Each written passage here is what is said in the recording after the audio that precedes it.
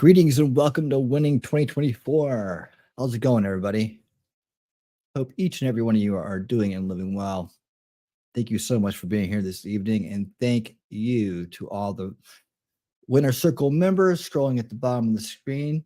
Thank you so much for supporting the channel. Appreciate it. Thank you to Wolfram and Shelly for also being recurring members over on Rumble. Thank you for supporting Free Speech platforms. We are broadcasting live on Rumble and X and YouTube, and here we are. Tonight, we are going to go over, we're going to watch Trump's press conference. In case you missed it, we'll go over that. And then we're going to dive into the newest strategies, all the strategies the establishment is pulling out to prop up their awful ticket. And we're going to document those strategies. I'm starting to keep track of them, and then take a look at this, like how they're cheap faking support. It's just rampant. So the more we shine light on it, the less it works. So that's what we're going to do. How's it going out there? Wolfram, thanks for dropping links, man. Listen to the Wolf, guys. He knows what he's talking about. He wipes his paws, he lopes it, and he howls, and he's here. And there is T-Rex Trucking. He's got a monkey butt. And Shelly's out there, but she's not feeling too well today, so she's there here in spirit. I know she's listening out there, but she probably won't be doing much typing tonight. So everybody say hello to Shelly. We're also going to go through some new July 13th stuff tonight. I actually don't have any griffs to degrift tonight, so that's good. I think they're trying to get take the hit. They're not really hitting, not really batting 1,000 on these griffs, man. I don't know. They've slowed down a lot, so good. Good. It's a good thing. It's a really good thing. There you go. Wolfram is sending Shelly a Snickers. Right on. That'll make her feel better. So yeah, that's what we're gonna do tonight. And I got lots of stuff to go over. And thank you again for being here.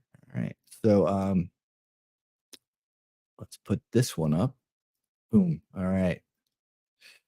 Off and rolling. So we got about the big chunk of the first half of the show is going to be this press conference. So let's go ahead and pull that up and get rolling on it. Here we go.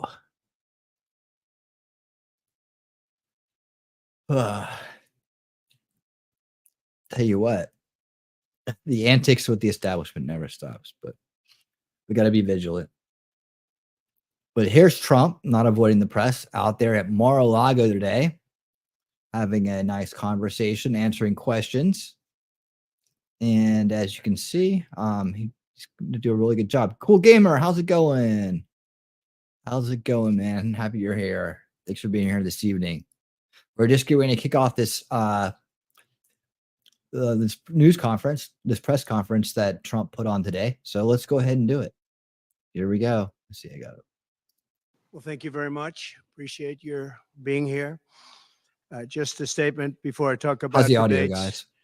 I think that our country is right now in the most dangerous position it's ever been in, from an economic standpoint, from a safety standpoint. Both gangs on the street and, frankly, gangs outside of our country in the form of other countries that are, frankly, very powerful. They're very powerful countries, and we don't know what we're doing. We have leadership that has no clue how to handle them or how to handle any other situation. We have Angry, what's up? A lot of bad things coming. Hope you're doing good you as could well. End up in a depression of the 1929 variety, which would be a devastating thing. Took many years, took decades to recover from it. And we're very close to that. And we're very close to a world war. In my opinion, we're very close to a world war. We have people Rumble that channel don't know how out to there. handle it. They're not respected. Make sure his all links over the are dropped. world. They're laughed at. And we can't have that. Most dangerous period of time I've ever seen for our country. With that being said, we have somebody that hasn't received one vote for president, and she's running. And that's fine with me. But we were given Joe Biden, and now we're given somebody else. And I think, frankly, I'd rather be running against somebody else. But that was their choice. They decided to do that because Kamala's record is horrible. She's a radical left person at a level that nobody's seen. She picked a radical left man that is, he's got things done that he has positions that are just not, it's not even possible to believe that they exist. He's going for things that nobody's ever even heard of.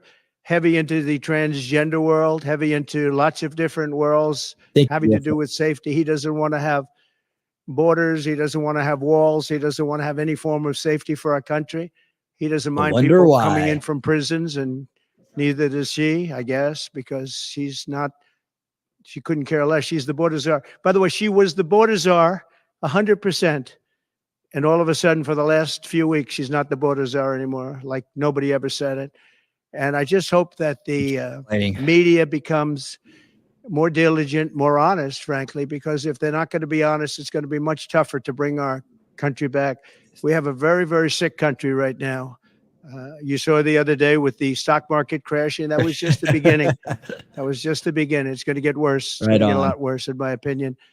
And fortunately, we've had some very good polls over the last fairly short period of time. Rasmussen came out today. We're substantially leading, and others came out today that we're leading, and in some cases substantially. I guess MSNBC came out, or CNBC came out also with a poll that was, has us leading, and leading fairly big in swing states. In some polls, I'm leading very big in swing states because they want safety. People want safety. They want security. They want respect all around the world for our country. They don't want this horrible culture that is developing, a culture of no common sense. It's really a culture of no common sense, and it's not what anyone wants. We want to have a safe country. We want to have a strong military. We want low interest rates, and we want to be able to have the American dream. We want to be able to have our youth be able to buy homes, housing, get good jobs. And we're really just at the opposite right now. It's so sad to see. But as a border czar, she's been the worst border czar in history, in the world history. I think the number is 20 million, but whether it's 15 or 20, it's numbers that nobody's ever heard before. 20 million people came over the border during the Biden-Harris administration. 20 million people, and it could be very much higher than that. Nobody really knows what the number is. Nobody knows. Nobody has a clue. And the gotaways, they call them the gotaways. The gotaways are at numbers. Somebody was quizzing me on it the other day. No, I don't think so, sir. I don't think so. They have no idea what those numbers are, but they're much higher than you would think. Just like far more people were killed in the Ukraine-Russia war than you ever report. Just like the October 7th would have never happened. Russia would have never hit Ukraine had the election result been called differently. It was a very bad call, but Russia would not have attacked Ukraine. October 7th in Israel would have never happened. You wouldn't have inflation. A lot of great things would have happened, but now you have millions and millions of dead people, and you have people dying financially because they can't buy bacon, they can't buy food, they can't buy groceries, they can't do anything. And they're living horribly in our country right now. With all of that being said, I think it's very important to have debates. And we've agreed with Fox on a date of September 4th. We've agreed with NBC, fairly full agreement, subject to them, on September 10th. And we've agreed with ABC on September 25th.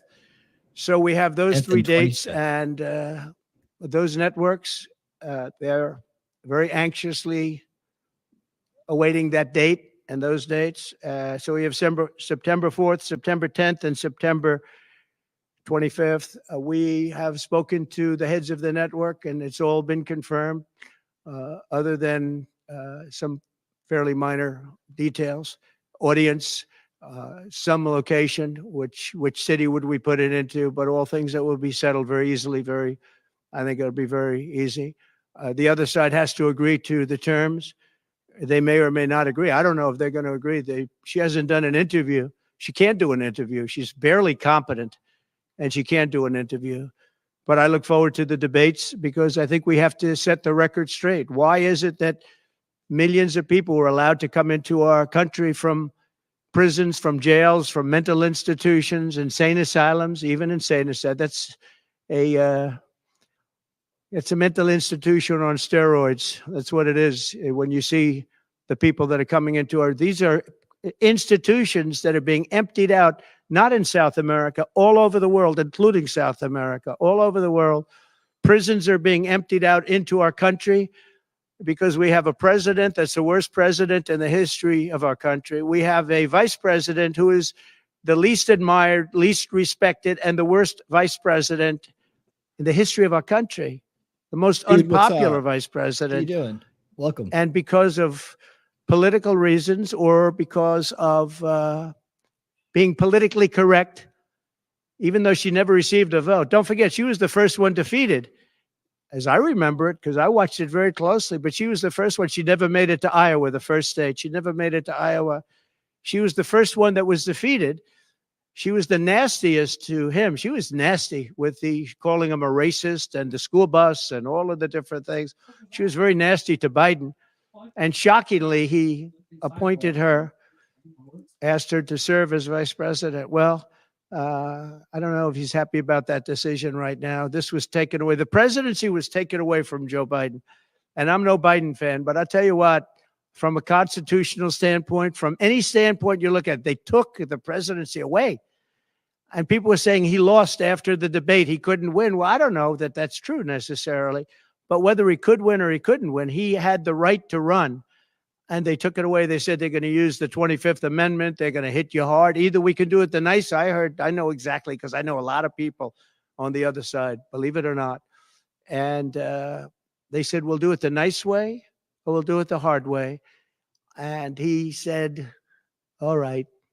So that, I mean, they've really taken, what they've done is pretty incredible.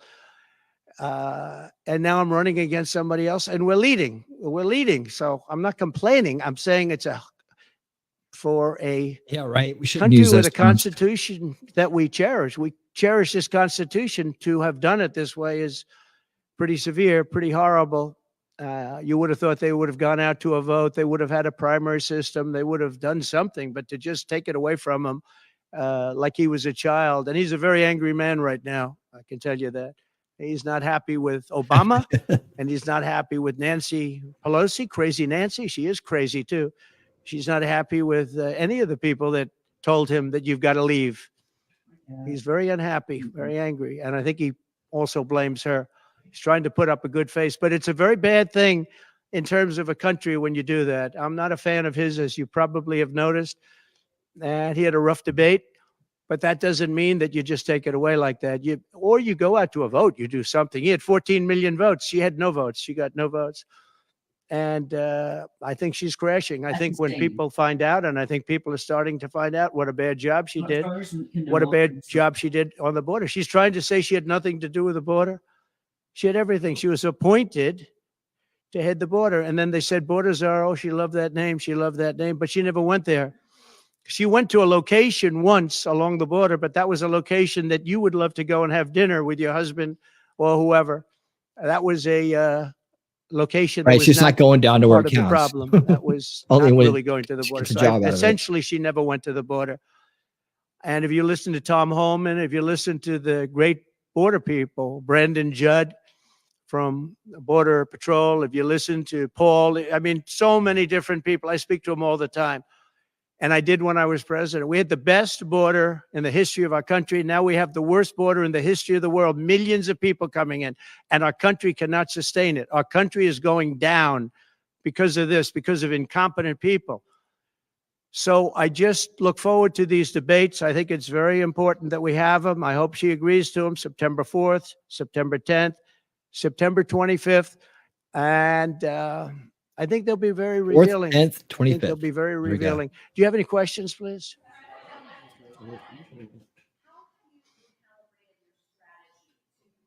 So a lot of these questions I are haven't recalibrated strategy at all. It's the same policy. hard to hear. Open borders, weak on crime. I think she's worse than Biden. because he got forced into the position. She was there long before. She destroyed San Francisco. She destroyed California as the AG. But as the DA, she destroyed San Francisco. Friend of mine, Bob Tisch, all know the Tisch family. He was in many cities with companies. He said the greatest city in the country is San Francisco. That was about 20 years ago. And he passed away a while ago, and he would be looking down and said, what happened? He thought it was the best city in the country. He had divisions there, lows. And he would be looking down in horror now when he sees she destroyed no cash bail, weak on crime. She's terrible. And yet they weaponized the system against me. They have me. I got so many lawyers. Now they want to delay cases. I won the big case in Florida. I won the big case. Nobody even wrote about it. The big case, the judge was a brilliant judge. And all they do is they play the ref with the judges. This judge was a fair but brilliant judge. And as you probably heard, the big documents case, I won it. Now, Biden lost it because he didn't have presidential immunity. He didn't have the Presidential Records Act. He lost it. But the special, I call it prosecutor, special counsel, special prosecutor to me, he appointed by him and appointed by Garland, he said the man's incompetent. He can't stand trial, but he can run for president. But we no longer have to worry about that because we have somebody that, in my opinion, is more incompetent. Keith, what's up? She couldn't pass her bar exam and lots of other things. And she should not be in a position, because if she becomes president, our country is going to be a giant fail. It's going to fail. It's going to be a failure the likes of which this world has never seen. Never seen it. Yeah, please. How about you?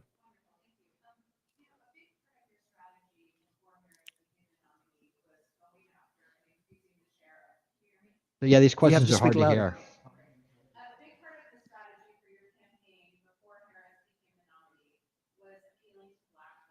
Yeah.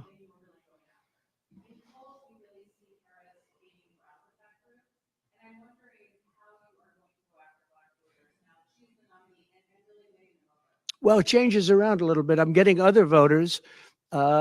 Perhaps, I was doing very well with black voters, and I still am. I seem to be doing very well with black males. This is according to polls, as you know. It's possible that I won't do as well with black women, but I do seem to be doing very well with other segments, extremely well with Hispanic. Jewish voters way up. White males way up. White males have gone through the roof. White males way up. Now, I don't know. All we're doing is giving you the stats that you have. It could be that I'll be affected somewhat with black females, where we're doing pretty well. And I think ultimately they'll like me better because I'm going to give them security, safety, and jobs. I'm going to give them a good economy. We have a very bad economy right now. We could literally be on the throes of a depression, not recession, a depression. And they can't have that. They can't have that. So I think I'm going to do well with everybody, especially when the facts are right. Yeah, please, in the back.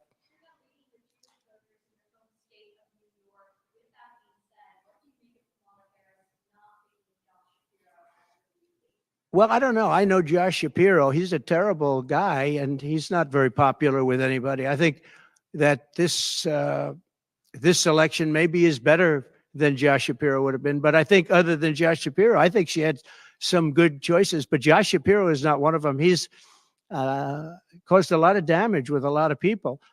And I don't think he would have been better. I think he would have been maybe the equivalent, maybe not as good. But they had some people that they were looking at that were good, far superior to her. They actually had a story where they had everybody, including, they had like 10 people that she was looking at and her. And they said she was the worst of all. In other words, she was the worst out of the 10 people and her.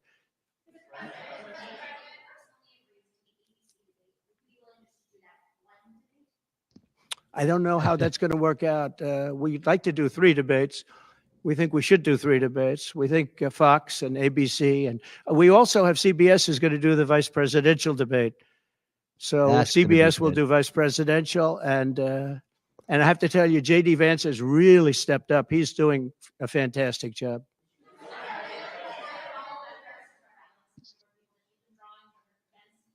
Say it. Jacob Castro, how's it going, man? Good to see you. Oh, give me How a you been? Listen, I had 107,000 people in New Jersey. You didn't report it. I'm so glad you asked. What did she have yesterday? 2,000 people? If I ever had 2,000 people, you'd say my campaign is finished. It's so dishonest, the press. And here's a great example. I had in Michigan recently 25,000 people, and 25,000 people we just couldn't get them in. We had in Harrisburg 25,000 people, and 20,000 people couldn't get in. We had so many, nobody ever mentions that. When she gets 1,500 people, and I saw it yesterday on ABC, which they said, oh, the crowd was so big. Yep. I have 10 times, 20 times, 30 times the crowd size. And no, they never say the crowd was big. That's why I'm always saying, turn around the cameras.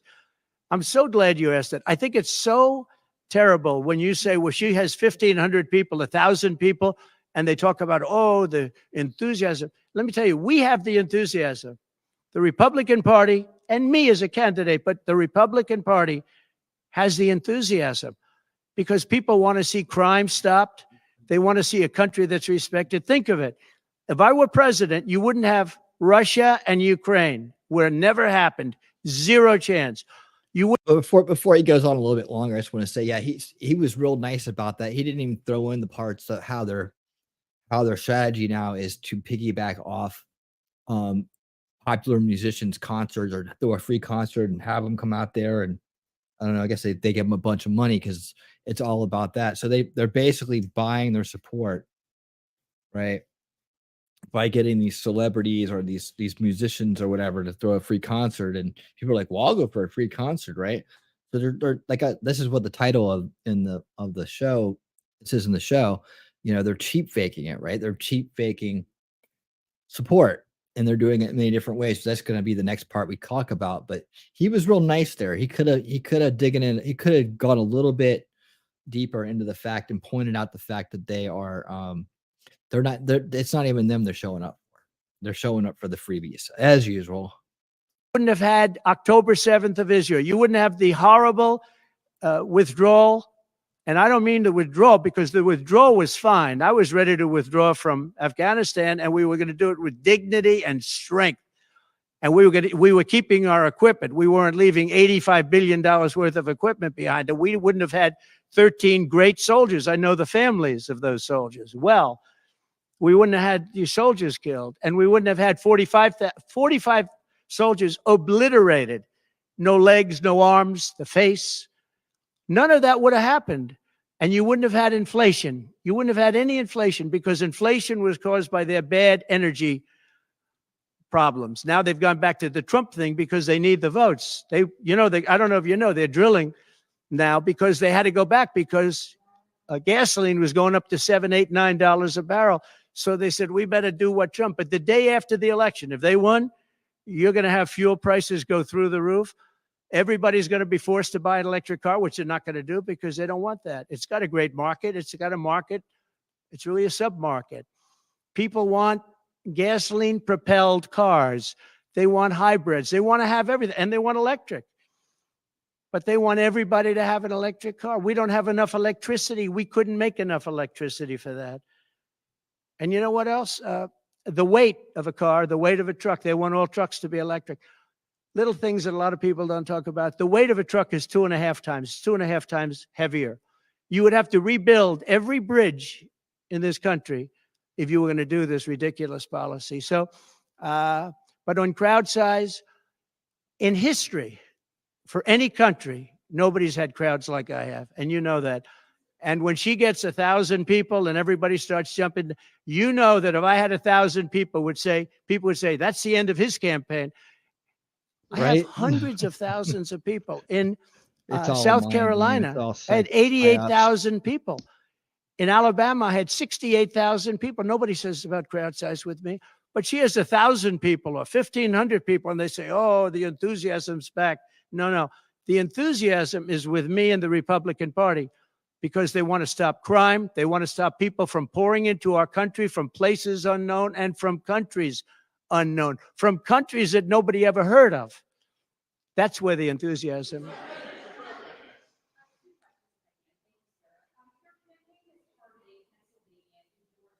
Yeah.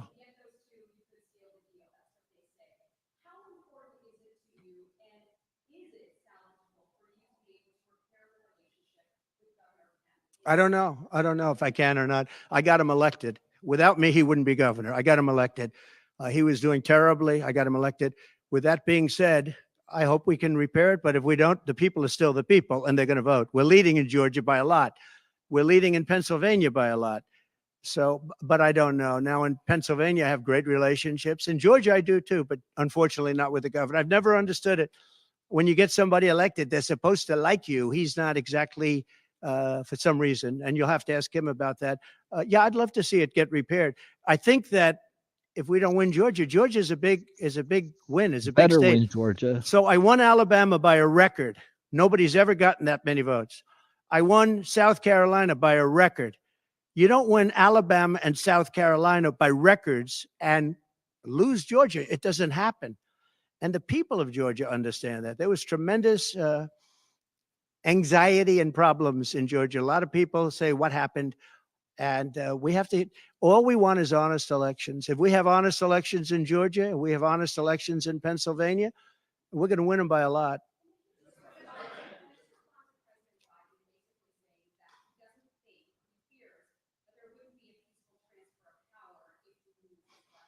Well, he actually said it two ways. First, he said it incorrectly, then he corrected himself. Do you agree with that, right? You know, if you watch him, he said it two ways. No. I mean, he said it two ways because he doesn't really know what he said. Why didn't he bring it up at the debate? You know, he had a chance for 90 minutes to bring it up at the debate. He could have talked about that at the debate, and he didn't do it. Everyone said, oh, he said this and he said that. He's just, you know, they give him something to read off. He read it very badly because he actually said it the opposite. Then he had to go back and correct himself. He said the opposite. He should have brought this up at the debate. If he had a problem, of course there'll be a peaceful transfer. And there was last time, and there'll be a peaceful transfer. I just hope we're going to have honest elections. That's all. Okay?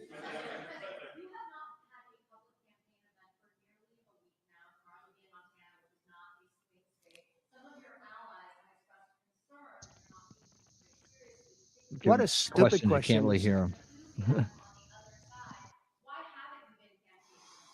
Because I'm leading by a lot and because I'm letting their convention go through.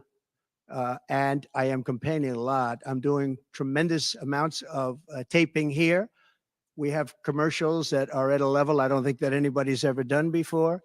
Plus, in certain cases, I see many of you in the room where I'm speaking to you on phones. I'm speaking to radio. I'm speaking to television. Television's coming over here. Excuse me, what are we doing right now? She's not doing any news conference. You know why she's not doing it? Because she can't do a news conference. She doesn't know how to do a news conference. She's not smart enough to do a news conference. And I'm sorry, we need smart people to lead this country because our country's never been in this danger before, both economically and from an outside perspective. Russia doesn't respect us anymore. China doesn't respect us anymore. North Korea, Kim Jong-un liked me a lot. He doesn't like this group. We are in great danger. We're in great danger of being in World War III. That could happen. No, after their convention, yeah. And I'm going out. Actually, I'm going out to certain places to help certain senators get elected. Not even for me. I'm trying to help when I go out to Wyoming or when I go out to Montana, or I'm going to different places to help people. And I don't have to go there because I'm leading those states, as you know, by 35, 40, 50 points. I'm leading by record numbers.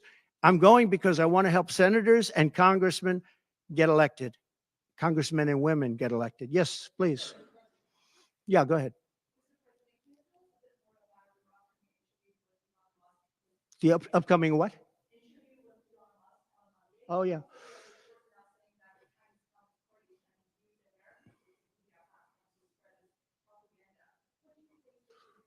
Yeah, the Elon Musk. So, yeah, sure. So Elon called me. As you know, he endorsed me full-throated. Great endorsement. I respect Elon a lot. He respects me. And not easy for him to endorse, to be honest with you. You know, it takes courage to endorse people. Many people have courage and many people don't. He does have courage. And Elon endorsed me, and he asked me whether or not I'd do a show on Monday, and I think it's going to be Monday night. And I believe he's the host of the show. So it'll be very interesting. A lot of people are talking about it. I look forward to it. That. That'll be done on Monday night.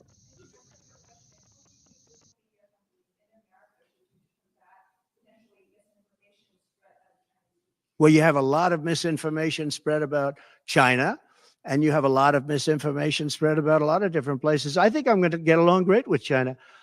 President Xi of China and I were very good friends. We met right here, right in that, except we had a beautiful sofa there, as opposed to what we have right now. Right now we have you. But President Xi and I had a very good relationship until COVID. And I held him responsible for COVID. It broke up our relationship. But I think we're going to have a great relationship. And I think it's going to be mutually beneficial. But we cannot have it where China is taking advantage of the United States. And that's what they were doing, as you very well know. Yes, please.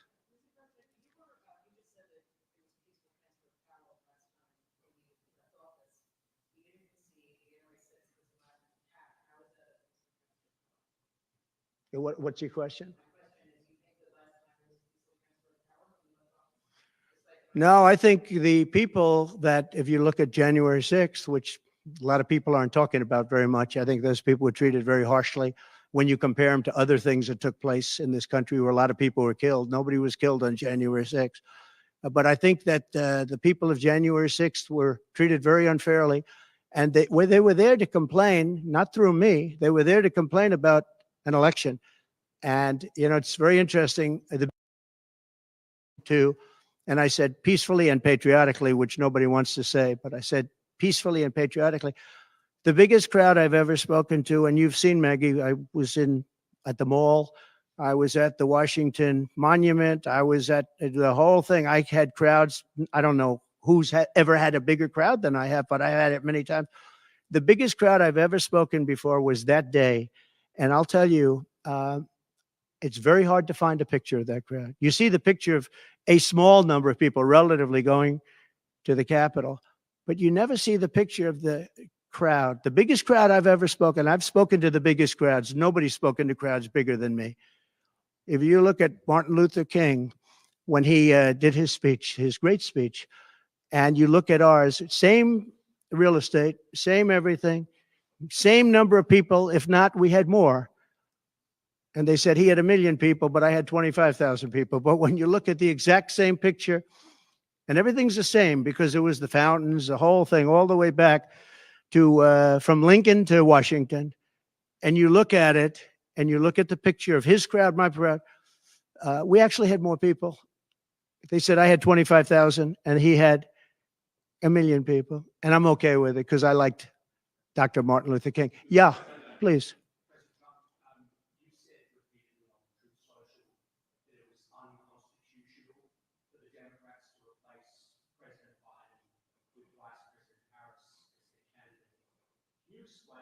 Yeah, sorry about the low volume on the questions. Yeah, sure. We have a constitution. It's a very important document, and we live by it. She has no votes, and I'm very happy to run against her. I'm not complaining from that standpoint. And I hate to be defending him, but he did not want to leave. He wanted to see if he could win. They said, you're not going to win after the debate. They said, you're not going to win. You can't win. You're out. And at first they said it nicely, and he wasn't leaving. And then you know it better than anybody. Wait a minute. So when you think about it, they said at first they were going to go out to another vote. They were going to go through a primary system, a quick primary system, which it would have to be. And then it all disappeared, and they just picked a person that was the first out. She was the first loser. Okay, so we call her the first loser. She was the first loser when during the primary system. During the Democrat primary system, she was the first one to quit, and she quit. She had no votes, no support, and she was a bad debater, by the way, very bad debater. And that's not the thing I'm looking forward to, but she was a bad debater. She did obviously a bad job. She never made it to Iowa. Then for some reason, and I know he regrets it, you do too, he picked her, and she turned on him too. She was working with the people that wanted him out. But the fact that you can get no votes, lose in the primary system, in other words, you had 14 or 15 people, she was the first one out, and that you can then be picked to run for president, it seems to me actually unconstitutional. Perhaps it's not. Please.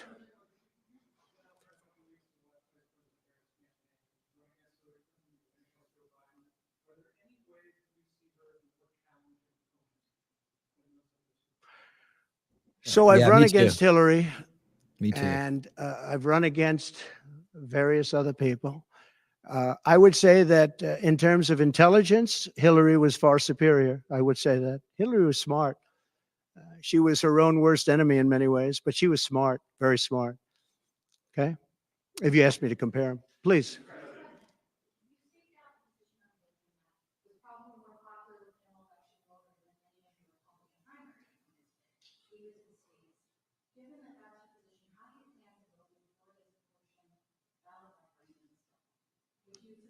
Would you repeat that question, please?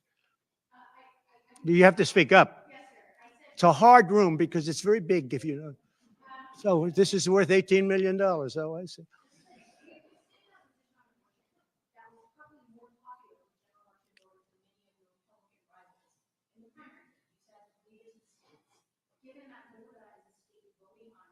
Yeah. So I think the abortion issue has been very much tempered down. And I've answered, I think, very well in the debate. And it seems to be much less of an issue, especially for those where they have the exceptions, as you know. And I think it's when I looked for 52 years, they wanted to bring abortion back to the states. They wanted to get rid of Roe v. Wade. And that's Democrats, Republicans, and independents, and everybody, liberals, conservatives, everybody wanted it back in the states. And I did that. Now the states are voting. And frankly, some of the votes are much more, if you could say, liberal than you would think. Ohio turned out to be, they had a big vote, and it turned out to be a much more liberal standing than people would have thought. Kansas, the same thing. And then you have Texas, and you have other places where it may be different. But the issue has been brought back to the states now. And like Ronald Reagan, I believe in the exceptions for rape, incest, and life of the mother. I believe strongly. I think that that's a very important thing. I think when you have to follow your heart. But when you don't believe in the exceptions, I think it's much tougher. It's a much tougher issue.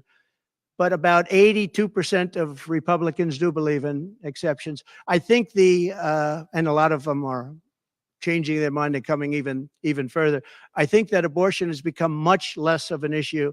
It's a very small, I think it's actually going to be a very small issue. What I've done is I've done what every Democrat and every Republican wanted to have done, and we brought that issue back to the states. And now the states are voting on it. And frankly, some of the votes are a lot different than people would have thought. But it's the vote of the people is taking care of it. And, when you think about the Democrats are really the radical ones on this because they're allowed to do abortion on the 8th and 9th month and even after birth. If you look at your new governor from Minnesota, he's like the governor previous, the former governor. I don't want to get him mixed up because Glenn is doing a good job and he's leading our whole campaign in Virginia, Glenn Youngkin. But previous to Glenn, the governor, he said, the baby will be born. We will put the baby aside and we will decide with the mother what we're going to do. In other words, whether or not we're going to kill the baby. The Minnesota gentleman, this guy agrees with that. He is the most liberal. Look, between her and him, there's never been anything like this. There's never been a combination. So I'll use the word progressive. They want to go progressive. They don't like the word liberal. I like liberal better. I think it's more appropriate because nobody knows what progressive means. But they now like to use the word progressive. But there's certainly never been anybody so liberal like these two, or even close. I think the abortion issue has been taken down many notches. I don't think it's a big factor anymore, really. And when people hear what I said in the debate, and I think I said it very well during the debate, we brought it back to the states. Everybody wanted it in the states. And very importantly, and you think about this, assuming you have exceptions. If you don't have exceptions, it's a more difficult thing. At the same time, there are people that strongly feel that way, and you have to follow your heart, and you should follow your heart. But that issue is very much subdued. Yeah, thank you. About who? Yes.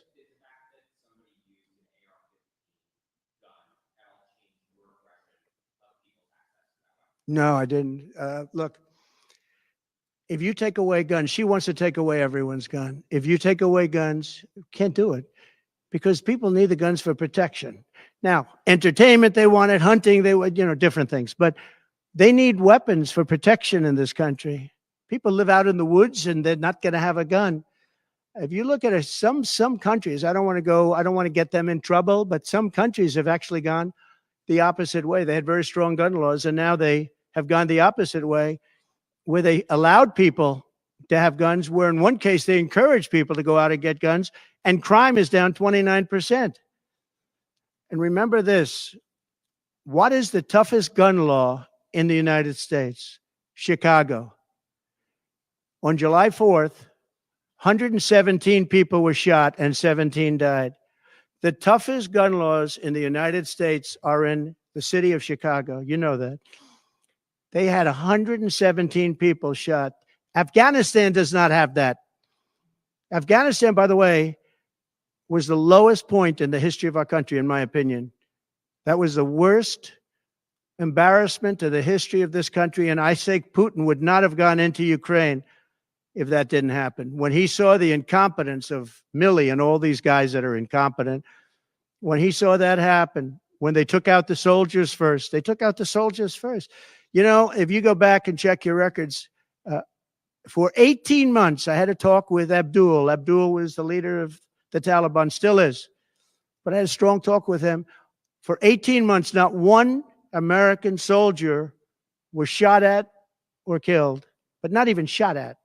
18 months, and then we had the disaster of the lift, where people were falling off airplanes from 3 times the height of the World Trade Center. I mean, terrible. But now our country has to be respected again. Please. Go ahead, please. That was fun.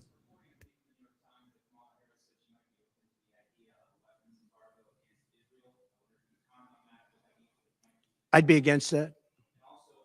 That Kamala is in favor of not giving Israel weapons? Yeah. That's what I hear. Look, she's been very, very bad to Israel, and she's been very bad to Jewish people. And I say it, if anybody I know is Jewish and they would vote for Kamala over me, they should have their head examined. If you think about it, I gave them Golan Heights. I gave them the capital of Israel, Jerusalem. I even built the embassy. I gave them no Iran deal. The problem is they didn't do anything with it. Iran was broke. We could have made a deal so easily. I would have had a deal done within 1 week after the election with Iran. Iran can't have a nuclear weapon. It's very simple. We would have gotten along with Iran. I was looking forward to it. I was fine with Iran. We hit them a couple of times pretty hard. But we would have been fine with Iran.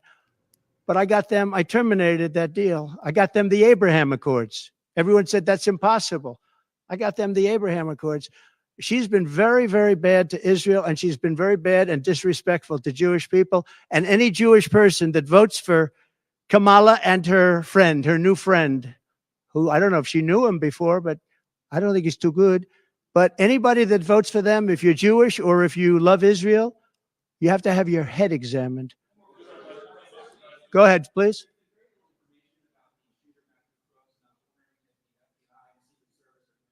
They have. The FBI came to see me about the shooter. I think they've done a very good job.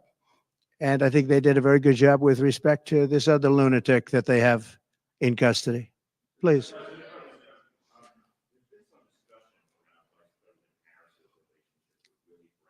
Yeah.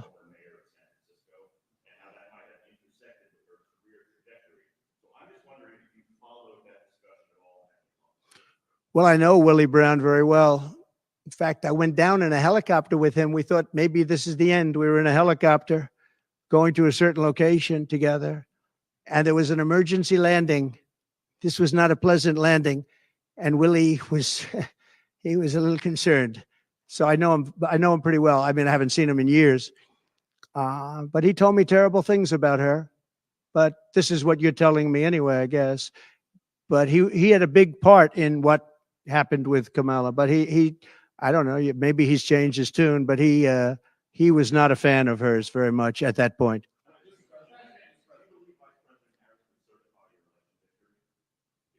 Yeah, I do. Go ahead. On what? Well, I'm going to announce that. I'm going to actually have a press conference on that at some point in the near future, so I don't want to tell you now. But Florida does have a vote coming up on that, and I think probably the vote will go in a little more liberal way than people thought. But I'll be announcing that at the appropriate time. Please.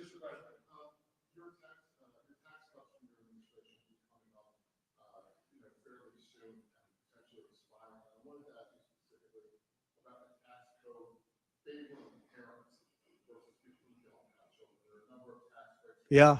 Oh, we gave tremendous for childcare and all of that. No, our tax cuts, which are the biggest in history, our tax cuts are coming due, as you know, very soon.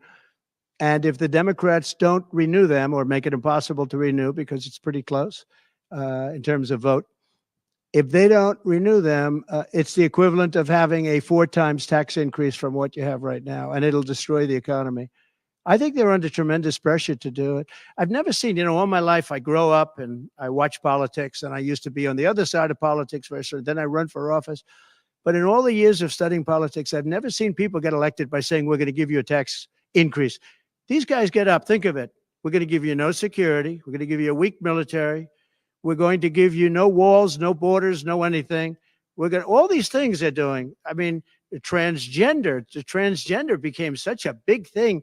But they do all of these things, but they always say, we're going to give you a tax increase. I never heard anybody campaign on a tax increase. A politician has always said, I will cut taxes. I'll give you one example, Social Security. They're going to destroy Social Security. I am going to leave Social Security. I'm not raising the years. I'm not raising the age. I will be saving Social Security. And I'm going to work it out that there's no tax on Social Security for seniors. I'm also doing no tax on tips, no tax on tips. So waiters, waitresses, caddies, people that drive cars, people that get tips who have been harassed by this government, we're going to have no tax on tips. That's a big thing. Yeah.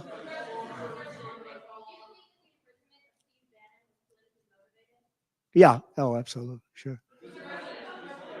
Because other people have done far bigger things than Steve Bannon. Sure, it's politically motivated. I think it's a horrible thing they did. Look, they've weaponized government against me. Grim's Bar, Look what's at up? the Florida case. Grim It was wants a you to be totally taxed on your tips. weaponized case. All of these Tax those cases, tips, by the Grim's way, tips. the New York cases Guess are that's what you're totally talking about. controlled out of the Department of Justice. They sent their top person to the various places. They went to the AG's office, got that one going. Then he went to the DA's office, got that one going, ran through it. No, this is all politics, and it's a disgrace. Never happened in this country. It's very common that it happens, but not in our country. It happens in banana republics and third world countries, and that's what we're becoming.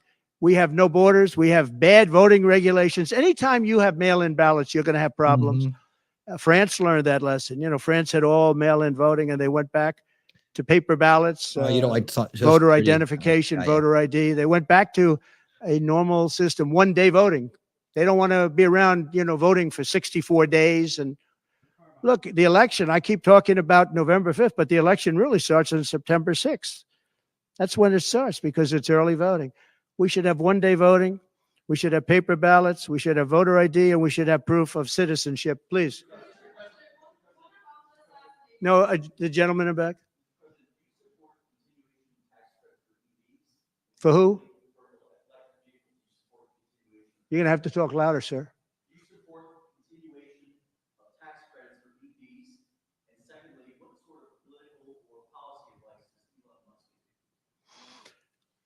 Elon is a very different kind of a guy. He's a very big believer in the country, but he's very worried about the country. He's very worried about the country. And I don't know if it's good for him politically to have supported me, although I think we have a vast majority of this country does support me.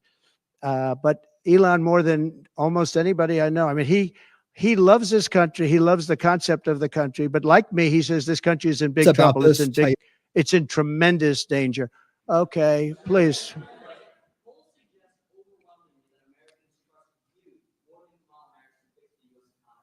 I like this guy.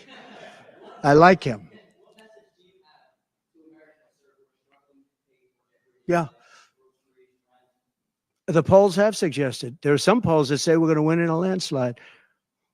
People are voting with their stomachs, meaning they're going to the grocery store. They're paying 50, 60, 70% more for food than they did just a couple of years ago. Look at what's happened to energy. Look at what's happened not only to their cars, where gasoline's gone from $1.87, $1.87, and we had moments when it was below that, but it's gone from $1.87 to $5, $6, and $7. And they take the strategic national reserves and they take it out, even though it's peanuts compared, it doesn't last long. But they're virtually empty now. We've never had it this low. And he's using that to keep the gasoline prices as low as possible. He's sucked all of the oil out, essentially the gasoline, to keep the price down a little bit, and it's had very little impact. But you know what? We have no strategic national reserves now. He's emptied it. It's almost empty. It's never been this low. And I had it at a good level, and I would have had it more if the Democrats would have approved the deal. You know, I had a deal to buy it at $22 a barrel, and now it's going to be close to 100 pretty soon, my opinion. And the Democrats didn't want to do that, but we bought a lot anyway, and we had it pretty good. And what they've done to the national reserves, the strategic national reserves, is, as you know very well, because you cover it, but what they've done is incredible. They've just, for the sake of getting some votes, for the sake of having gasoline, you know, that's meant for wars. It's meant for like tragedy. It's not meant to keep a gasoline price down so that somebody can vote for Biden, or in this case, Kamala, who, by the way, is worse than Biden. And she's actually not as smart. Okay? She's actually not as smart. That's hard to believe, isn't it? Yeah, please. Yeah, it's hard to believe. Okay.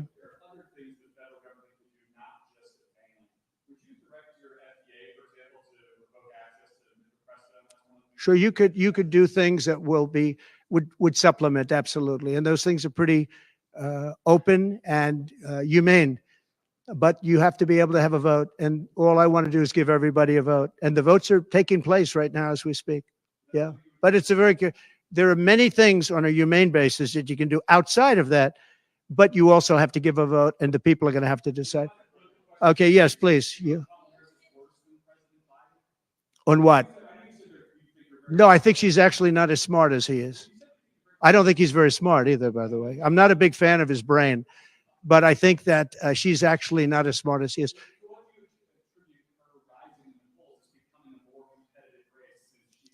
Well, she's a woman. She represents certain groups of people, but I will say this. When people find out about her, I think she'll be much less. And I see it right now. I see her going way down in the polls now. Now that people are finding out that she destroyed San Francisco, she destroyed the state of California along with Governor Gavin Newsom. He's been a terrible governor, terrible. But they did it together. And she was early. I mean, she was the first of the prosecutors, really. You know, now you see Philadelphia, you see Los Angeles, you see New York, you see various people that are very bad. But she was the first of the bad prosecutors. She was early. Who? Would you repeat that, please? No, you. Would you repeat her, what she said? You have to speak up. This room is very louder.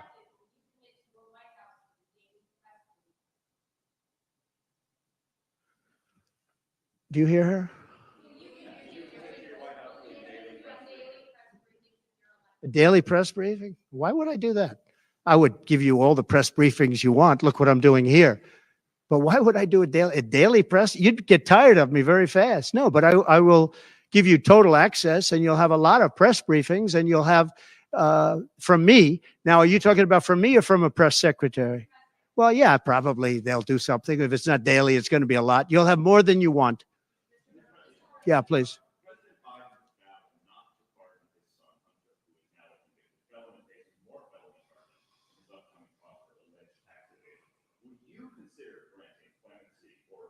I don't think it's appropriate for me to talk about it. I think it's a tragic story. You want to know the truth. And I felt that with Hillary Clinton, too. You know, with Hillary Clinton, I could have done things to her that would have made your head spin. I thought it was a very bad thing. Take the wife of a president of the United States and put her in jail. And then I see the way they treat me. That's the way it goes. But I was very protective of her. Nobody would understand that, but I was. I think my people understand it. They used to say, lock her up, but I'd say, just relax. And they please. didn't give a We damn won the that election. you were nice I think it about would be very, I think That's it how would you have know been what you're dealing horrible with. for our country That's how you know. and we had her between the hammering of all of the files. And don't forget, she got a subpoena from the United States Congress. And then after getting the subpoena, she destroyed everything that she was supposed to get. I thought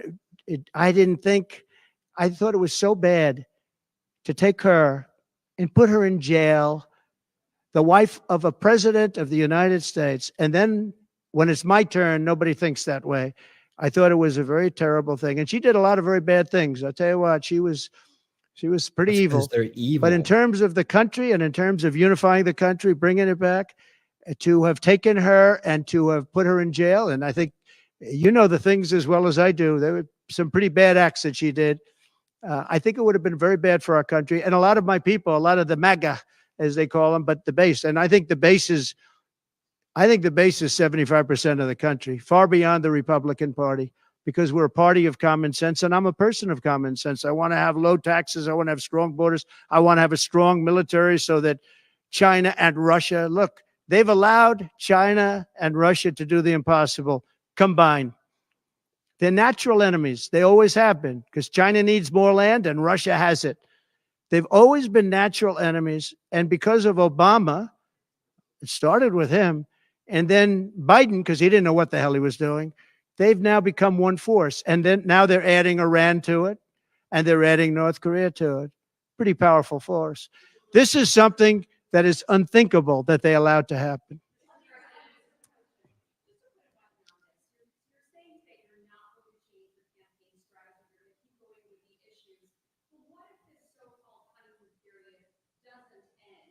Oh, it's going to end.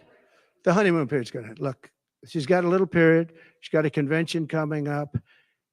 It's about policy. It's not about her. I think she's incompetent because I've watched her. She destroyed California. She destroyed San Francisco. Everything she's touched has turned to bad things. I'm not going to use foul language, but everything she's touched has turned bad. She's incompetent. The reason she's not doing what I do, and she's not doing what she should be doing, she won't even do interviews with friendly people because she can't do better than Biden. Now, he had a reason for not doing well, and he was never 25 years ago the sharpest or brightest bulb in the ceiling. That I can tell you. Okay, he wasn't. But he could do interviews at least. Not lately, he couldn't, perhaps. But she should be doing interviews. She doesn't want to do interviews. And the reason she doesn't is, number one, her policies are so bad. Just to answer your question, I think that it's not going to change because it's really ultimately not about her as much as about her policies. She wants open borders. She wants to defund the police. She wants to defund the police. She wants to take away your guns. Should be on The View. Anybody that thinks they're not going to come after your guns, you know, when I was president, I totally protected the guns. And I think it's very important. And I know I take some heat sometimes for it, but you have to have safety. You have to have, when the bad guy walks in with a gun, you got to have some way of protecting yourself. And boy, that would be, you would see crime go up at levels. This House, United Kingdom. When people say on this side of the house, this house has guns, we will use the guns, they say, let's pass. We'll go someplace else. You have to have them. And for 4 years, and, you know, as you know, the NRA endorsed me very powerfully every time I ran, every time. My sons are members, and I guess indirectly I'm a member too, but they gave me the strongest of endorsements, and that's against very strong competition. People that, you know, felt the same way. No, you have to have that right. Our Second Amendment is a very important right, and it has to be protected. Okay, how about you? Go ahead.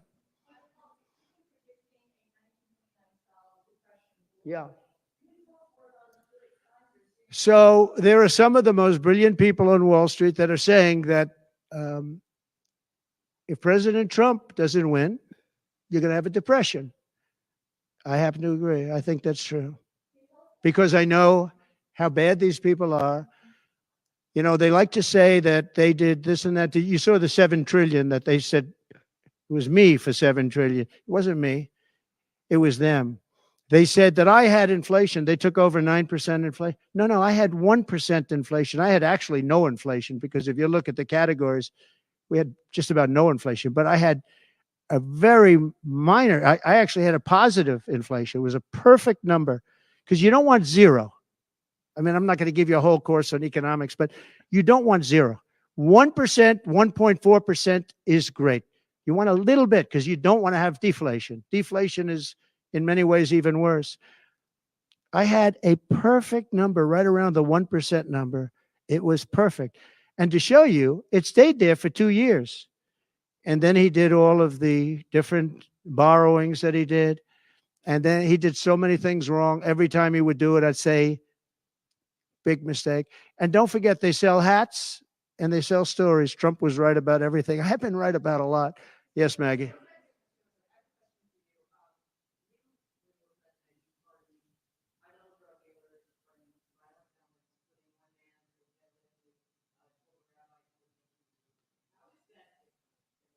Well, we had a commission like other people do, and it's always complicated and it's always controversial. And we had commissions that, and I think of respected people, you know, many of the people on the commission, and they would recommend to me certain pardons for certain people. Some people were treated very harshly. Uh, a fantastic woman, as you know, she served 24 years for being on a phone call having to do with drugs. You know who I'm talking about. She was great. And she had another 24 years to go. And it was largely about marijuana, which in many cases is now legalized. Okay, but we had many very highly regarded people on a commission, and they'd recommend, and they'd put a reason why. Some people were, you know, served time, but they served a lot of time for something that today people wouldn't even serve time by. Well, for the most part, I think they did. I mean, they did. They go through. They went through. I had a commission. It was a very important commission to me, and highly respected people. And frankly, they came up with some. Hey, I want to take. I'm gonna slow this down for a minute because I'm getting a little bit of warning now. After how long have we been on? I don't know, an hour. So I don't know. We'll see. We'll see. Usually, if I just chill for a second, um, it goes away. We're almost to the end, so I ain't gonna jump. We got plenty more to go tonight. So let's just chill out. Should be all good here in a second. Okay, good to go. Good to go. Let's hit it. Decisions that I wouldn't necessarily agree with, but I did it. But I let a After an lot of hour, people out that slackers. that had no representation. I could I have went watched to this in people many other in places. jails, in prison that we respected. I said, how many of these people should be let out? We let out large groups of low-income people that were serving like 40 years for something that today you wouldn't even be put in jail for. Right. We had very few people let out because I said, I really don't want to let people out where they had a lot of violence, where they had killing, et cetera, et cetera. And for the most part, we didn't do that. Yeah, please.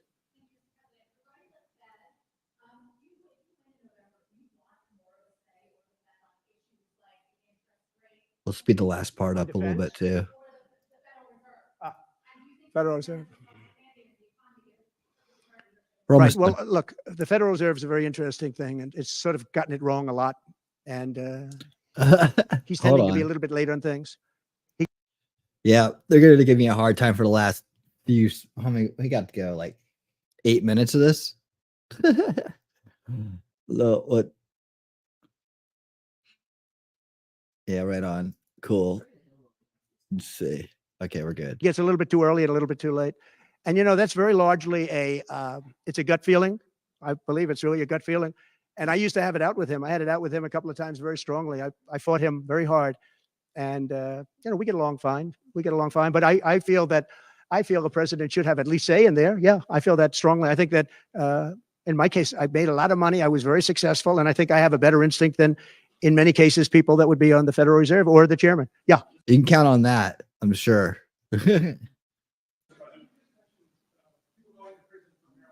Yeah.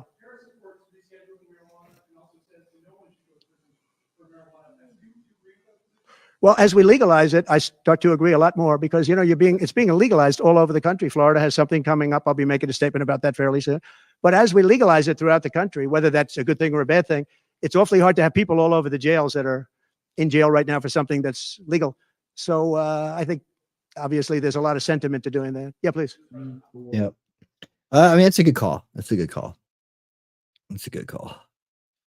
Yep. Got to stop every couple minutes here. Now they're on to me, so they're gonna harass me all the way out the door. All right. We're almost there. 6 minutes tops. Can we do it? Well, you'll have to ask her that question because she's the one that said it. I didn't say it. So you'll have to ask her. And I very much appreciate that question, but you'll have to ask her. But I've known her for a long time.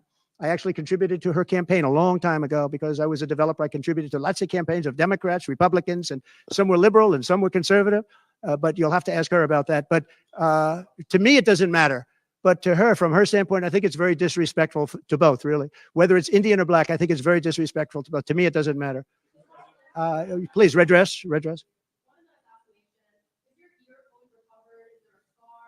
Yeah, pretty much recovered. Talking Yeah, about their I'm a race fast rating. healer. Yep. It's a hell of a shot, Here. but I'm a fast healer. Yeah, pretty much recovered. Yeah, you can see the discoloration. Like they're trying, people trying to say nothing happened there. You can see the discoloration. It just shows you how lucky he was that it wasn't worse than that. No, it didn't hit that. I got very lucky. It just hit the lobe, as they call it. Well, yeah. So you can see it right up here. Let's see. Can you see my? There we go. You can see right up here the discoloration of it. So it just was like, thing. Yeah, a little bit, not much. On top. Yeah, you can see a little it. bit. It's Yeah. battle scar. Well, we're starting that. Yeah. We are going to start the largest mass deportation in the history of our country because we have no choice. It's not sustainable. And we're going to start with violent. Yeah, and coming up here in a second, because I'm getting another warning here. I'm going to be showing you. So we are going to go into a little bit of border stuff tonight as well, because I don't know where Suzanne is, but we need to get her back on the job up there in Canada because they're crossing over from Canada now. Yeah, I think we knew a little bit about that already, but yeah, there's a report out, so we'll show you how it's going. Criminals, and we're going to start then with criminals. And our local police is going to work with us because they know everything about the people. They know their names. They know everything about them. They know their middle name. They know their numbers. And as you know, the other side is trying. Look, for years I wondered, why are they allowing these people to come in at levels like this? It was incredible. And I said 2 reasons. They're either really stupid, and I don't believe they're stupid, because anybody that can cheat in elections like they cheat is not stupid. Or, in the alternative, they have bad motives or they hate our country. And I used to think they hate our country. But lately I've seen where they're trying to sign these people up to vote. And they have to stop. They cannot let illegal immigrants vote in this upcoming election. Yeah, not at all. I mean, the fact that we're even talking about it is ridiculous. It's ridiculous. I mean, it's absolutely not legal. It's absolutely not in anyone's best interest here. And it should never be allowed in any way, shape, or form. I mean, and people that think that it's a good idea, they just want to cheat to win because they know they can't, any other way. One more question. Go ahead. One more. Make it a good one, please. Right. Make it a good one. We have so many ways of making money in this country. We're not going to affect our Social Security. We're not changing it. And I proved that over 4 years. And we're going to do it. It's very unfair to people. They spend their life and they're great citizens and they pay in. We're not going to charge tax to Social Security, the seniors. We're not going to do it. We're not going to charge. And also tax. I say the 2 things. We're going to have no tax on seniors, Social Security, and we're going to have no tax on tips. Very simple. And we are a country that has so many different ways to make money. Don't tax. We have under our feet more liquid gold, I call it oil and gas, than any country in the world, much more than Saudi Arabia, much more than Russia. We have so many different ways we can make money. We're not going to hurt our seniors with Social Security, and we're not going to charge them tax. Okay?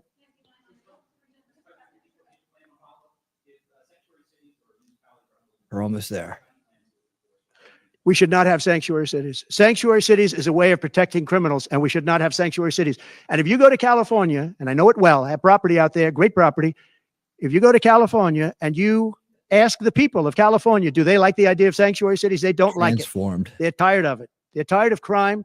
They're tired of what's happened to our country. Our country's become a crime-ridden mess, and we're going to stop it on November 5th. Thank you very much, everybody. Thank you. Thank you.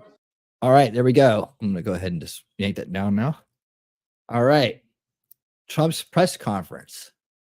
Out there answering questions. Says, come on into my place. I'll answer questions for you since the other candidate doesn't want to answer questions. I'll answer questions.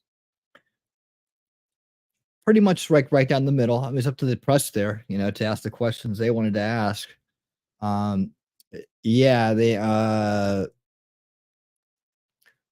didn't, hold on, 20 questions before one assassination question.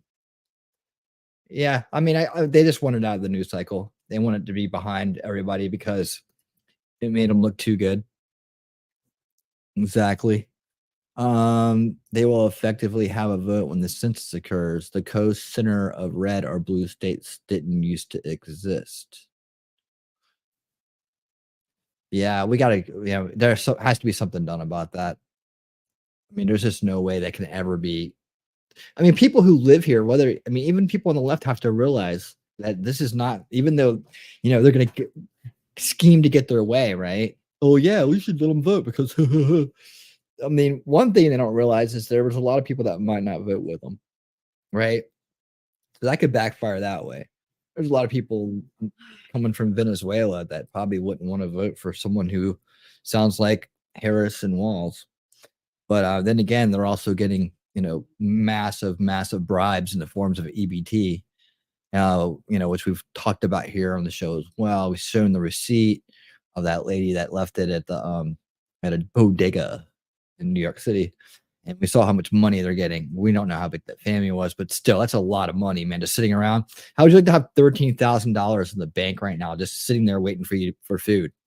I mean, I don't know about y'all, man, but I would be stocked up with the best food there was. And I would probably be ordering steaks like 3 times a week just for my favorite restaurants. I guess you have the EBT cash. Can you use EBT on, can you use it on Uber Eats and DoorDash? I don't know. Can you do that? One way or another. They had, another $5,000 in cash to spend with no bills, no overhead. Why not?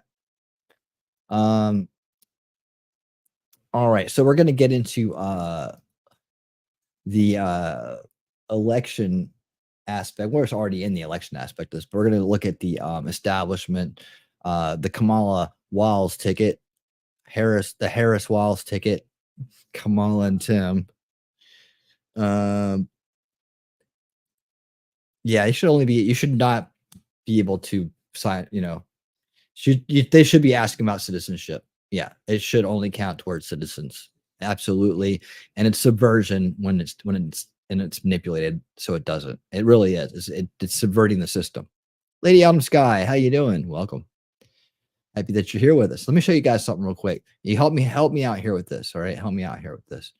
I added this to the board. It's like in a different spot on the board, but I'm just been trying to keep it, their election strategy, the establishment's election strategy. Is kind of documenting it in a very bland, boring way here, but this is what I have so far. I know there's more to this. So allow illegals to vote. We see that strategy ringing through. So that's one way they're pushing their agenda out here. I'll put it out here so we can get them all on the screen. We know that they're paying, I'm going to go talk about more about this tonight, but they're paying social media influencers for promotion and support, meaning, we'll pay you to show up to our convention. And that goes for celebrities as well. I mean, I guess you get those celebrities in there. Piggybacking rallies off free concerts of popular musicians. That's the cheap faking support. This is all about cheap faking support here. By the way, that's the overall strategy, I believe. Let's just call it that. Let's just call it cheap faking support. Avoid interviews and questions from the media. That's more of like a perception management So, I mean, it all is actually. It's all perception management. I guess we'll just leave it there. Promote dishonest polls. That comes off the media as well.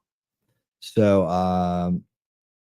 but I know there's more. I know there's more to add here. So, what am I missing, guys? What else do we need here?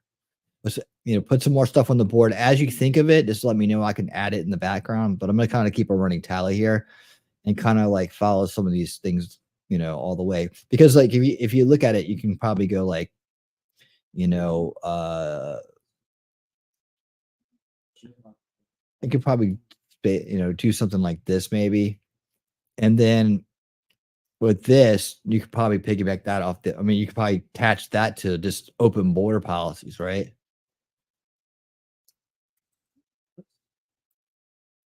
I mean, but which predates the election run. So open.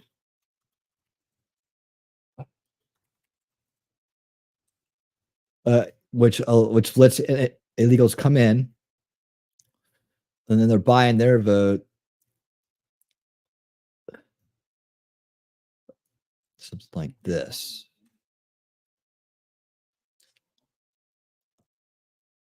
I don't know what you call it, like welfare for illegals, instant welfare,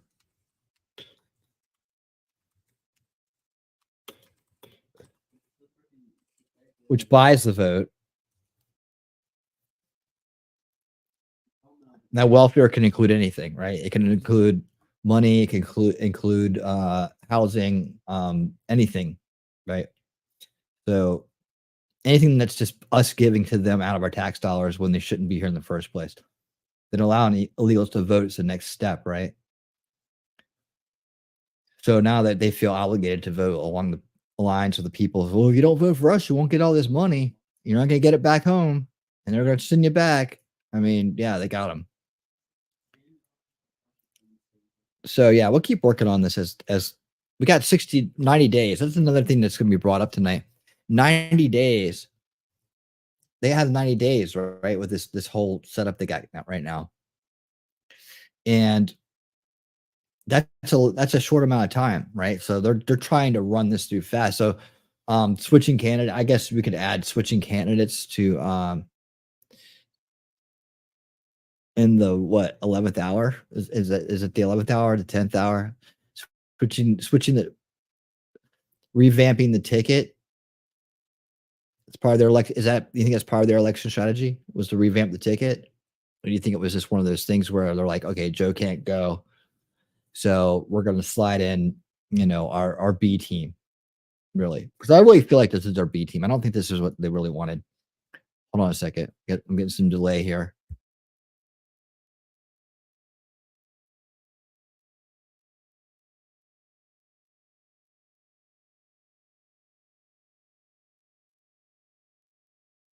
Hang on, guys. My connection is like choppy at the moment. I'm kind of looking at it. Going slow. I'm not playing anything, so it's not that bad. So, but anyways, that's the board right now. We'll keep an eye on it. Did anybody add anything? Anybody? I've seen people buying the worst junk food with their, yeah, right? They should be buying the best food that isn't cooked, which is why Papa Murray's sells pizza. You have to cook at home, and cookie dough, not made cookies, so they can purchase it with EBT. Is Papa Murphy's a local place? They continue to gaslight and don't address the failed policies. Yeah, that's definitely the avoidance of avoid interviews and questions from the media. I think that kind of goes in that category right here. So, all right, so we'll keep an eye on that. I just want to show you guys that. I'm going to keep adding to it as we go. But these are the things we talked about so far, and tonight we're going to really look at these two items closely.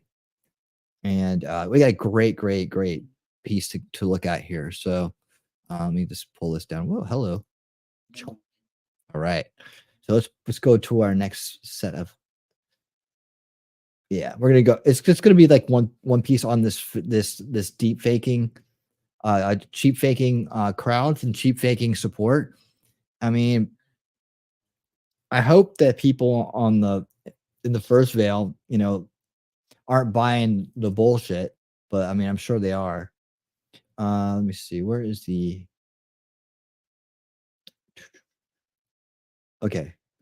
Yeah, and like this is the kind of thing we're seeing. Remember, like yesterday or the day before? Sorry, I didn't have a show yesterday. I have to like figure out what to do on. I need at least 2 days off. 2 days off. So Wednesdays are kind of gonna be hit and miss. So if there's a reason to do an unveiling, I'll do one. If not, I probably will start taking Wednesdays off for now. Bring it back after the election because I like literally I could probably do 2024s a week with the amount of information that's coming in and shorten the streams up a little bit. But still the nights off are good. The nights off are good. To know Papa Murphy's is a nationwide chain of pizza. Not here, not here. Where you go pick up what you want. They give it to you raw and you cook it at home. Wasn't there some kind of TV show that tried to do that? I think someone copied that off of TV.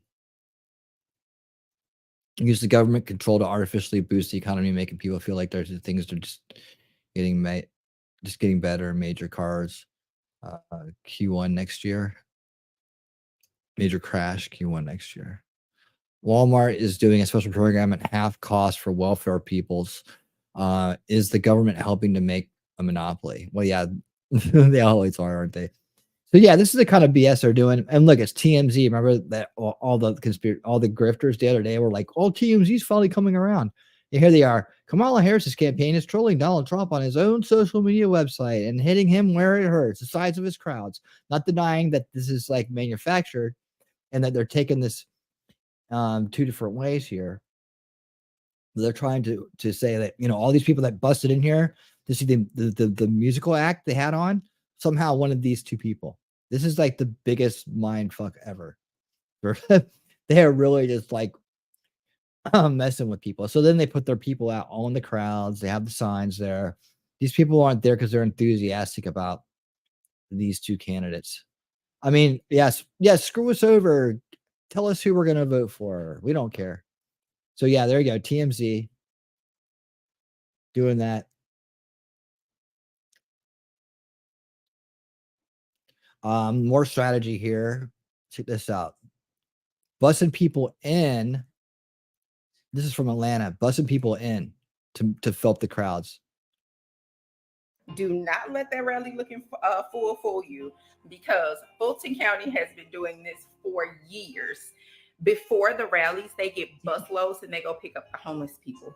They offer them food, drink, and a little change to come to the rally. Target, what's so up? The rallies will look full. Now you got to realize she just dealt with the rally, and I want to say it was Pennsylvania, where it was less than 60 people. It was quite embarrassing for her. And so that's not going to go down in this blackity black city. Okay. It's just not going to go down. They are absolutely going to make sure that thing looks packed out. So I want you to know, that's why you only saw certain angles as well. But I want you to know people aren't for her like that. That's why they're having to pick up homeless people.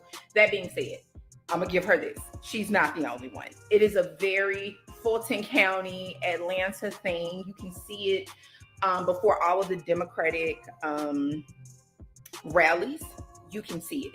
Now, I've never seen them pick up people and pay them to vote Democratic, but it's been said for years that they literally will go pick up homeless people on the days of the election and pay them to vote. They need the money, so they do it, because what poor and desperate is what they're banking on. Yep. I haven't seen that, but I have absolutely, and I saw yesterday them picking up the homeless people to come to the rally. So do not be fooled. They'll tell you it's a lie. I'm telling you. Must have smelled great in there. 1,000% true. Must have smelled great in that place, huh? With all the homeless people in there. Ouch. Ouch. Ouch. Ouch. Okay, we don't need that. All right, cool. All right, so that's a couple things off X. Jump into this YouTube blaze. So now here we go.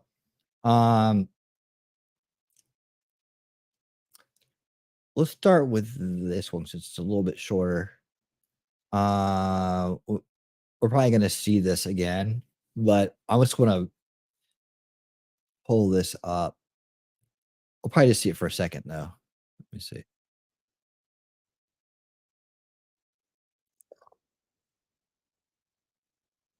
Perhaps you've noticed our social media feeds are now a battleground in the race for the White House. And in this space, Democrats have deployed influencers to win over voters online. In tonight's Eye on America, Jolene Kent reveals their sophisticated and expensive tactics. They're like playing this off like this is legit, right? Like this is a good idea. Like, oh, it's an expensive tactic. That's all. Look at the volume in this hair. 23-year-old Awasane made a name for herself dispensing beauty tips on TikTok. I just peed in the White House. So when she posted this video of her White House bathroom break, her 500,000 followers took notice. I was just shocked. I was like, did you guys see that marble? Sane, who met us in Houston, was one of a few dozen influencers invited to the White House to watch the State of the Union and meet President Biden. He said to us, the collective presence in this room has more viewership on Gen Z than all of traditional media combined. So here's my birth control vlog. It was this viral video she posted after the fall of Roe v. Wade Over the United States of my uterus. that initially caught the attention of a Democratic super PAC. On the right, Turning Point USA has mobilized influencers for years, raising nearly $200 million since 2020. You realize they're coming for you guys next. Now, Democratic organizations are flooding the creator community with cash and providing. Yeah, but see, the difference between one side and the other is the one side wants to do it. They want to do it. This isn't the old neocon days, right? Like this is the new days. The people are behind this movement. They're behind Trump. They want to get out there and speak, right? It's like they ain't paying me to be here. They don't have to because I'm for it, man. And so's everybody else that's doing it, right? On the other hand, they're calling up people that don't have anything to do with politics, right? And never have and never would, and they're offering money because of the way they look and who their audience is, they're basically just buying their audience off them. They're saying, come be our puppet and we'll pay you. That's a big difference between the two sides. They're not going to point out here. Behind the scenes access. Come with me to meet the president of the United States. We just have to be working with them. And if we're not, we're missing a This huge guy's a goober, man. This is his main dude here. way that voters are getting their main dude. information about the world. Rob Flaherty runs digital strategy, previously in the Biden White House and now for the Harris campaign. You think you just fell out of a coconut tree? He called the highly What? They have coconuts in India? When I heard that, I'm like, what are they talking about? memeable Harris a massive asset as the campaign reaches out to thousands of influencers. What kind of coaching do you give influencers acting on behalf of the Harris campaign? Talking points, resources. This is the kind of guy that hires like that one dude what's his name? Harry the Sissy. They hire, this is the kind of guy, this is the guy that's hiring people like that. Base language. While Flaherty says the Harris campaign does not pay influencers directly, CBS News found a constellation of other Democratic political organizations that do. In May, Future Forward, the super PAC supporting Harris, hosted panels. Future Forward. If anything with forward in it, run. Like gaming the algorithm and how Gaming the algorithm. advocacy can benefit your business. How advocacy can benefit your business. They're doing the one set sale on these guys. In the first 100 days of Republican presidency under Trump, Project 2025 talks about sacking thousands of civil servants. Last month, Sunday says she didn't even know Project 2025. That's not his platform. And so right now she's being paid to lie to her audience because it's not his platform. It's Agenda 47. It's on his website. Anybody with a brain can go look it up. It's not really hard. If you have a computer and a brain, you can look it up. But this whole they won't back down on this Project 2025 thing at all, right? So we need to counter with that therefore Agenda 2030 and have people looking in the Agenda 2030 and seeing what that's about and how bad that is. That's the part that frustrates me. It's like they're hitting our side with Project 2025, which we're not behind. I mean, it's just a group of objectives that this one group wants to see, wants to lobby for.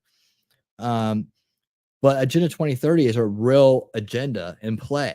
And their side, especially like with their boy Timmy, are there to fulfill it, and we don't say a word back. We don't hit back the right way on these things. Like they're saying 2025, we need to say Agenda 2030, globalist Agenda 2030, WWF Agenda, UN Agenda 2030. Ram it. Make sure people go like, I don't even know what that is. I have to go look it up. I mean, I've heard it so many times now. That's what they're doing for their side. They're just saying, okay. They're telling them what's in this Project 2025 stuff. They're not telling them anything else. They're assigning it to Trump. Like this is complete manipulation.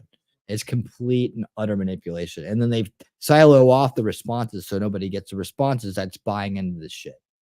She was hired by Protect Our Care, a progressive advocacy group that Protect Our Care. Again, another spawn group that's out. They say, oh, just an advocacy group. Bullshit. It's just another branch off the tree of the same rotting freaking establishment weed that's growing, right? They're like kudzu.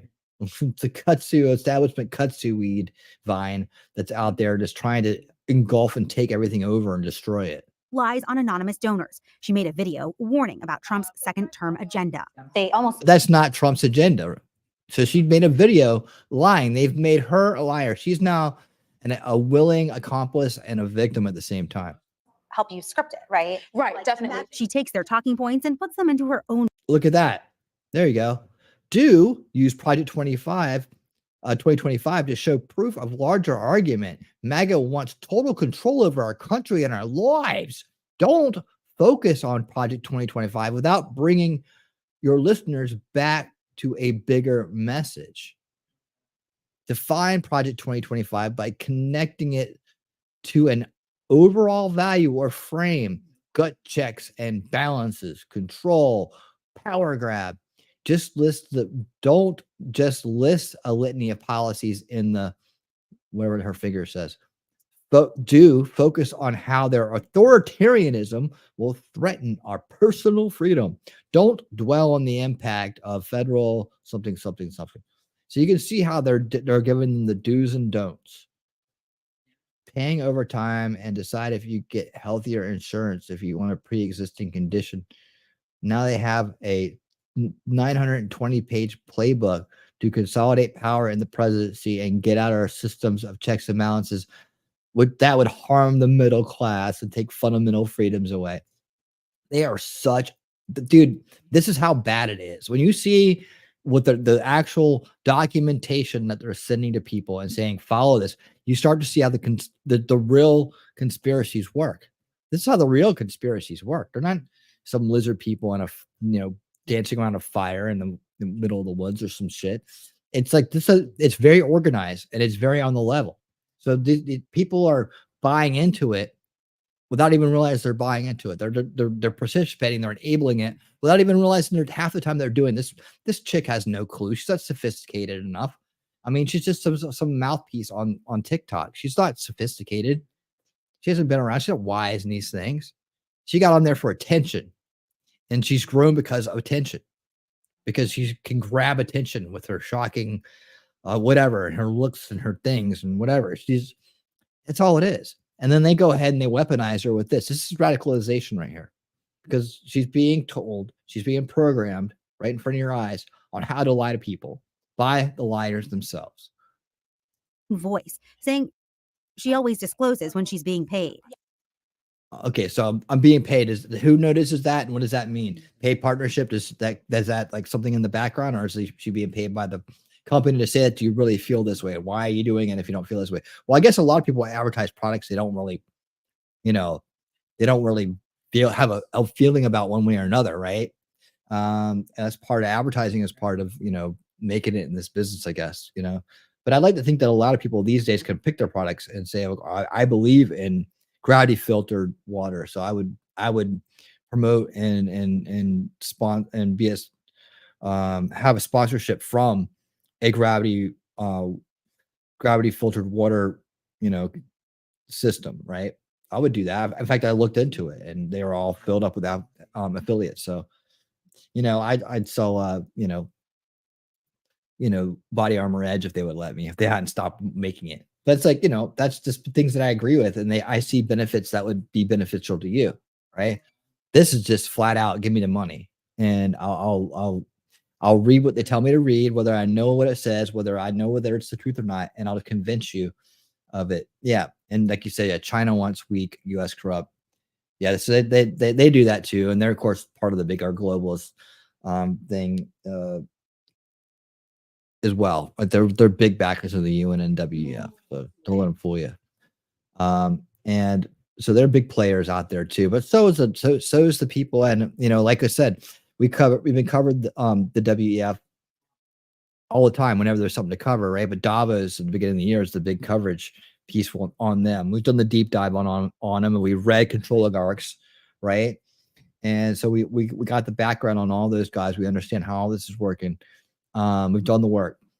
But they said this year, we just mentioned it, I think a show or two ago, that this year they had to push back on getting control over the narrative again, and they were going to do everything in their power to do it. And we talked about GARM and other places like that being aligned with the WEF. Yeah, that was their main goal coming out of Davos 2024, was to deal with the counter narrative to them, right? The counter narrative.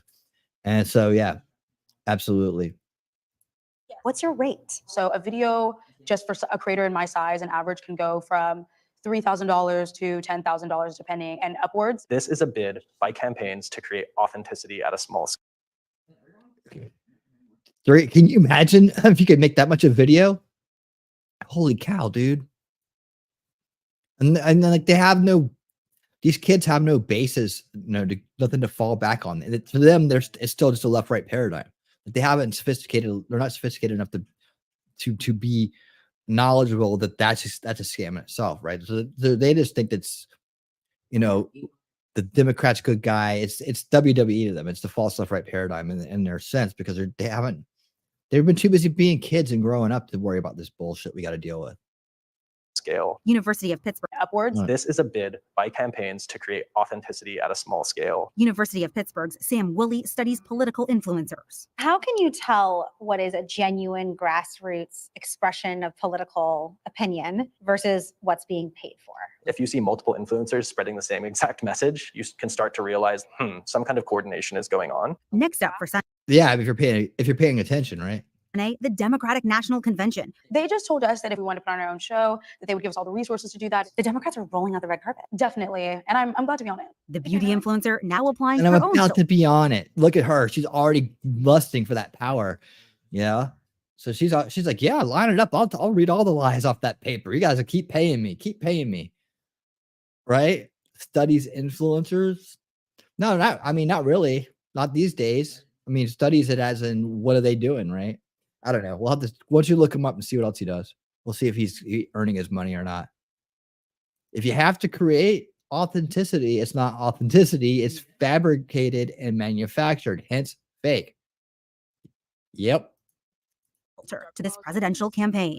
For Eye on America, Jolene Kent, Houston. All right. We stop that there. Whoop. Hold on, give me. Okay, here we go. So now I'm going to bring up Gary Franchi, doing great work on this topic, back with Nick's News Network. Does a great breakdown here. And you know what? This time I don't have to worry about them giving me a hard time. All right. Begin with. Where is that? Okay. This is. Here we go. I want to start with this. Topic 5. Kamala's rallies and media manipulation. All right, truth seekers, get ready to dive into the smoke and mirrors of political rallies. We're pulling back the curtain on Kamala Harris's seemingly packed events. What we found will shock you, from concerts disguised as campaign stops to paid influencers and suspicious social media engagement. We are exposing the tricks being used to manufacture momentum. It doesn't stop. Yes. Spread that word, spread the terminology around, man. Let people know cheap faking support, cheap fake support, man. That's what she's doing. With that, the terminology's fresh, right? So if she's cheap faking support, it kind of can help people make a connection, right? There's more of the video they need. There's more that they're not getting. There's more information they're not getting, right? It's being cut off so that you only get a very small impression of impression they want you to have. Up there, we've got the inside scoop on how the mainstream media is pumping up Kamala's image while burying negative stories. Is this the biggest PR con job in political history? Stay tuned, because we're about to show you how the sausage is really made in modern politics. Oh, they've been doing it forever, but now in a now world where appearances can be deceiving, it's crucial to have solid evidence on your side, and that's where our sponsors, Cutting Edge Data. Us Ron Paul people like Gary and myself, we know what they did to Ron Paul, how they did the same tricks, right? Because they didn't have to work as hard, because it was a new thing. On the road with 4K false claims. Hold on, I'm gonna skip past this ad. Try to. At fault in traffic accidents. Don't free express shipping and exclusive bonuses. Secure your driving future today. Dash cams are a good idea. See, I would sponsor some dash cam stuff. Okay, so I want to get into this. I mean, I would. This was just posted, and of all Promote it. places, this was Advertise it. broadcast on CBS. CBS. A Democrat influencer getting paid up to $10,000 per video by a dark money advocacy group to read pre-written scripts in her social media videos. Now, if you recall, Laura Loomer had just disclosed another incident where they were paying $150 for social media posts. This is next level. Now, we disclosed in a previous report a couple of days ago So we're gonna skip past the DNC this was 'cause we just paying did this. influencers $20,000 to show up, just to show up Yeah. at the DNC at the events in That part I wanted Chicago. to say. It's going to turn into chaos. Right. But this, Like literally paying people to come to their stuff, right? I mean, that's how bad they're having. is next level. $10,000 per video. You ready for this? Listen. Warning. Last month, Sunday says Okay, hold on. We got this part. We just did this. last month. $10,000. Wow. Okay, here's this is Arizona State Senator Jake Hoffman has been contacted by an Instagram whistleblower with evidence of the Kamala Harris campaign reaching out to them offering money for their endorsement. We can discuss the details and compensation for your involvement. Over a series of 3 posts, we're inviting you to share what you admire about the Biden-Harris administration, what initiatives support, or simply why you believe in Kamala Harris. With Biden's endorsement, is the best candidate for the job. From now on, when you see any influencers irrationally supporting Kamala, just know they were paid. This is why we shouldn't bother trying to debate people like that Harry kid. They are being paid to lie. Social media users are being paid to post pro-Harris Walls content on Instagram. Here it is. This is the letter to Alicia. And you can see the bottom right there, compensation. Look at that. Over a series of 3 posts inviting you. Get paid to support national politics. And then this person follows up. Hey, I hope this message finds you well. I want to follow up on the email regarding the paid partnership.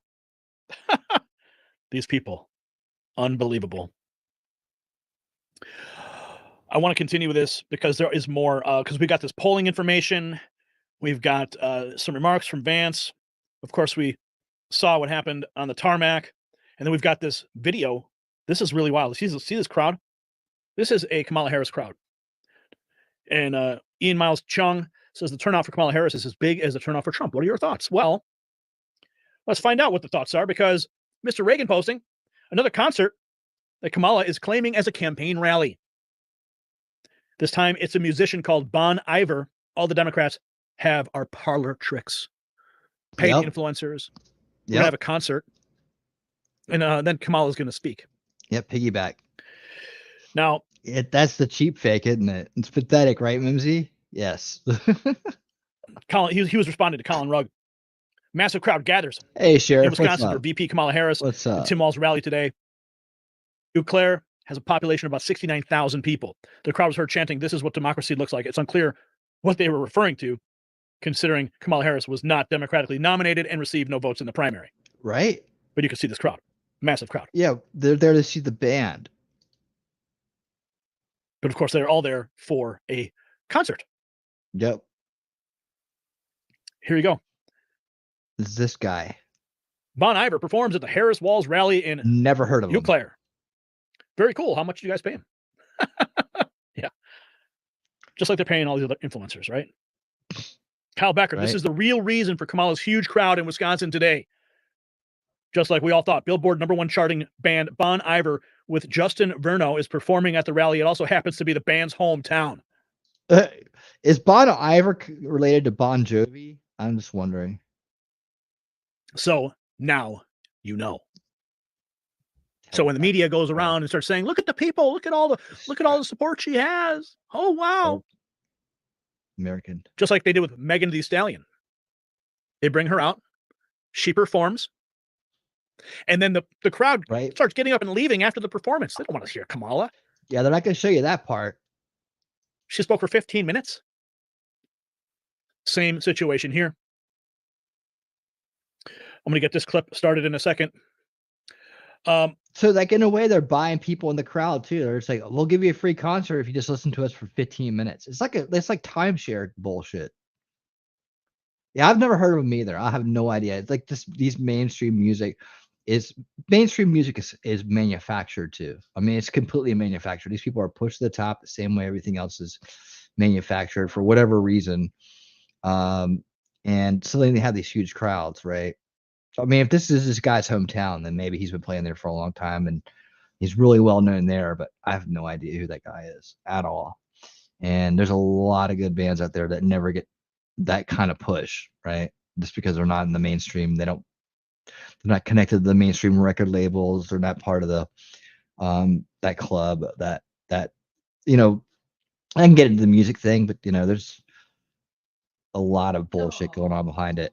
But going back to the point about the paid influencers, this is another segment of that same CBS report.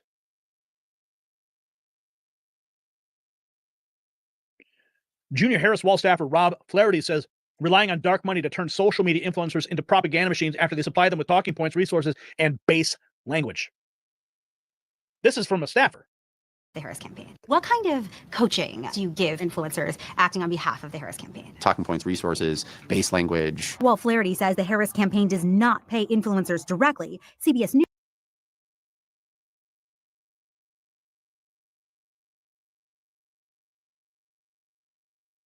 found a constellation of other Democratic political organizations that do. In May, Future Forward, the super PAC supporting Harris, hosted panels like Gaming the Algorithm,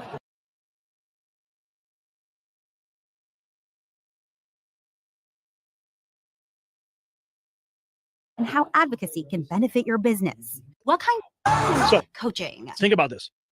Oh, no, we don't pay them. We don't pay the influencers. They don't need to. All they have to do is provide the talking points. The official campaign talking points, publish them somewhere. Now, if you remember, I ran a super PAC, so I know how you can utilize, without having any communication with a campaign, how to utilize talking points, because talking points of a candidate are always available.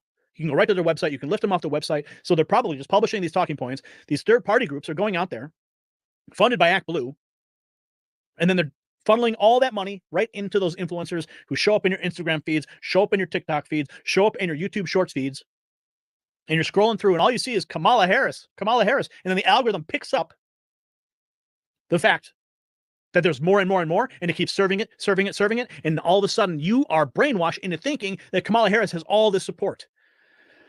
Oh, that's the game. That's the game they're playing. And then those individuals who do get brainwashed into thinking, oh, look at this Kamala Harris trend.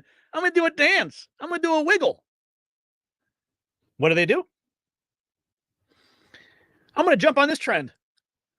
I'm going to participate. I'm going to make a video too so I can get 1 million views like that guy did because it's funny. And I can use the same song that they use. And I'll be popular. And I'll get likes and follows and shares. So you got these brainwashed masses who are eating up these trends that are starting from the campaign, putting out the talking points to these third-party groups. And it's on CBS News, of all places. Holy cow. Now, Insurrection Barbie really lays it out here, just as I presented. Listen to this one. This is really good. I actually went and tried to find this post because it was really, she laid it out really good right here. Let's check this out. The Kamala momentum is a social experiment, PSYOP. You have the media carry these campaigns. You purchase social media and grassroots support with the money that you launder through ActBlue and pass off as more grassroots support. You pay rappers and celebrities and rally goers to present the illusion of popularity and keep the candidates hidden so they don't speak without a teleprompter. And while that may work to sway some people, and it will definitely demoralize our side because we are weak and ready to give up at the first chance we get, that's not our biggest problem. Our biggest problem is that they're using the entire Kamala is popular PSYOP to distract everyone from the real problem at hand, which is the rampant cheating that is going on in every state, We have illegals who are filmed on tape Yep. saying that they have been registered to vote. We have NGOs changing addresses using dirty voter rolls to get extra ballots like Ohio. Michelle Obama and her not-for-profit having polling parties at 516 locations offering people entertainment, food, and drinks in exchange for votes. Mark Elias systematically dismantling election integrity laws in every swing state. He has won 7 lawsuits against the RNC in the past 2 weeks. Last but not least, we have a multi-million-dollar Democrat ballot harvesting and ground game operation that will leverage every single vote multiple times. That's how bad they have to cheat to win. Think about all the effort that goes into that. That's how, like, when you're feeling like you're like, things are pretty split down the middle, just think about like how far they have to go in order to even compete, right? And even get close to make it looking like it's down the middle. This is how far they have to go. This is how bad it is on their side. But this is how motivated and determined they are. That they've thought all this out, that they're doing it every day to very little to almost no resistance in a lot of cases. They're exploiting the rules. They're using the loopholes. They're wiggling through the cracks, right? And this is what we're up against, man. They have nothing better to do than this. It's all about this. They're driven, like you wouldn't believe. It's like you can never let up. Anybody's just like, oh, pish posh. I'm gonna pish posh everything. These people that think they can half-ass support what's going on, half-ass pay attention, or I've got it all figured out. I'm old now, so I didn't do any research. I watched a lot of TV, but I I got it all figured out. So I'm not gonna put much effort into trying to do anything, or I don't have any reason to try anymore. Yeah, I'll vote for Trump, but in the meantime, just like I'm gonna do everything but go out and openly support and make an effort to help in this cause right now when it's needed most. Right, everything's gonna work out for me fine. I'll just sit back here and in the middle of the pack like I always do, and I'll let everybody else do the hard work and take all the risk. Right. That's the the attitude of so many people that are out there. And this is like how hard the other side works. So the reason I bring it up is because they have people that are going to get absolutely nothing out of this, and they're working their asses off day and night to try to steal something and try to create this illusion of support, this illusion of popularity, this for this criminal side of our world. And they got a million ways to do it, and it's just like it's amazing. Yet, that small of a group, and it's really a small group, just manufacturing support and then trying to import support by having people break the law to get into our country. Hey, K Marshall, how you doing? Hello, Inya. All right, I got 2 good ones rolling in together. How's it going? Oh, I'm just ranting about the other side's very motivated, and they got a lot of really dumb, useful idiots that are working for them, and they'll do anything they're told. Or it's puppets all the way down the line. And we got a lot of the smart people, right, and a lot of the hard-headed people, and a lot too. But it's like we are the majority. We just don't realize it. We really are the majority in the situation. But they've got the control of language. They've got the control of communication. They've got the control of the first run narrative of for a lot of people. And this is why I talk about the importance of media integrity on our side. We can't be like them. Right here, they are cheap faking an entire election. This is how bad it gets when this is what you do, And we're doing it. We got people out there with the biggest reaches in our scene, right? The biggest reaches outside the establishment, and they're spending their time and energy chasing, half-ass, half spun up, knee-jerk reaction conspiracies that aren't panning out for them, and it's been a waste of effort when they could be talking about the real conspiracies like Agenda 2030. They could be talking about strategies, getting people excited to get out there and be part of this battle, right? Which I don't do enough of, right? But Gary does. He's going to talk about this at the end. So I should say, Next News Network, right? So we don't get confused, because there was another Gary on this channel way back.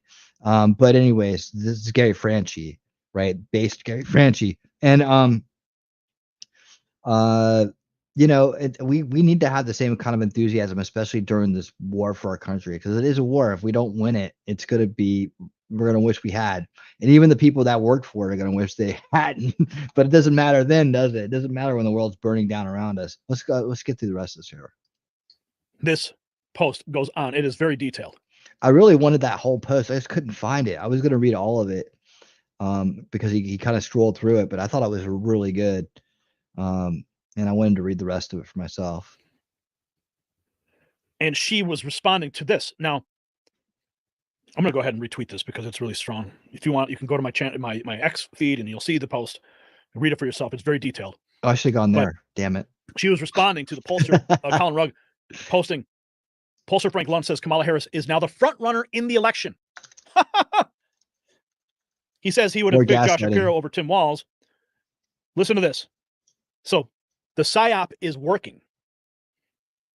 Combination of her being. Why do you think she picked him? He's a safe choice. If I was in her situation, I would have gone with the governor of Pennsylvania because he definitely brings the state. And Pennsylvania is the largest of all the swing states that are out there. He would have provided more electoral votes. But let me emphasize, I do believe, and I understand the importance of what I'm about to say, that Vice President Harris is now the front runner in this race. Wow. I know the Trump people, their minds will explode. Yeah. But Harris has got the intensity. She's got momentum. She's bringing people. This guy is paid off or stupid. Back into the political fold that had left when Joe Biden was going to be the candidate. That Donald Trump has made a series of misstatements, that his vice presidential choice has not done well. And Tim Walz is a good speaker, very presentable, knows the issues, and mirrors her point of view. I still would not have done that because the goal right now is to win those states that matter the most, because we're not. I can't stand Frank Luntz. Never liked him. Right. But the fact that what he just said. That Donald Trump has made a series of mistakes, what I'm about to say, that Vice President Harris is now the front runner in this race. Okay. Now, why is she the supposed front runner? Well, the answer is quite simple. As I just presented to you, CBS revealing the paid influencer campaigns. And now we have, where's this? There's another post. This is it here.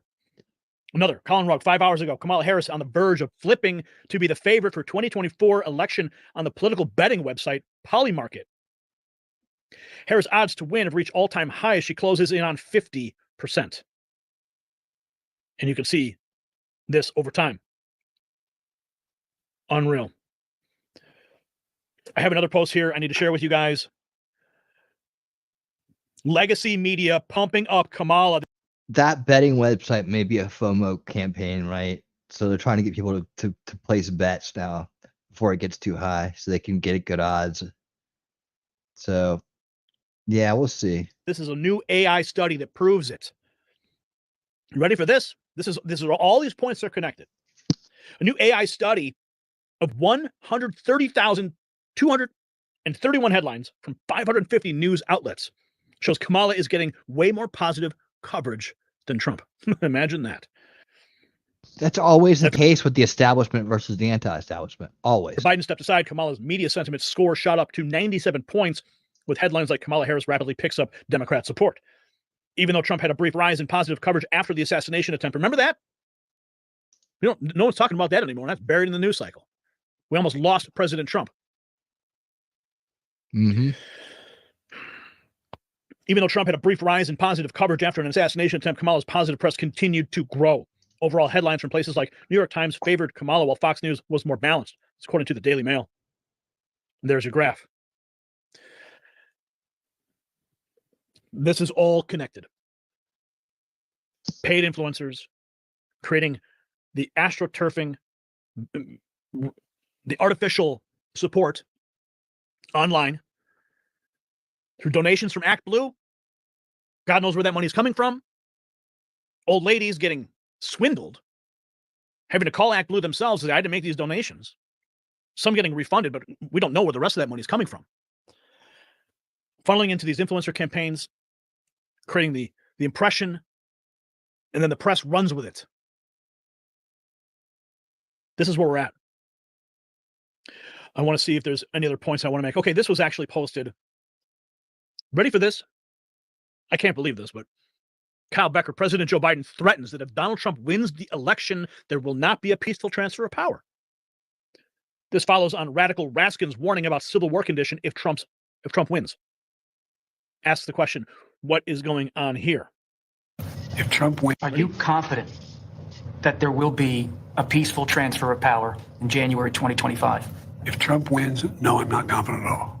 I mean, if Trump loses, I'm not confident at all. That was just a gaffe. He means what he says. We don't take it seriously. He means it. All the stuff about if we lose, there'll be a bloodbath. It's happy a stolen election. Look what they're trying to do now. Oh, in the that's local election manipulation. districts where people count the votes. They're putting people in place in states that they're going to count the votes, right? Are you confident? Yeah. This is all happening right now. There was the tarmac situation, the concert, the rally, people lined up. And this was another point I wanted to bring to your attention as well. DC Drano exposing Minnesota under Tim Walz is sending envelopes where you mark your party affiliation on the outside of the ballot. It's not just Minnesota. Democrats are setting the stage don't do to that. rig the 2024 election. Don't do that. Put a big More X states through are all of asking it. you to check the party affiliation box. Bad idea. Wow. Let's see what they're saying. Pamphlet, what part of your daughter voters pamphlets? Okay. Now you check on the outside of your pamphlet what party you're affiliated with. I mean, I guess that just makes it easier for him to toss away the red ones. Yo, that's it. That's what's happening, folks. This is where we're at. It is all a propaganda psyop, influencing the American people through social media, funded through donors, ghost donors from Act Blue. Media picks up on it, runs with it. Concerts with headliners. And then you got people like Frank Luntz. Oh, she's the front runner. They're going to take that and they're going to run with that headline next.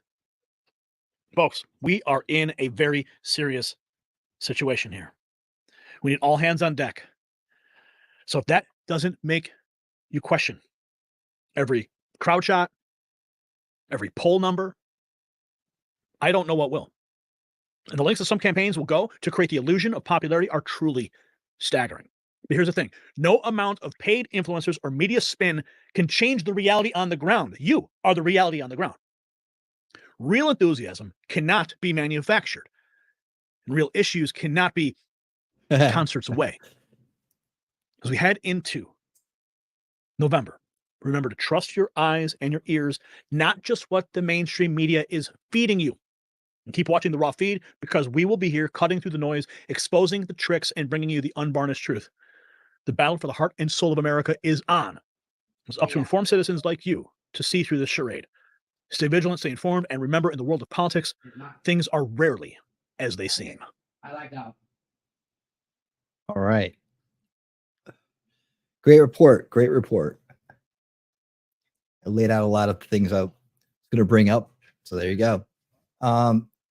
Yeah, you can see how it's all this one giant cheap fake, right? One giant cheap fake. What else do I have here? So this is their strategy unfolding in front of us.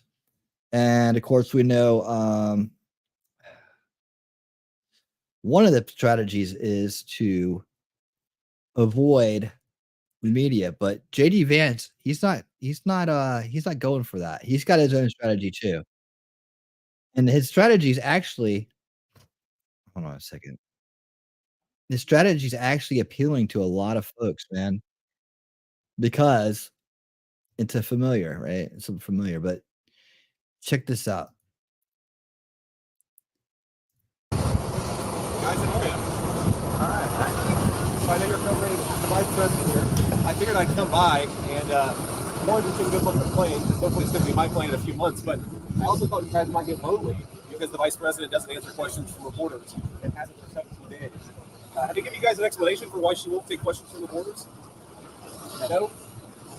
Nobody? Okay, great. Well, I hope that she changes her mind because it'd be good for the American people. Look at that. They trope all those kids out there to make her look like she's, appealing. You all, she actually ran a real campaign instead of one from a basement with a teleprompter. So have a good one, guys. See ya.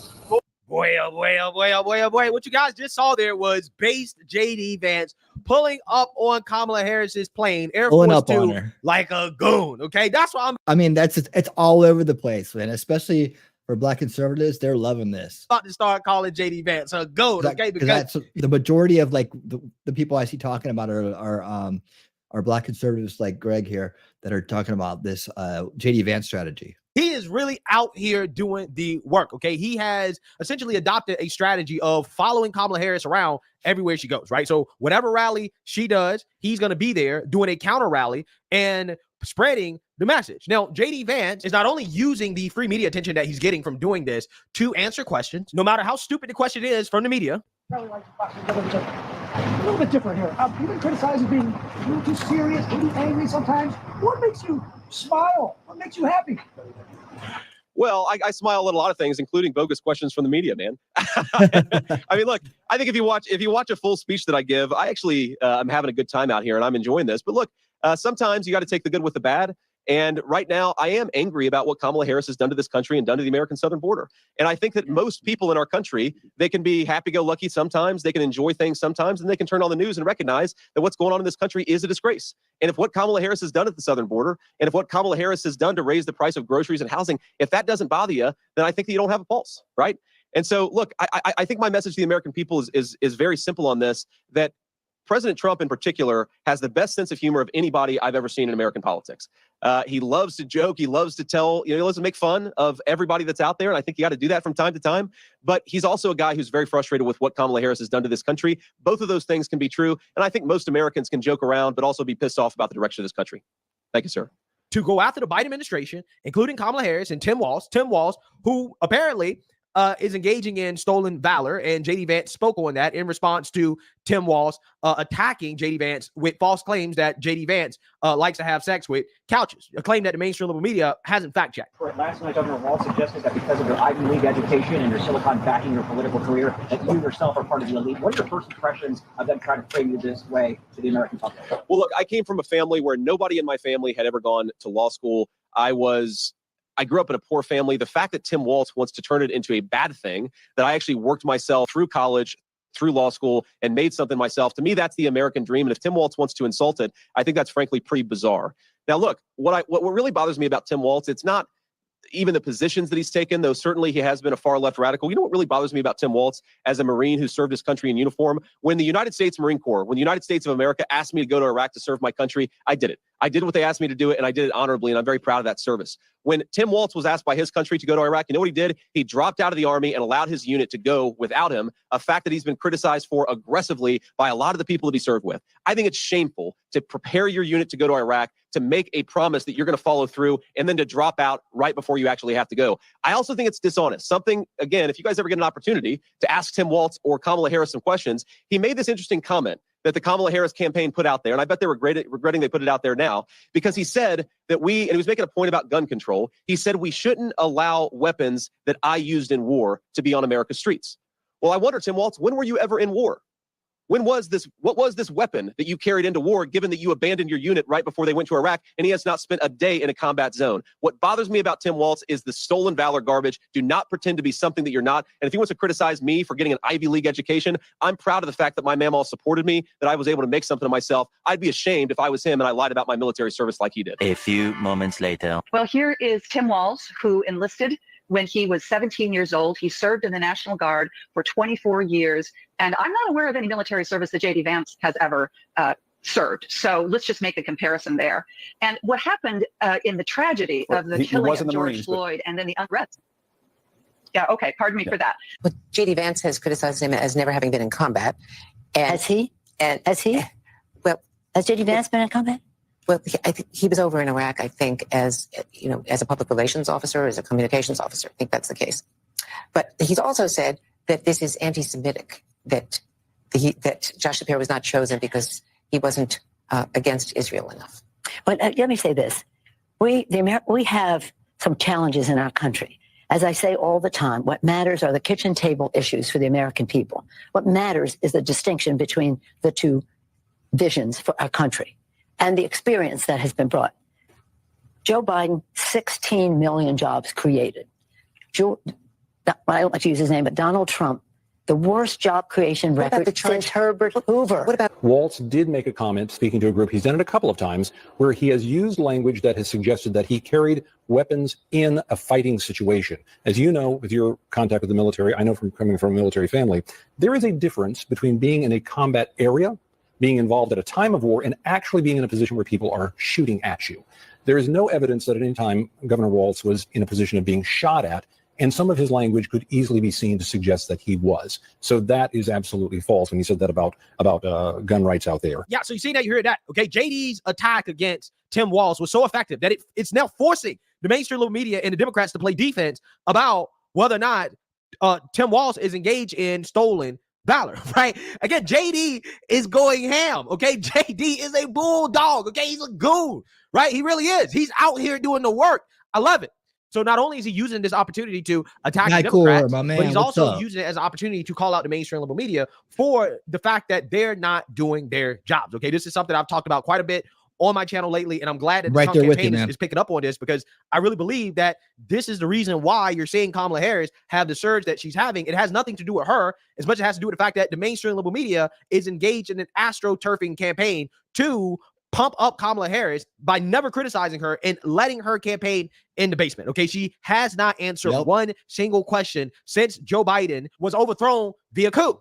Not one question. Now, again, you would think that in a sane world, okay, where the media is actually neutral, okay, they would be interested in having the American people be informed about the policies of a candidate that quite literally nobody voted for. Oh, yeah. Okay, this is a major party candidate nobody voted for, and the media doesn't seem to be concerned about giving the American people the information that they need to know in order to make a decision about who to vote for, okay? Because they are colluding with the Democrats to try to stop Trump from taking back the White House, okay? That is what is happening. So JD Vance, every time that he's speaking with the media, every time that the camera is on him, he is calling out these reporters over the fact that they're not doing their jobs. And MSNBC got so triggered by this that they decided to cut the feed as JD Vance is calling out some of their reporters for refusing to do their job. Take a look.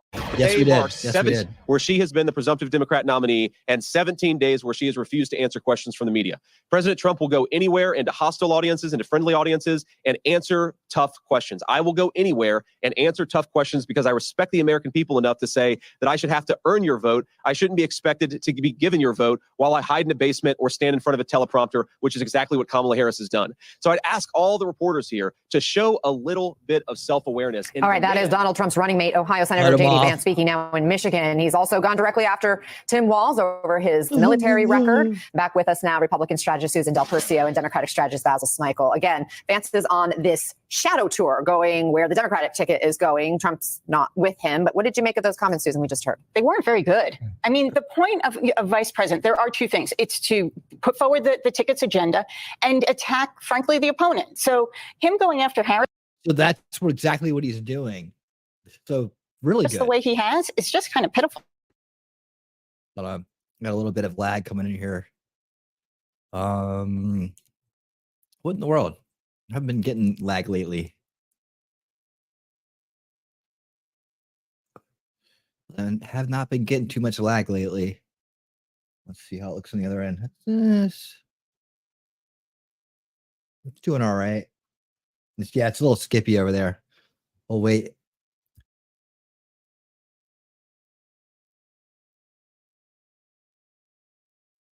Okay, we're back up. Here we go. That's what he's got. She's in a basement. He should be, if he wants to talk about a record, talk about a record. He's hiding because he's got nothing else. And so he says he goes into hostile territory. He still can't answer a straight question. So that's just your biased opinion. We just watched him for an hour answer straight questions. I mean, this is the guy who comes up with lines about single women and cats running the country. I don't know much about it. I've just been told to be irritated by it. He's really flat, in my opinion. Your thoughts, Bob? Yeah, you look a little flat too. There's a through line here because he said that in this clip that the press should be more self-aware. When he talks about Donald Trump not being afraid to go into certain rooms, he went into NABJ, the black journalist, and waved his finger at the black journalists that were on stage with him. So this is that's all he did is wave his finger. Is that what he did, or did he put them in their place because they were being hostile to him? That's the hostile crowd he's talking about. He went into that crowd. Kamala was supposed to be there. She didn't show up. Isn't about going into rooms and not caring. This is about berating people and insulting folks. That's what they do. That's what they're good at. So yeah, they'll go into any room that they need to, that's necessary, but they're going to do it with a more hateful message, not one where they're the ones who always antagonize it, and then when you push back on them, they go, "Look what they're doing." They're willing to actually engage and talk about issues. Guys, stay with us. Wow, that was probably one of the most fascinating segments I've ever seen on MSNBC, because you have the white woman Republican strategist basically sounding like a Democrat when analyzing what JD Vance said, okay? And it's just so funny because this woman is so clueless that she doesn't realize that she makes absolutely no sense. She's basically saying that, well, JD Vance doesn't have anything, that this line of attack is, I don't know, not effective, when the whole point of what JD Vance is saying is that the media is not covering Kamala Harris, right? They're not asking Kamala Harris questions, okay? This is why these so-called Republican attacks are not effective. It's not because the attacks don't land or that they don't have solid arguments against Kamala Harris and Tim Walz. It's the fact that the media won't cover it, right? They won't cover it, right? And they also don't want to ask Kamala Harris questions that may expose her, right? That's the whole point of what JD Vance is saying. He's 100% right. The media is covering for her. And he is saying that, listen, we will go anywhere, which they have, right? I mean, JD Vance has been following Kamala Harris around, and he's taking questions from everybody, right? All the media outlets, okay? Trump went into the Lion's Den, a black journalist, and dragged his scrotum all over him, okay? That's what he did. But what has Kamala done? What has Tim Walz done? They done nothing. They've done nothing but run and hide from a very friendly media, which tells you everything you need to know about that ticket. It is weak, okay? It's weak. I mean, even the black dude was more in touch with reality than that woman, right? The black Democrat, he was like, well, yeah, they will go into the Lion's Den just so they can say hateful things, right? That's what that dude came up with. I'm like, okay, well, you know, that's not as bad as the take that your colleague just gave there. But again, these people are ridiculous. What's happening in the media is a self-fulfilling prophecy, right? They say things like, oh, Republican attacks aren't working, while at the same time ensuring that their ignorant audiences never hear the attacks that are coming from the Republicans that the media claims is not working, right? That's how they play the game, guys. They put out a narrative and say, oh, Republican attacks aren't working, while at the same time, they'll never tell you what those attacks are, right? They'll never tell you what the Republicans are saying because they don't want the audience to know what the Republicans are saying. This is what you're supposed to just already archetype it, man. You're already supposed to, their base is already supposed to expect it, right? It's already archetyped in their mind, so they don't have to say anything. They just recall that one note about them, right? So the archetype plays the role there. And so they're like, yeah, they're attacking. Well, they always attack. That's what they do. I got it written down in my what Republicans do file in my head because I'm under the influence of the establishment narrative, right? So you guys have already had me programmed to understand that that's what they do. So you don't have to tell me what they do. I can just imagine it, right? I just know, right? That's what it is. So they're just calling Paul Knight, like I said, the archetype programming. They've already created the monster for that monster archetype for their side to call upon when they use this terminology. It's very psychological, and they don't have to go into details because they'll just accept anything they say, right? Oh yeah. They always go. That's what they always do. Yeah. Dealing with, right? A rigged media, 100% rigged. And I think that the Trump campaign has realized this, that we cannot let this continue to go on. And there's a couple ways that we have to deal with this issue, right? First and foremost, again, we have to realize what we're up against. We're up against Democrats and the media. Well, how do you deal with the media? Well, you have to discredit the media, right? By calling out the media every time you're interviewed and you say, hey, why are you not talking to Kamala Harris? Why are you not demanding to speak with Kamala Harris and for her to answer questions? Because Kamala Harris came to power via coup. Nobody voted for her and she hasn't answered any questions. And we have to remind the American people while they are watching these mainstream liberal media outlets that, hey, these outlets are not trustworthy. These guys lied to you about Joe Biden, said he was amazing until after the CNN debate where they actually admitted the truth. Okay? Now, these are the same individuals who are now propping up the coup candidate that nobody voted for. They're not asking questions about the coup. They're not asking questions about Kamala Harris and what she believes, and they're not saying anything negative about her. It's propaganda, right? You should not fall for the propaganda. Republicans have to speak directly to the audiences that are watching because these are the people that are being brainwashed. And it is a powerful effect. I'm telling you, because we witnessed it happen.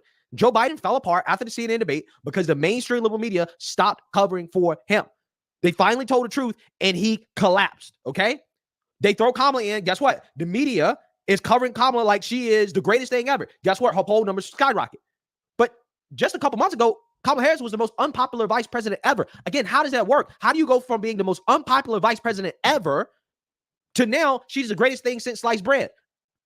And again, the polls are reflecting that people are falling for this nonsense. Again, how does that happen? It happens because of the media, right? So yeah, I know nobody watches CNN, but collectively, a lot of people watch CNN, MSNBC, ABC, NBC, PBS, you name it. Collectively, again, this is what's happening in the media. This is what they're doing. Every channel outside of Fox News is kissing Kamala Harris's ass. And also I'll throw News Nation in there as well too, right? News Nation, Fox News, Newsmax, every other major channel, again, they're kissing Kamala's ass. And that's something that we have to deal with. So I think what is happening is that, again, the Trump campaign has realized that, hey, anytime we're in front of the media, we got to call out the media. We have to basically discredit the media, discredit what people are watching every single time we're in front of the media. And that's exactly what they should be doing, right? That's what they should be doing. Because again, Kamala is a creation of the media. 100%. It's a house of cards because everybody knows that she's weak. Okay, this is why she doesn't want to do a Fox News debate, which up until now, Trump has insisted that there's a Fox News debate or no debate. Now he's coming out and it seems like he's kind of saying that there's going to be a debate soon and they're going to announce some details, but they might end up having to do it on a mainstream liberal media outlet because otherwise you're probably not going to get a debate at all. I hear she's hasn't taken one interview. She would never do an interview like this. That I can guarantee with any network. She doesn't do interviews because she can't answer questions. I don't know how she debates. I hear she's sort of a nasty person, but not a good good debater, but we'll see because we'll be debating her, I guess, in the pretty near future. It's going to be announced fairly soon, but we'll be debating her. I'd like to see it on Fox, by the way. I would like to see it. My preference would be Fox, but we have to debate. Do you have an announcement, Mr. Are you working stuff out behind the scenes? Because we haven't heard about it yet.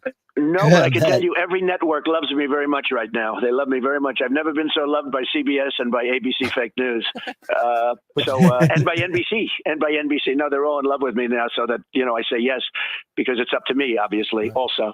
But, on the look, debate, the most important thing is we get debate. I think debates are very important, and I think she'll be exposed just like Biden was exposed. Nobody knew Biden was that bad, and then he was exposed during the debate, and they tried to have a series of comebacks after that, and they didn't work out too well, and they viciously overthrew him. I mean, he was overthrown in it, using every trick in the book. They overthrew him. It was pretty amazing, actually. Yeah, so I think what the Trump campaign is realizing is the situation that we're in, right? Which is that the media is covering for Kamala. There's no criticism that is being directed her way. They're not asking her questions. She's not answering any questions. And if this continues on, then she's going to cruise to victory in the election. Because again, it's going to be the media propping her up and nobody will know anything about her and they'll just vote for her because she's not Trump. Okay? That is the strategy. So it doesn't matter how much, you know, the Republicans scream and yell on Fox News about all of the issues that the American people care about. If that message is not getting across on these mainstream liberal media platforms, okay, if they're not actually talking about the real issues, if they're not criticizing Kamala and asking questions, it's only going to get you so far. Right. So I think they recognize the need for a debate, the need for Kamala Harris to actually talk. OK, for Kamala Harris to get exposed on the national stage in a way that, again, it's going to be hard for the mainstream liberal media to spin in real time as people are watching it, just like what happened to Joe Biden. Right. The liberal media could not spin what happened to Joe Biden at that debate. They couldn't spin that at all. It was so blatant in your face. I think Kamala Harris is almost just as bad as Joe Biden. OK, I think that she is. And I think that the Trump team knows this. Everybody knows this because if she was actually good, she'll be speaking. She'll be answering questions. So we know that she's weak. We just have to get her exposed. And that means that, hey, we may just have to do the debates, right? At first, I was like, I think Trump should stick to his guns because I'm tired of the left and Democrats dictating everything. But that was back when Trump's poll numbers versus Kamala's were a lot more favorable towards Trump. Now that things are essentially evenly split with Kamala gaining momentum, now you don't have that leverage anymore. Now you kind of got to show up to the debate, even if it's not on your own home turf, right? Even if it's rigged against you a little bit, because again, the calculation here is that Kamala is so weak that it won't matter, right? Just like Joe Biden. That's what you're hoping for. You're hoping for that. You're hoping that Kamala is so weak that it won't matter that the platform is rigged against Trump. Kamala will just expose herself. So I am hoping that the Trump campaign here vouches for more debates, right? We need to see more debates. And I think the more debates we have, that will be a good strategy as well, too, to get around the mainstream liberal media, blocking out any negativity of Kamala Harris. And I think that if Kamala refuses to do these debates, then I think you can then put the ball in her court and say, you're scared, right? You're a coward. We want more debates, not less, right? Because Kamala's going to try to do the one debate and then she's done. She's not going to try to do any more debates, okay? She'll let her VP debate, but she's not going to be doing any more debates. I promise you. So her strategy is to be in the basement to avoid any questions or criticism until the first debate. And then after the first debate, do that again until the election. That's what she's going to try to do, right? In the mainstream media, they're going to try their best to help her do it. So again, if Trump, especially early on, is calling for more debates earlier in the process, especially before people start early voting, okay, that's also a key here. You got to have these debates. You have to have the criticism land before people start voting, period. And that will also disrupt her campaign schedule when it comes to these rallies, okay? If she has to prepare for debates, then that's less time that she spends campaigning on the ground, right? Trump has already done his campaigning, right? He's already done that. Okay, Kamala's just really getting out there. So if you can disrupt that by having more debates, then that plays into President Trump's hands because she has to take time to prepare for the debates. And she's going to have to prepare a lot because she's not good. Yep. So, yeah, I think that if Trump proposes more debates and Kamala declines or she runs away, I think it'll be very hard for the media to try to spin it and say that Trump is scared when he's the one saying, any platform, anytime, let's do the debates. Let's do it right now. If Kamala chooses not to do it, if she chooses not to show up, if she chooses to run away or say, oh, I'm just going to do the September debate and that's it, then she's the one that's going to look weak. She's going to be the one that look like she's running scared. And the same thing goes for J.D. Vance and Tim Walz, right? J.D. Vance should say, okay, well, let's debate right now, Tim. Since you can't wait to debate me, let's debate right now on any network, any platform. Let's do it. Because again, the sooner you can get these guys to actually start talking, to get them exposed, right, in the way they should be exposed, that's our best chance. Because otherwise, if you continue to just let them hide in the campaign and to have this honeymoon that the media is going to drag out into the election, there's not much we're going to be able to do. We're going to be stuck. So again, we have to get these people exposed. And I think that the Trump campaign has realized the situation that we're in. So let me know what you guys think. Make sure you like, comment, and subscribe. Most importantly, share. A Black conservative perspective. Peace. Peace. Thanks, man. Hold on a second. Okay, boom. All right. Real quick, because I found it here. Let's go back over to the this topic real quick on X and take a look at this complete post by Insurrection Barbie. Now, Gary read the first two on here, right? I just wanted to follow up and see what the rest of it says. As she said, she says, this is all really good stuff, I think. And all I see is a lot of prominent Republicans spending all of their time questioning every word Trump says and Monday morning quarterbacking him instead of doing the following. A, pushing back on this Kamala is popular narrative every single day on every single media platform. She's thinking strategy right here. This is good stuff. Organizing a ballot harvesting and ballot chasing operation like Charlie Kirk is doing and some other grassroots organizations, or at the very least, just registering voters when they come across them in normal lives. C, having the RNC become laser focused on fighting back against the election integrity assault in every state instead of raising money and hiring consultants. Yes, absolutely. We have to be more effective as a group, and more strategic in our approach, right? I mean, have to have a place that's guiding the strategy. D, having Republican leadership grow a spine and go after Act Blue in every Republican state. Have the House of Representatives attach the SAVE Act to funding the government. Yes, and yes. Sadly, the only thing that we, the people, can control are pushing back against the narrative, which I do every single day wherever I can. Registering voters in your neighborhoods. I have registered 9, and granted, I realize that is nothing, but I'm trying, and at least I'm doing something. If we all did that, we could actually win in 2024. Good motivation. Yeah, definitely. We all need to kind of play our parts here in this. I mean, because this is your chance to be in battle, right? This is battle time. So yeah, I just wanted to go ahead and follow up with that. Real quickly, we're gonna take a look at this, and then we're gonna jump into the July 13th updates. I got some good stuff on July 13th, good updates. In fact, some of it just broke. So we got some breaking updates, and we also have more stuff on it's gonna timeline the radio calls. Remember, we kind of touched on that. Well, right after we were done, Jeff put out a video on it. So we're gonna go and take a look at that. And then I have some information on the Jeep, where the Jeep was located. So we're still filling in those gaps. That's why we got to wait for information. I'm telling you, most of the stuff's coming off of body cam footages and eyewitness accounts, right? So all that speculation people made up front, all the hoopla, all the red sirens and exploding bombshells and capital letters and all that shit, right? Did nothing. It did nothing. I mean, it made them some money. Made them money, I guess. But I mean, they're gonna end up eating crow and all this shit, and probably won't even admit it when they're done. And it's sad because that's our side. Like, instead of talking about things that matter, our side was obsessed with this stuff. But let's talk about real quick about more of the strategy that they're using, and that is just getting illegals to vote. But guess what? They're not just coming from the southern border, as we reported before. We're not gonna. I don't think we'll watch all of this, but I think we're gonna watch a good piece of it. This is this dude who kind of is a man on the street. 13,000 migrants just entered New York from Canada. Scott-free freedom. Where is he? Has anybody seen him? I hope he's all right.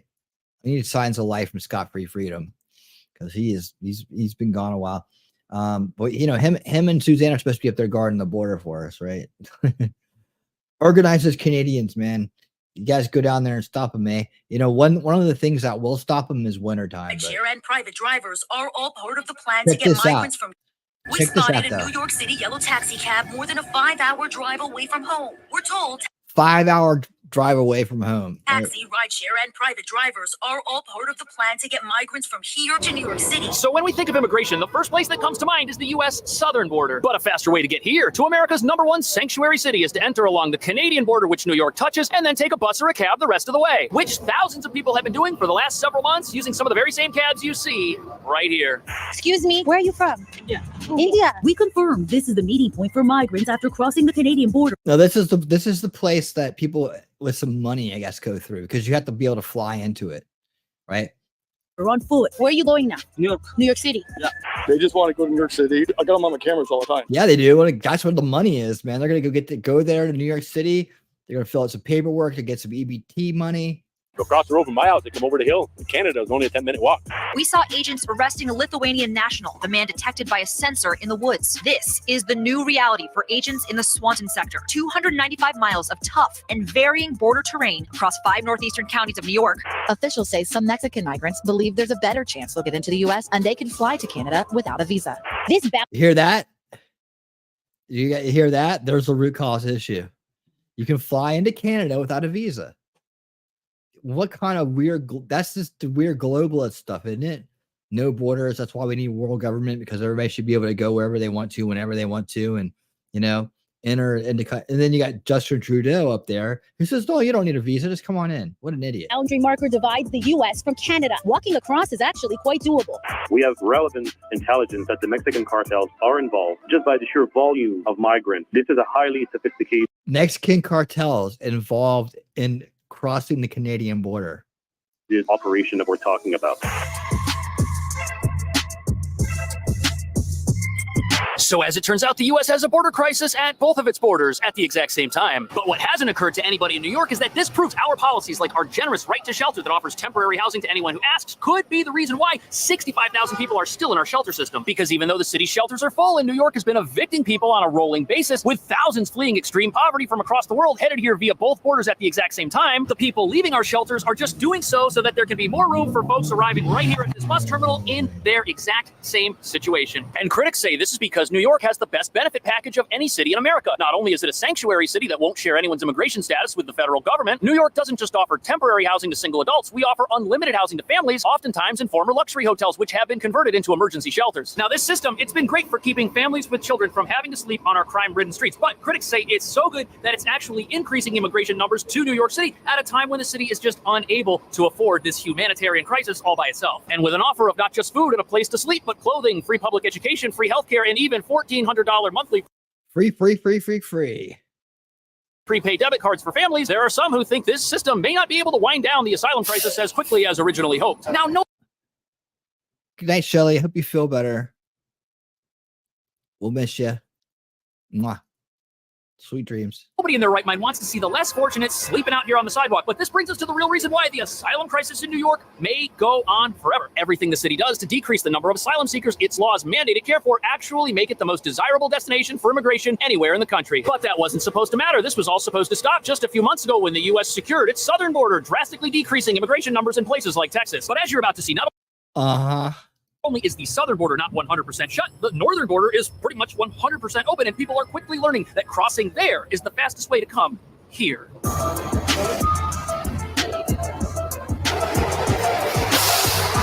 Yeah, the length of this whole thing, again, very well organized. Even though it seems like it's just a strategy, it's very well organized, and people are making a lot of money off this. So here we are. They're making a lot of money while we're losing a lot of money. at the Port Authority bus terminal. And if you want to come to New York, this is the cheapest destination. Yes, you can take a cab to get here, but the buses that bring you here will go from upstate New York right across the Canadian border, and they'll get you here for $70 to $90. A gas station here in New York State near the Canadian border. It's located more than 300 miles from New York City. We confirm this is the meeting point for migrants after crossing the Canadian border on foot. Where are you going now? New York. New York City. Yeah. So this interview takes place just across the Canadian border in upstate New York, where people first begin their journey into the city, and they're meeting folks from all over the world. This guy was from India, and he states that he's on his way to New York City, which is pretty convenient because you can get picked up in a gas station parking lot by a bus that's headed to this station. And one of the most popular bus companies to use is Trailways. And the bus stop at the gas station in upstate New York probably operates on one of the New York to Canada lines. It looks like they handle both Toronto and Montreal, and there are stops along the route in upstate New York. And what's ironic about this is a few months ago, New York sued Texas bus companies for bringing people here from the southern border, and they would not allow them to use this very same terminal. But here in this terminal, you can still get a bus from the northern border. And as you're about to see,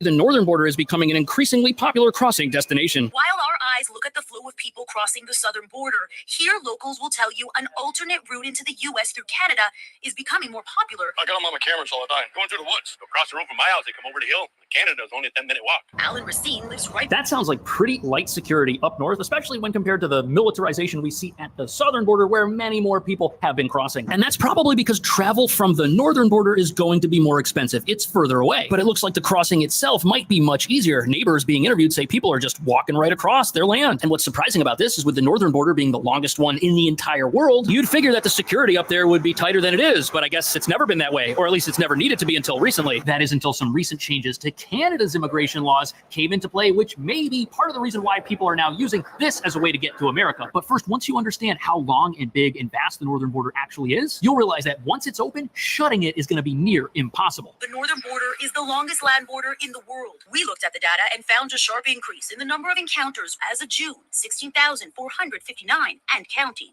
The number already exceeding last. So it looks like the northern border could see 3 times as many crossings this year as last year by the time the year's over. And because it's so long and so vast, even if the southern border were 100% secure, you'd probably still have people crossing the northern border just because it can never be secured. And with vast unguarded expanses of land up there with no one patrolling them, people can just walk right on through, weather permitting. And in the spring and in the summer, people won't experience the tough conditions that are going on right now down south, that's for sure. But the wintertime, however, that's going to be a totally different story. But so far this year, we're already halfway to 30,000 crossings by December. And is that a lot compared to what's happening down south? No, but crossings this year are 33% higher than they were just 3 years ago. Officials say some Mexican migrants believe there's a better chance they'll get into the U.S. through Canada, and they could fly to Canada without a visa. This man says he flew there, and then Yeah, I mean, what kind of? They're like, yeah, you could tell what country should we let fly in without visas? Definitely Mexico, because nothing's going on there. crossed over. So a lot of the reasons for this new surge in crossings up north have to do with Canada, not just the laws that they may have recently changed, but the fact that 3 of their largest cities, Montreal, Toronto, Ottawa, they're all very close to New York. And they've all got international airports. And apparently you don't need a visa to fly to Canada from some countries where you would need a visa if you were flying to the US, which means if the goal is to cross the US and head straight to New York City, you might as well get as close as you can without any hassle. And that's where Canada comes into play. But there's a misconception about crossing at the US northern border because although sometimes it might be easier than the southern border, other factors make it completely impassable and dangerous in ways none of the people crossing could ever hope to imagine.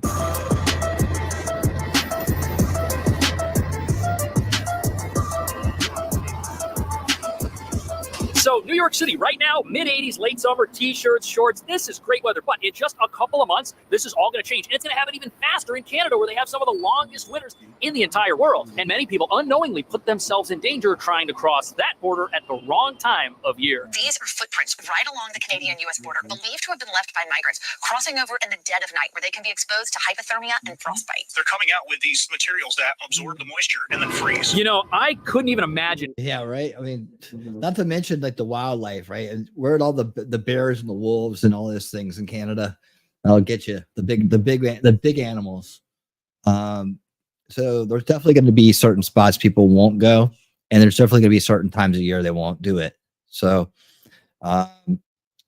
I don't know. That seems like it's gonna be AI robot territory to guard that. I don't know. Being outside in that weather for more than just an hour or two, you're going to need the warmest clothes you can possibly get at a sporting store like REI. Yet many of the people trying to make this journey, they're doing it totally unprepared for those below zero temperatures. And the climate in Canada when it's not summertime is totally different than what many people in Venezuela or Mexico, where they might be coming from, are even equipped to deal with. You've got snow, which gets wet and freezes. There's frostbite. But sadly, if your home country is being destroyed and you're fleeing extreme poverty and disaster, perhaps persecution, the thought of making a dangerous journey that you've never done before and don't really know how to do might actually seem like the best option to many people, which sadly is something the same criminal gangs operating at the southern border are now capitalizing on up north. I have never seen anything like it. They have come from 66 different countries, with approximately 49% coming from Mexico. Single adults, mostly men?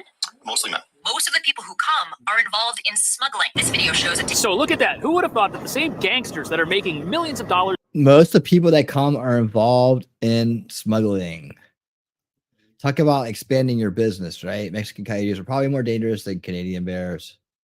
Down south would see the same business opportunity up north. But that brings up some big questions that reveal Canada's role in all of this may not exactly be helpful towards U.S. immigration policy. Because these cartels, they're based in countries like Mexico. Why are they able to make a profit operating along the Canadian border in a country that they're not based out of? Could it be that Canada's recent changes to who they'll grant visas to as tourists have had something to do with all of this? And could it be that cartels and smugglers are taking advantage of those rule changes to expand their illegal businesses, which profit off human suffering? And shortly, Canada's a reasonable country full of some of the nicest people in the entire world. Maybe somebody in America could make a phone call over to Canada and say, hey, we share resources. We fly our fighter jets over your territory to help you stop Russian bombers that are invading. Could you perhaps help us out with our border security issues?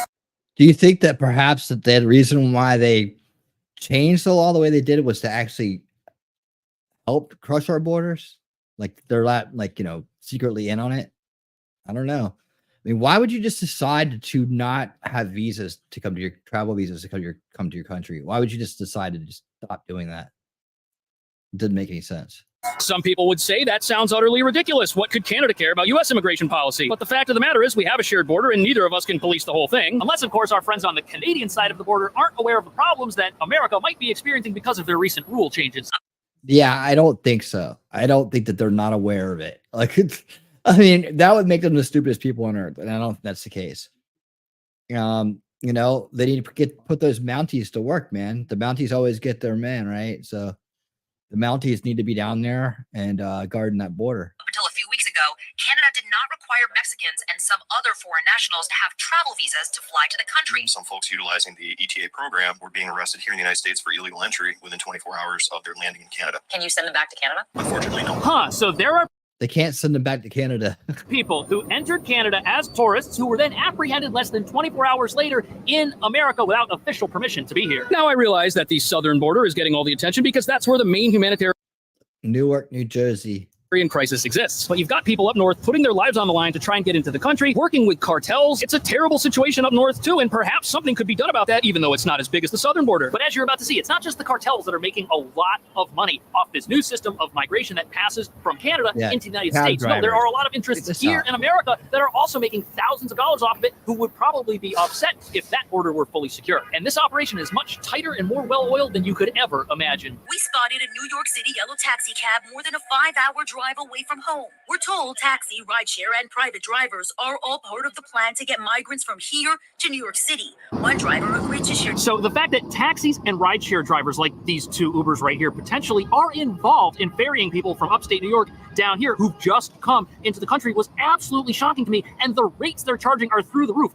$150 to $200 per person. That could be $1,000 for bringing 5 people here in one trip. And what's crazy is the TLC licensed rideshare drivers, they're not gang members, they're law-abiding New Yorkers. But there's a massive well, kinda. Now they're not. But yeah, I mean, if you're knowingly transporting border felons, then you know, you should lose your right to drive and right to be part of that business. Like, you should be fined. That's one way you can stop it. But yeah, the NGOs are making a killing. It's called Global Impact Migration. Canada probably signed into it like the US Lighted did. Global Impact Migration. Yeah, it's all about destroying our borders and our sovereignty so they can collapse us into a world government. I mean, and it's a world government that doesn't seem like the world government we're thinking, because so many conspiracy grifters have made us imagine that we're going to face an army marching down the street with the words "New World Order" written on their shoulder, when that's not the case at all. That's not how it works. But yeah, it's a slow boiling frog. Like I said, it's generational warfare. They got more than our lifetimes to get it done. You know, that they know that. Opportunity right now for them to drive people here and make way more money than they're making locally. On top of that, this is all happening at a time when local Uber drivers here in the city are getting locked out of the app because there are too many drivers, and Uber is having a pay/wage discrepancy fight with them. Uber's required by law to pay its drivers for idle time when they don't have a passenger and they're technically logged in. But now that they're locking people out of the app, drivers are saying they've gone from making about $300 a day to around $150 a day. And if you've got a car and you could do rideshare and you're not working, you can make $1,000 profit by bringing people from upstate down here if you know where that gas station's located. But the question that immediately brings up is this gas station that everybody knows about in upstate New York. How is that allowed to exist? Why is it not swarming with federal agents who are there cracking down on the gangs that are benefiting from human suffering? We're well aware of the yellow cabs. We're aware Good there is question. a border operation to pick people up. And there's money to make. There's always money to be made. Canadian law enforcement confirming smugglers are behind it all. And like at the southern... So local authorities, they already know about this gas station, bus station, rideshare pickup location. And the reason that it's probably allowed to operate is because it's not right on the border. And most of the people arriving there have already been apprehended or had an encounter with Border Patrol. Some of them even have already been detained. They've got the immigration paperwork with them. And now they're parolees of the court, and they are allowed to reside in the country while they wait for their court date, which means that there's actually nothing illegal going on at that gas station, even if it looks like it might not exactly be part of the solution to America's immigration issues. But if U.S. authorities and Canadian Mounted Patrol both are aware that cartels are benefiting from all of this, why did Canada change its visa requirements recently, and why aren't they changing it back? Do they not care that these cartels are operating along their border with us? We have relevant intelligence that the Mexican cartels are involved, but there are also other organized crime group. If we're looking at the Indian nationals, we know that they are being recruited in India and that they're being... So what's fascinating about this is that the entire world seems to know what the system is at the U.S. border, the southern border and the northern border, and everyone knows how to game that system to gain access into this country if they want to. And there very well may be perfectly legitimate reasons why Canada has recently updated its immigration policies. They're their own country with their own problems, and they're certainly not America's enemy. But this whole situation just seems like it's too good to be true, especially for all of the groups that are managing to profit from it, like the cartels and the entire asylum industrial complex that exists in New York that earns millions of dollars caring for unlimited numbers of people that continue coming here on a monthly basis, which could mean that money is the simple reason why the flow of traffic from both U.S. borders will not shut off, no matter what anyone thinks is the best solution to stop it. And in many ways, the asylum crisis, it's the new gold rush, especially for the companies that are profiting off of it here locally, getting government money to do so, like all of the bankrupt hotels, like the Roosevelt Hotel that went from earning nothing to now being more profitable than it's ever been, because it is now the welcome center for every new arrival that comes here to the city and winds up right here at the bus terminal. And with cartels and gangs never missing an opportunity to make money off human suffering and tragedy, we can't expect that any of this is going to stop anytime soon. Or at least if it is going to stop, those two groups of people are probably not the people to help us come up with the solutions to do it. What do you think's really going on here? Did you know that the northern border seems to be quite porous and seems to be a new access route into America? And how would America even go about securing the world's largest border with another country if we had to do it all by ourselves? Let me know. Thanks for watching. I'll see you in the next video. Good job, dude. Good job. Yeah, that's interesting, isn't it? I mean, it's another problem to have to be solved. But again, the same characters are helping people get in and just flood our country. They want to see it. They want to see the establishment stay in charge. They want to see it collapse. They want to see us be poor. They want to see us struggle. They want to see us in. They want to see violence rise. They want to see the majority fall. They want to see, the destruction of our country, because we've been the most free, prosperous country in history. And they cannot stand that. It does not work for them. It does not work for them. Because eventually we won't need them. And they know that. I mean, we already don't need them, honestly. But, the division and the world crises and everything like that keep their power alive and well. So, yeah, that's just a little update on the border. This time the northern border. And, man, what a mess. All right. Here's what we're gonna do. July 13th, it's time to roll. We're gonna break in with the newest stuff. And just reveal body cam footage of Trump. Remember? Okay, so we're trying to piece the whole thing together, right? So we're getting into the July 13th Trump assassination part of the show, and so we know we've seen a lot, and if you haven't been with us for this coverage, Every time I do a winning 2024, we've been covering this stuff. It's usually towards the end of the show. Sometimes it's at the beginning. However, we've been piecing this together in a very base manner. We're not jumping any sharks here. We're not pretending things happen that didn't. We're not trying to fulfill a bias here. We're just trying to get to the truth. And we're doing a great job right now. That's why it's called the Based July 13th update, right? Because it is. It's based in reality, not in fantasy. So and like I said, when we started this journey, I was like, the body cam footage and the personal testimonies, like eyewitness testimonies, will tell us the most. And then, of course, when we finally hear from the parents, it's going to tell us a lot too, right? So, this clip initially has no sound, but midway through, chaos erupts. So you're going to see now, right? What I'm going to show you now is I'm going to show you the attempt to. This is like before he started shooting, but this is the attempt by law enforcement to actually try to get on the roof and see what's going on. Again, another piece of the puzzle. It's all coming together. So this doesn't have any volume at first or audio at first, but then it does. So we're going to see exactly where they tried to climb up and who it was that tried to climb up and how that went. And let me make sure it's slowed down. Okay, good. All right, here we go. So, and then we're going to, there's two parts to this. And I'm doing this with the raw footage, and I'm not doing it with another creator right now. Although Benny did put out a whole thing. I just didn't want to go with the commentary because I have other things I want to get to. But I can, we'll see what we need to fill in the blanks. We may use some of his footage for that. Okay, so this right now, this is the quiet part, right? So he's saying, boost me up, boost me up. All right, give you a boost, dude. You need to do some shoulder bro stuff, man. All right. So he's pushing him up, body cam on. He's not up for very long. Like pretty much gets over the top. There we go, climbing up. Boom. Okay, falls back down. All right, now he starts taking off. Okay, so you see where he was, right? He was in between that bush. And I bet you Jeff is probably putting out a video on this right now too. I actually stopped by one of Jeff's lives the other day and said hey to him. Okay, here comes the noise. Here comes the volume. So, all right. So you see what happened. It was just like we heard.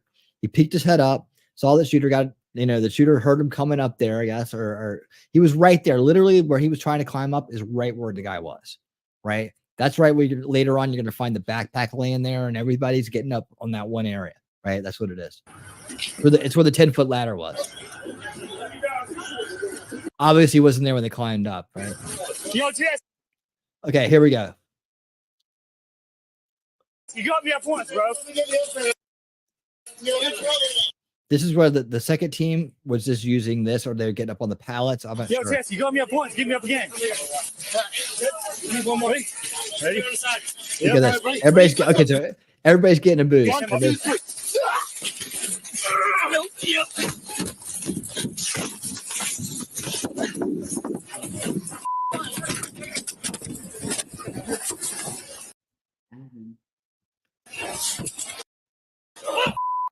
Okay, there's the backpack. I think he just cut his hand. Gotta be careful with this. Okay, so that's it with that. All right. So yeah, that was the first guy getting up. Anybody need to see that again? All right. And let me just get the second one here.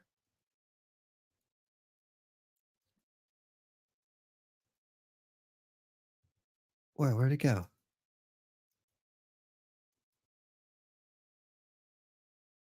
Oh, here we go. Okay. This is much longer. So this is like the cop that tried to climb up first, right? He ran. We saw him running back towards this car, and then it cuts over to this other footage. So now we're going to pick it up where he was running to his car. So let me get rid of this. And like I said, coming up next, we're going to see the Jeep. We're going to find out where the Jeep was.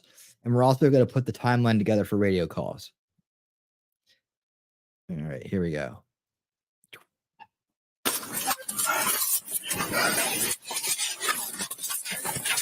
This has a lot of kind of noisy noise on it.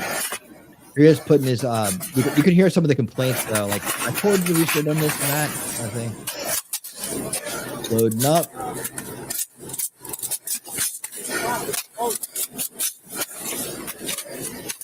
Come on, now get the other. Let's go.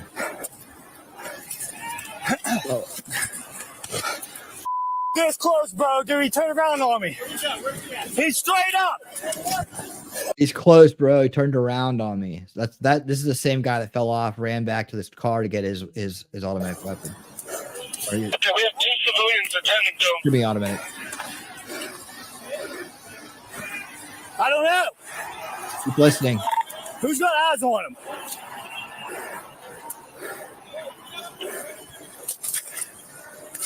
Back up.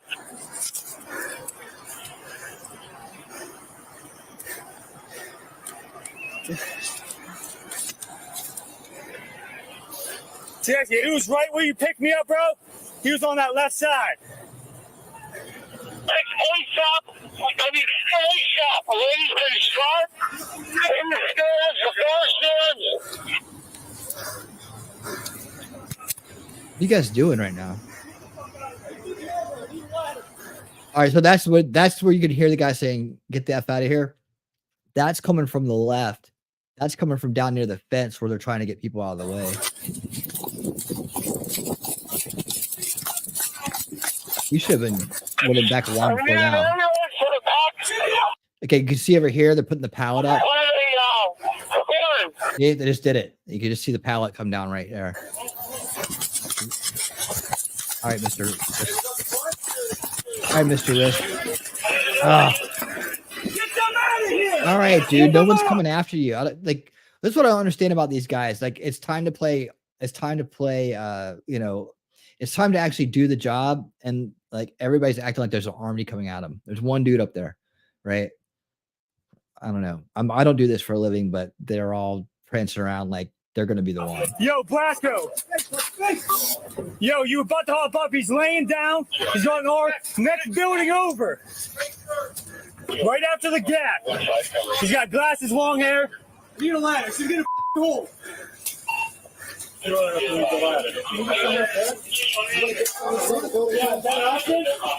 Yo, Mike. I climbed the wall. Hey, there's the pallet right there. See?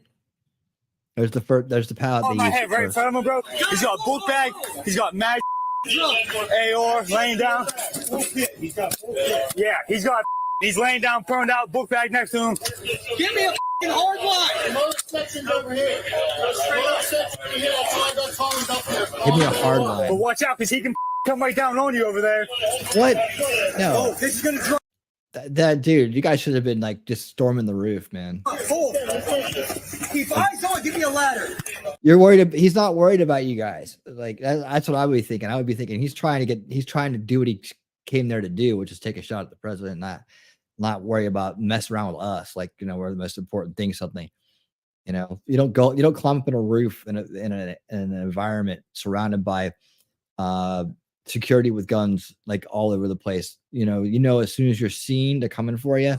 If you're there to do something, you got to do it, or else, you know, that's it, or run. Yeah.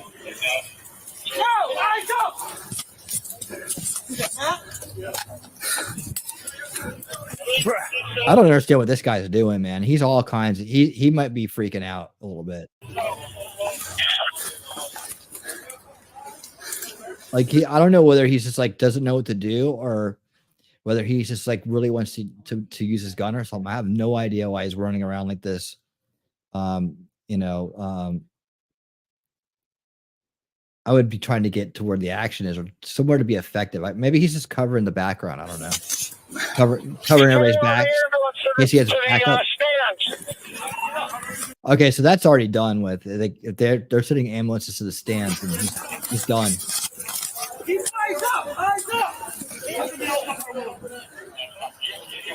This building. He was on top of this building. The left. Wow.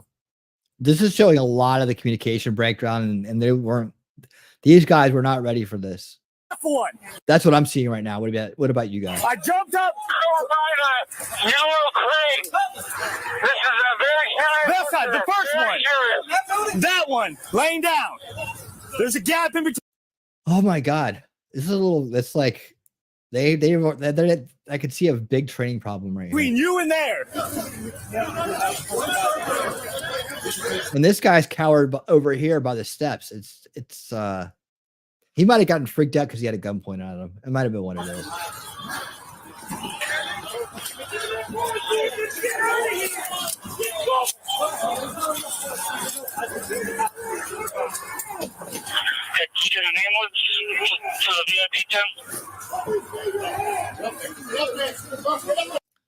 You can see through that bush a little bit. People are already up there. So what is this guy doing dancing around here?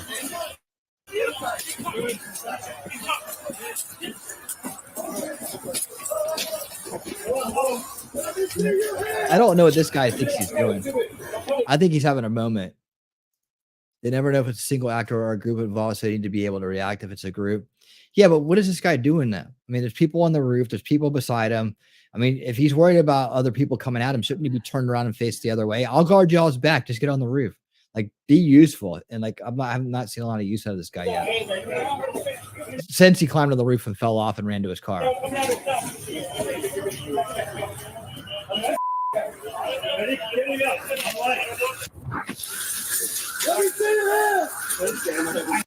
Okay, now they're boosting people up over here. Yeah.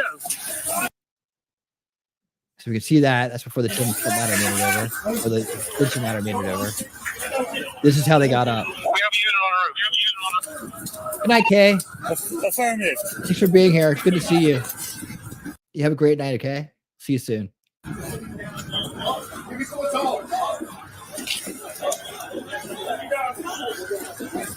Yeah, we haven't got the Secret Service sniper stuff yet. No, that's still to come. Yo, Jess, you got me up once, bro.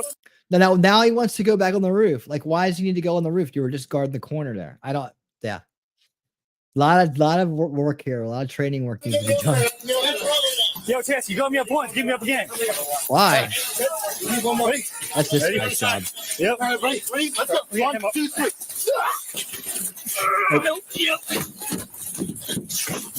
Watch. This is where he cuts his hand a bit.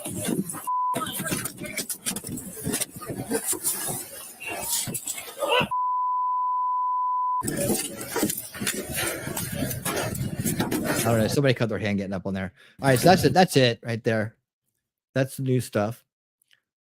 Monday we'll be covering the Trump interview with Elon. Unfortunately, this is all like closing the barn door after the horses run off. Yeah, no doubt. So here, that's the new stuff that's out there. People are going to run and analyze it the way they want to. You know, all I can say is I see the opportunity for a lot of training, and I see a lot of miscommunication happening. I don't think it's a conspiracy. I don't think they're doing it on purpose. Some people are going to say that they are. They've got work to do to prove that. That's for sure. All right. So let's get into and I don't have any grifts to degrift tonight, like I said earlier. So luckily that slowed down. So that's a good thing. All right. But I do have more footage, and I need you guys to see this last two things, and then we'll get out of here. Radio calls. Okay, so we're gonna go to Jeff, and we're going to check out this latest stuff. And why do that? Let me go ahead and make sure I got him a like there. Open his channel up over here. Okay. And yeah, anything new from him tonight? Okay, no. All right. He usually puts stuff out after the show's over. So, anyways, check this out. We're gonna crank it up a little bit and rock and roll. Continuing on with our analysis into the Donald Trump shooting, we have uncovered a story from the Washington. Oh, Wolf, will be taken off. Have a good night. Thank you for everything, man. Take care. We'll see you soon. Okay. All right, here we go. Audio removed for copyright music. Okay. So I don't know what that's post the other day where we lost sight of him. Radio traffic showed failed search for Trump rally shooter. They have obtained a timestamp transcript of radio communications from the police during the shooting. So this will open up all new information for us that will help us complete the timeline. So let's see what unfolded and what new details get revealed. Okay, so in that communications transcript, the the Washington Post pointed out here, this quote directly from that transcript. It says, just an FYI, we had a younger white male, long hair, looking around the AGR building, a local counter sniper said at 5:42 p.m. So this is according to that time-stamped transcript of the encrypted radio communications. And they also said he was viewed with a rangefinder sighting the stage, and we lost sight of him. So remember, this message was sent to the command post for the local police. Now, this appears to sort of jive with the time that some of these pictures were sent out in these group texts, see, around 5:45 p.m. there. And let me show you where that was. Okay, so what happened was the Secret Service had a command center, I believe this is referring to it over here, whereas the Butler and Beaver command center for the local cops was, I believe, in the right over here, because we saw them coming out of here in Dave Stewart's video right before Trump took stage. Remember, we saw right. And you remember how many times people have been complaining about the Secret Service and all this, right? Secret Service stays close to the president. They're all where he is, right? Way over on the other side, like he just showed, right? You don't see the Secret Service is here, right? And everybody else is down over here, right? So, yes, they should have better communication with each other, but to think that these guys were over here, or Secret Service Secret Service Hercules 2, Secret Service. Okay, so they were down there. There's Butler, ESU. Okay, my bad. I'm just misreading that. Okay, so they were. So they had communications here, communications there. All right. Well, that was the problem, right? They weren't communicating well enough between each other. So it's hard to tell from that footage we saw, from them running around and trying to get up, like who was who. It was definitely the police at first. And the guy who ran back and came back in, that was police, right? All right. Because we saw them coming out of here in... There's Washington SWAT, Butler ESU, Butler County CP. Okay. Now we're all oriented here. Dave Stewart's video right before Trump took stage. Remember, we saw all of the cops. So these guys with the camo on, walking out over here in this area. I wonder who. So the problem is, if the local cops over here at the AGR building had an issue to work on, they had to radio their... That's the AGR building over there. Okay, off. Okay, got it. These are the snipers. Okay, now I'm sorry, I was all backwards on that one, guys. Okay, here we go. That's the guys we saw behind Trump, right there, right? Am I right? Or is it over this way? I think it was these guys, right? That makes more sense because there's the line of sight. There's the trees. Okay, got it. Control center over here, and these guys had to pick up a cell phone, and call over here to the Secret Service command post over here, which also had the Pennsylvania State Troopers in there. So you had two different places. It was kind of a weird setup of communication. Something happens over here. These guys have to pick up a phone and call these guys over here. That was the only method of communication they had. Communication. There was nobody from Secret Service over here, and there was nobody from over here in Secret Service command post. So that's where communications problem came from. See, and that's where the Washington Post had reported that nobody from Secret Service was inside that white trailer to hear the message. So the problem here was the lack of a direct link between the Secret Service trailer and the local police trailer. Very first thing I said was communication break. This looks like a communication breakdown, like classic communication breakdown.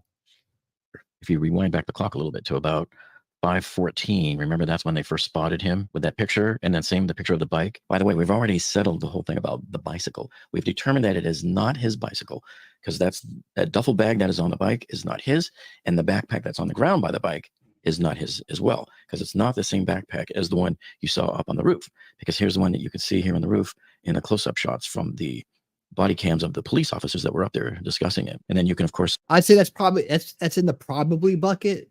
I mean, I could see a scenario where he had two backpacks and maybe one with changes of clothes in them. But at the same time, and then people say, well, he brought the bike in the van, and he was never seen riding the bike around unless it was just put there for a getaway.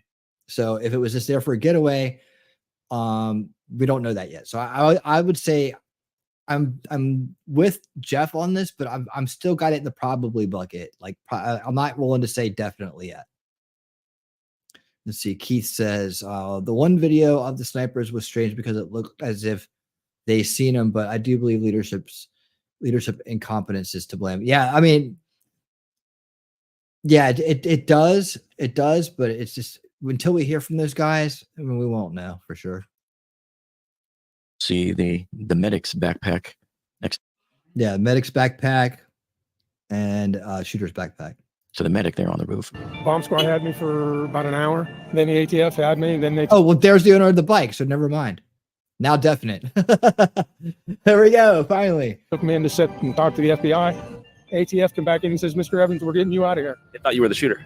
No, they thought I had the bomb. It's a pretty sweet bike.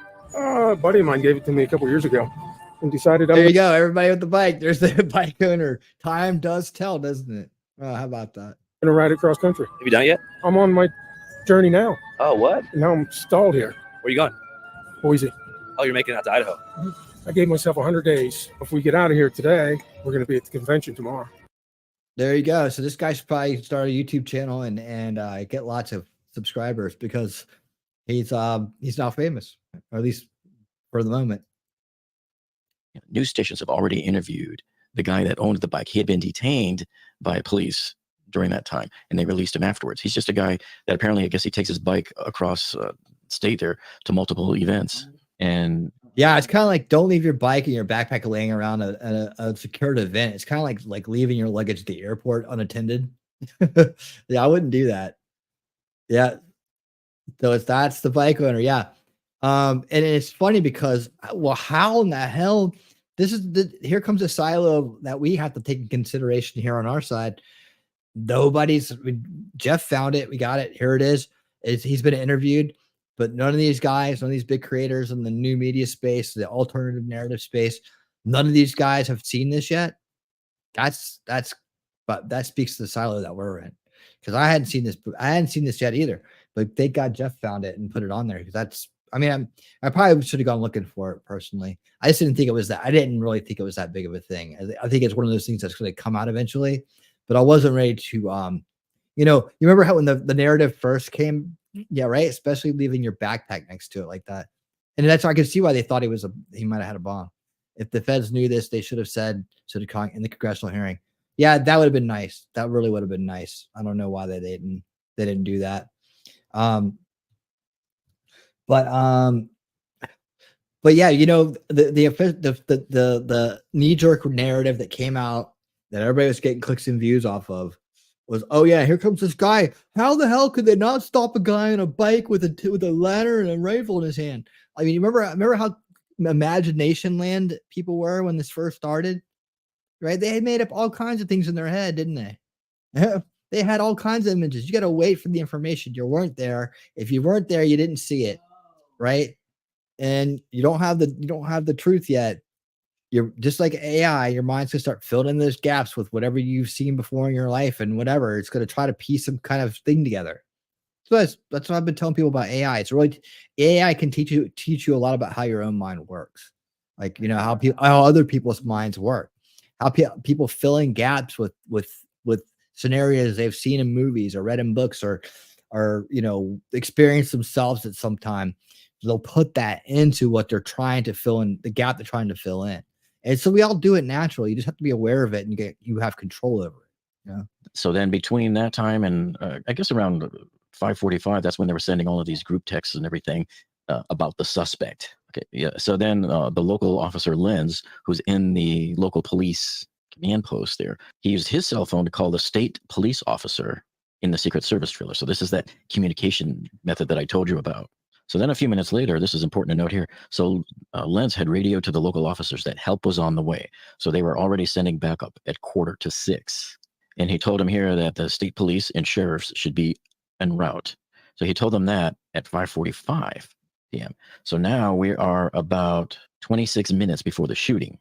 Every time they tried to recirculate the photos around this time, they were having problems because look, at 5:47, one of the other officers says, I'm trying to forward photographs of the individual. Then an advisement came out over the radio here that says units be advised, internet and cell service is down. Another officer on that channel said a minute later. And then then look at this, man. He told him your picture is probably not going to go through because I don't have any service. This was at 5:50. So this is about 21 minutes before the shooting. So this was the time then, or they're saying around this time at about 10 minutes to 6 is when they alerted the Secret Service Hercules team. That's their counter snipers. So at this time is likely when Secret Service was told that they are seeing somebody suspicious. They're looking for the guy, but they don't have a visual on him right now. And at this point, he doesn't have a gun. So then it says that Lenz enlisted more officers, including police, handling the traffic on the roads outside the rally site. So now at 5 minutes to 6 here, about 5:54, he says our Sierra units lost visual of him. So he's referring to like Officer Greg Nickel and the other guys that are upstairs in the building. Finally, at 6:02 p.m., Greg Nickel gets on his radio and he goes, all right, subject is in between the AGR building. He has a backpack. And the Beaver County District Attorney had said that Nickel was moving within the building looking for crooks. So remember, Trump was here on stage. This is where. Hey, if you're ever there on the Rumble side, man, please give me a thumbs up and consider following, man. There's a big competition between our Rumble channel and my X channel to get to 500 first. And Rumble needs 30 more to catch up because X just needs 5 more or 4 more to get to 500 first. So come on, Rumble, help out, give a thumbs up and give a follow and help Rumble beat X to 500. Where their shooter was. The police snipers were stationed in this building. And so Officer Greg was going, he was stationed at these 2 windows here, and he was walking around the building from window to window following the shooter. And he saw him, let me show you here. He saw him sitting on a picnic table right here. And that's indicated by the Butler report. See, so here's their slide from the police report. So here it is at 16:05 hours. And so this is 6:05. This is 6 minutes before the shooting. And so the officer was likely looking out this window, and the suspect was noticed sitting at a picnic table. And so he gets up from the picnic table and he starts walking in this direction here. And then the officer loses sight of him because when he walks around this part of the building between these 2 wings of the building, this is sort of a dead end. And I don't know if the officer was aware of it. He might have been. It's just hard to tell from that angle how much of the roof that they could see over there. But he is going in this general direction. So I guess right around 6:05 p.m. is when Officer Greg Nichols says he just went towards the Sheets, referring to the gas station about a quarter of a mile away. So let me show you why. There was a little bit of controversy because some people were thinking, why would he say Sheets when the guy walked in between the buildings? So if we pull up the complex here, so remember the picnic table was here and the officer is in this building looking down on him on the window and sees him walking diagonally in this direction, like the slide said, right?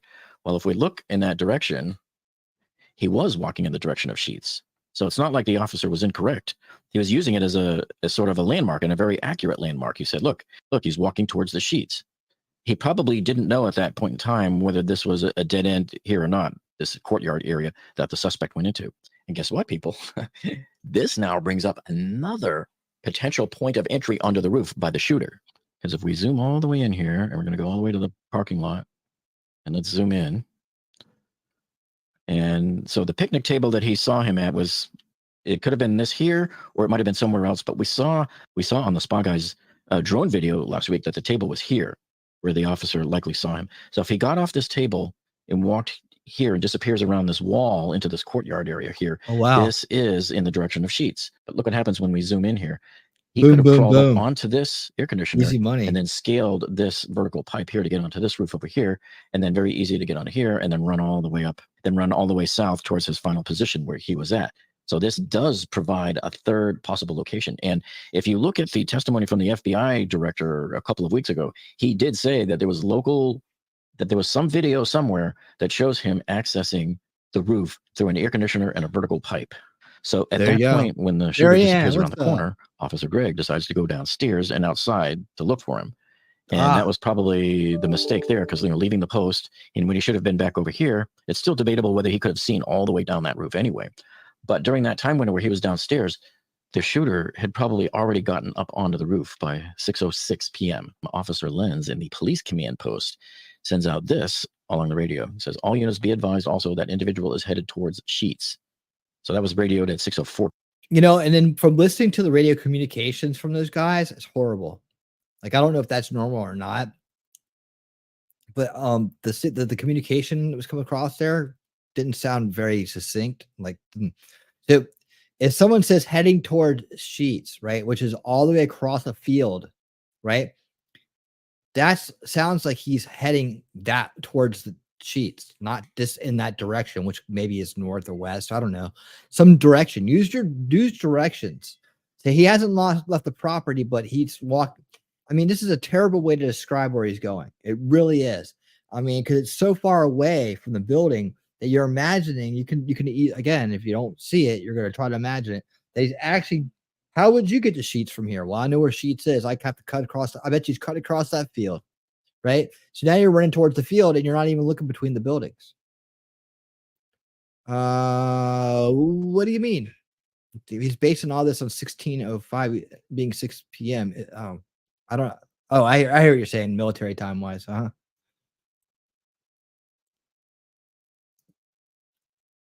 Yeah, he probably doesn't. 4 p.m. actually. So then at 6:06 p.m., you got an officer that says he's reportedly between the building up here at AGR somewhere. I'm There you guessing go. the west side, east side looks clear. And then at 6:07 p.m., Officer Lenz in the police post says they should have a fairly good perimeter. If you get another visual, let me know. 6:07 p.m. is when that happened. Less than a minute later, he was spotted again, this time up on the roof. So at 6:08 p.m., a local officer radios, someone's on the roof. I have someone on the roof with white shorts. And so the likely viewing point was up here by these trees in the grassy knoll area up here. Because remember, the building is set down a hill. So all of the people standing up here in the grass are the ones that shot that famous video showing right the there. shooter up here They're crawling all people along the right roof. here. Because we have millions and millions of people. And I want to see that again. It's like, the shooter up here crawling along the roof. because we have you see how he's on his side right there? You know, is that where he's piecing things together? millions and millions of people in our country that should be here. Dangerous people, criminals. Well, We have criminals. He's We on have the roof. He's drug dealers. We have people that right should not be here, right here. on the roof. It's much He's tougher standing than up now. He Nice might be moving. right on the roof again. And so there was at least one officer in this area that we know of, and we know that there was There's more 12, the surrounding 12 this door. area, and more were The 12 arriving in door. the parking lot at that same time. And a lot of that was evident in the Dave Stewart video. Cops surrounding this whole entire building right now. And then somebody else reports we do not have assets on the roof. That is not us. Now you can see at 6:09, 2 minutes before the shooting, that's actually 2.5 minutes before the shooting, Lenz dialed the state trooper again to inform him of the suspect on the roof. And remember, at this point, he's still not armed yet. They still don't know that he has a gun. He's just a guy on the roof. And then another officer said over the radio he had a good view of the male on the roof.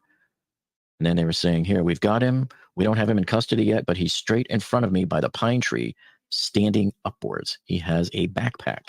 So we know the backpack made it up to the roof. Now, of course, many of the conspiracy theory people are yelling at me left and right on the comments going, come on, how could anybody have gotten in that roof there with a gun? That question sounds like really stupid. Are these people really that uninformed? Don't they know that these guns can break apart into two pieces? Boom. And I even showed you this on my other video, and yet they still keep coming and asking the same question over and over again, you know, hoping that maybe none of the people that read the comments know about the picture that I posted. But here it is again. I'll show it to you, and I'll leave it up a while for you to understand and grasp that these guns come up. These are 39-inch max length guns.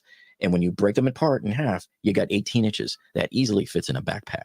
And then another officer said lost sight of him. The trooper was chasing him, trying to follow him around the building. Then, of course, at the same time, that famous video was taking place where everybody saw the shooter crawling up the roof. So then that right there looks like he's aiming, doesn't it?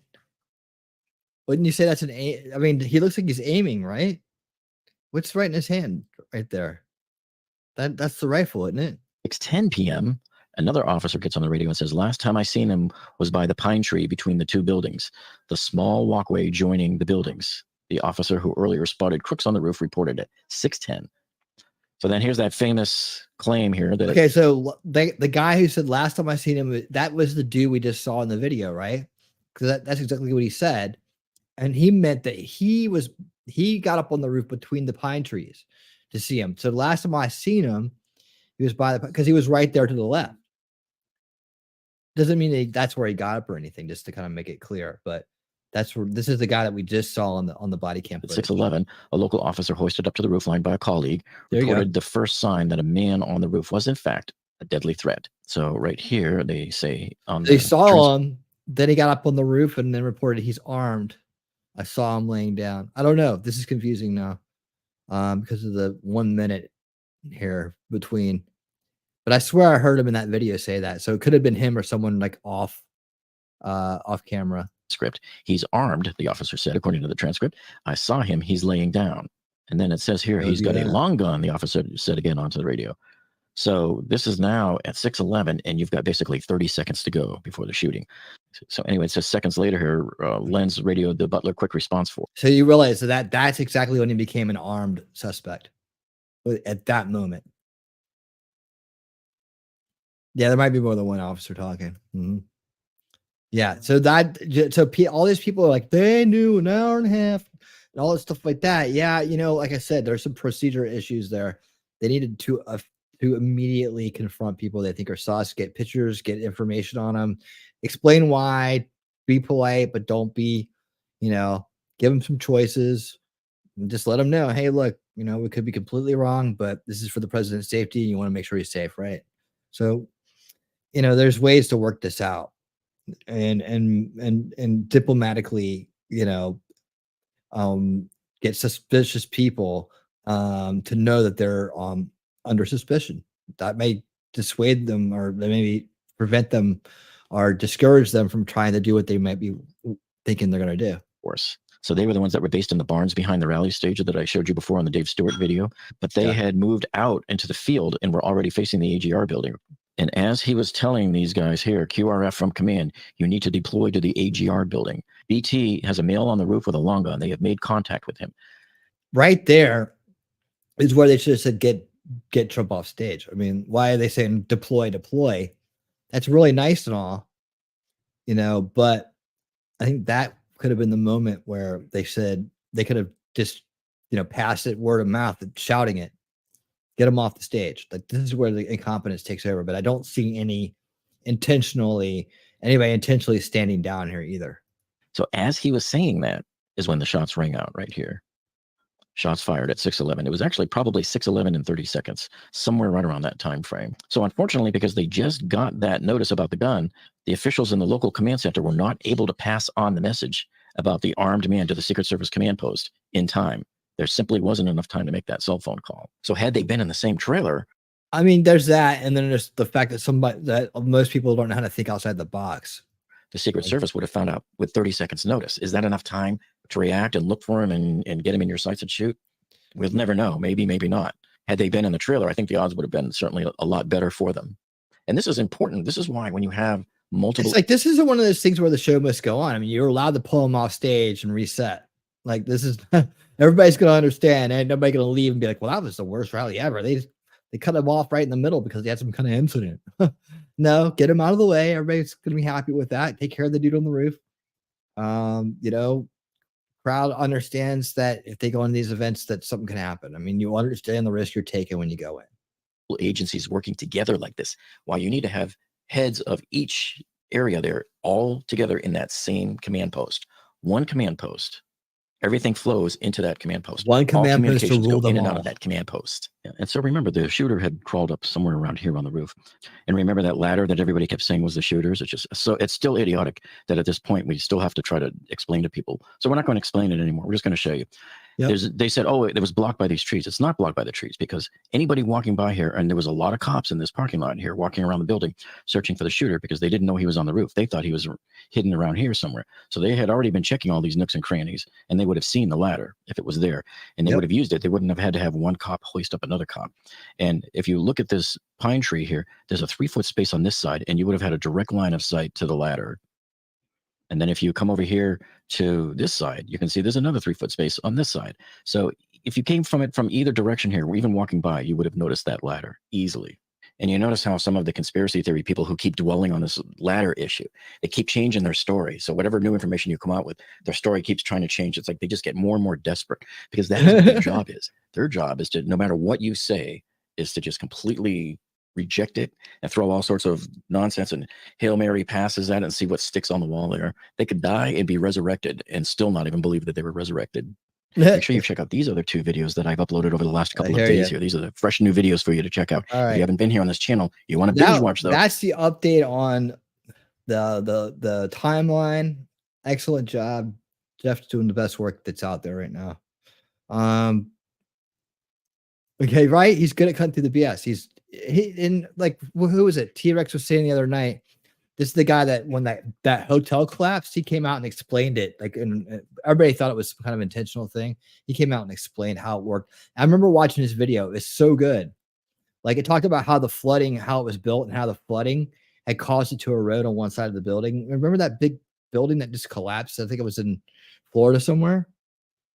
Yeah, he broke it down, dude. I think this is where he got his notoriety. But dude, he's a smart dude. He's a smart dude. All right, so the next video, and the last one of the evening, I just wanted you guys to see this. This guy has some different takes, but he's still doing a good job. I think overall, some things that I think this is a little bit of an older video, 13 days ago, so he's going to be missing some information. However, we have yet to talk about the van. Let's talk about the van. Let's do some van talk, y'all. Yeah, you remember that? Yeah. No, go check out Jeff's video on it if you're interested in that, Mimsy. You'll really enjoy it. Like, he really explains it in a way that anybody can understand it. If you're not, you don't have to be a structural engineer. He lays it all out, man. He does it. Great work. Great Investigates. Welcome to the show.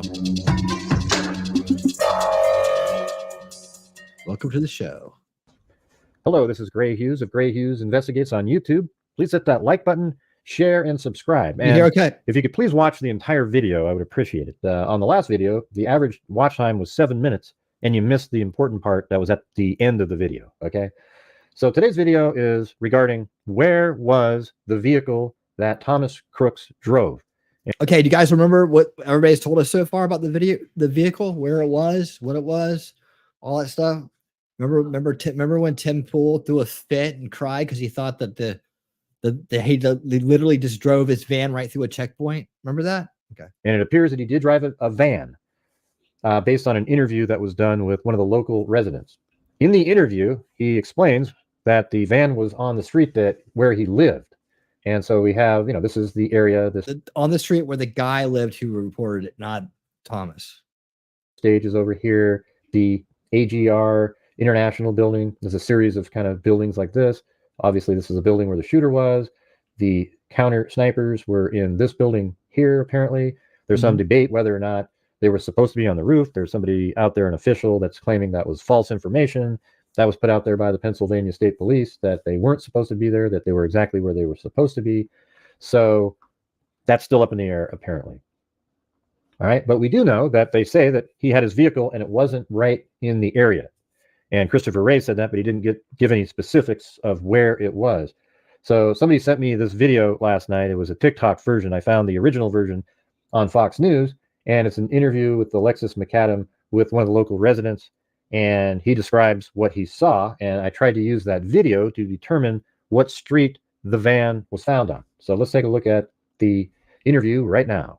I can tell yet, but okay, I'm gonna This guy does a really great job of figuring this out. talk to him right now. I'm going to bring him in. This is Billy Toma, Martha, who we've been talking to. We actually met him out there at the scene yesterday. He lives right near where this all happened at that rally. And you also recorded some video, as we see now. The suspect's van was parked right in your street. And they all kind of had it closed off, Martha, because they didn't want people from the rally to park on your street. So then you knew this guy's car wasn't supposed to be there. Walk me through what you saw. See, they had it closed off, and he went through there and parked anyways. I think that's what they were referring to, as in someone kind of followed us in or something. But that's not. Tim Pool took that and ran with it and thought, I cannot believe they just waved him on in. They just waved him on in. I mean, dude, how bad is he? Look, he has millions of viewers. Like, he makes so much money doing this for a living, and he prides himself on truth. He better walk this back. So I came home, but I'll keep playing it. But in the background, you see these series of buildings. Looks maybe like a nursery or something. Just looks kind of like you can see through it. Not really sure, but there's 3 buildings back there, and then this building. A little bit before 5, so I parked there. Didn't really think too much of it. It was the only spot in the whole yard or the whole road that wasn't blocked off. So later on in the night, there's the van. Everything happened, and we got home, and we were sitting there and saw cops all lined on the street. So whenever we looked out, we walked outside and saw them opening up his vehicle and everything. When the cop opened it, everybody else jumped back and was trying to stay out of the way. Here I am worried about it blowing up or whatever's going on. So, I mean, to find out that this happens and the former president gets shot nearly right in the head, almost assassinated across the street from your house, and then to find out that the gunman's car was possibly parked right in Yeah, they said nearly across the street from his house. It's not really front of your house. How many cops are we talking about? And now she's saying that it was parked right in front of his house. That were out there.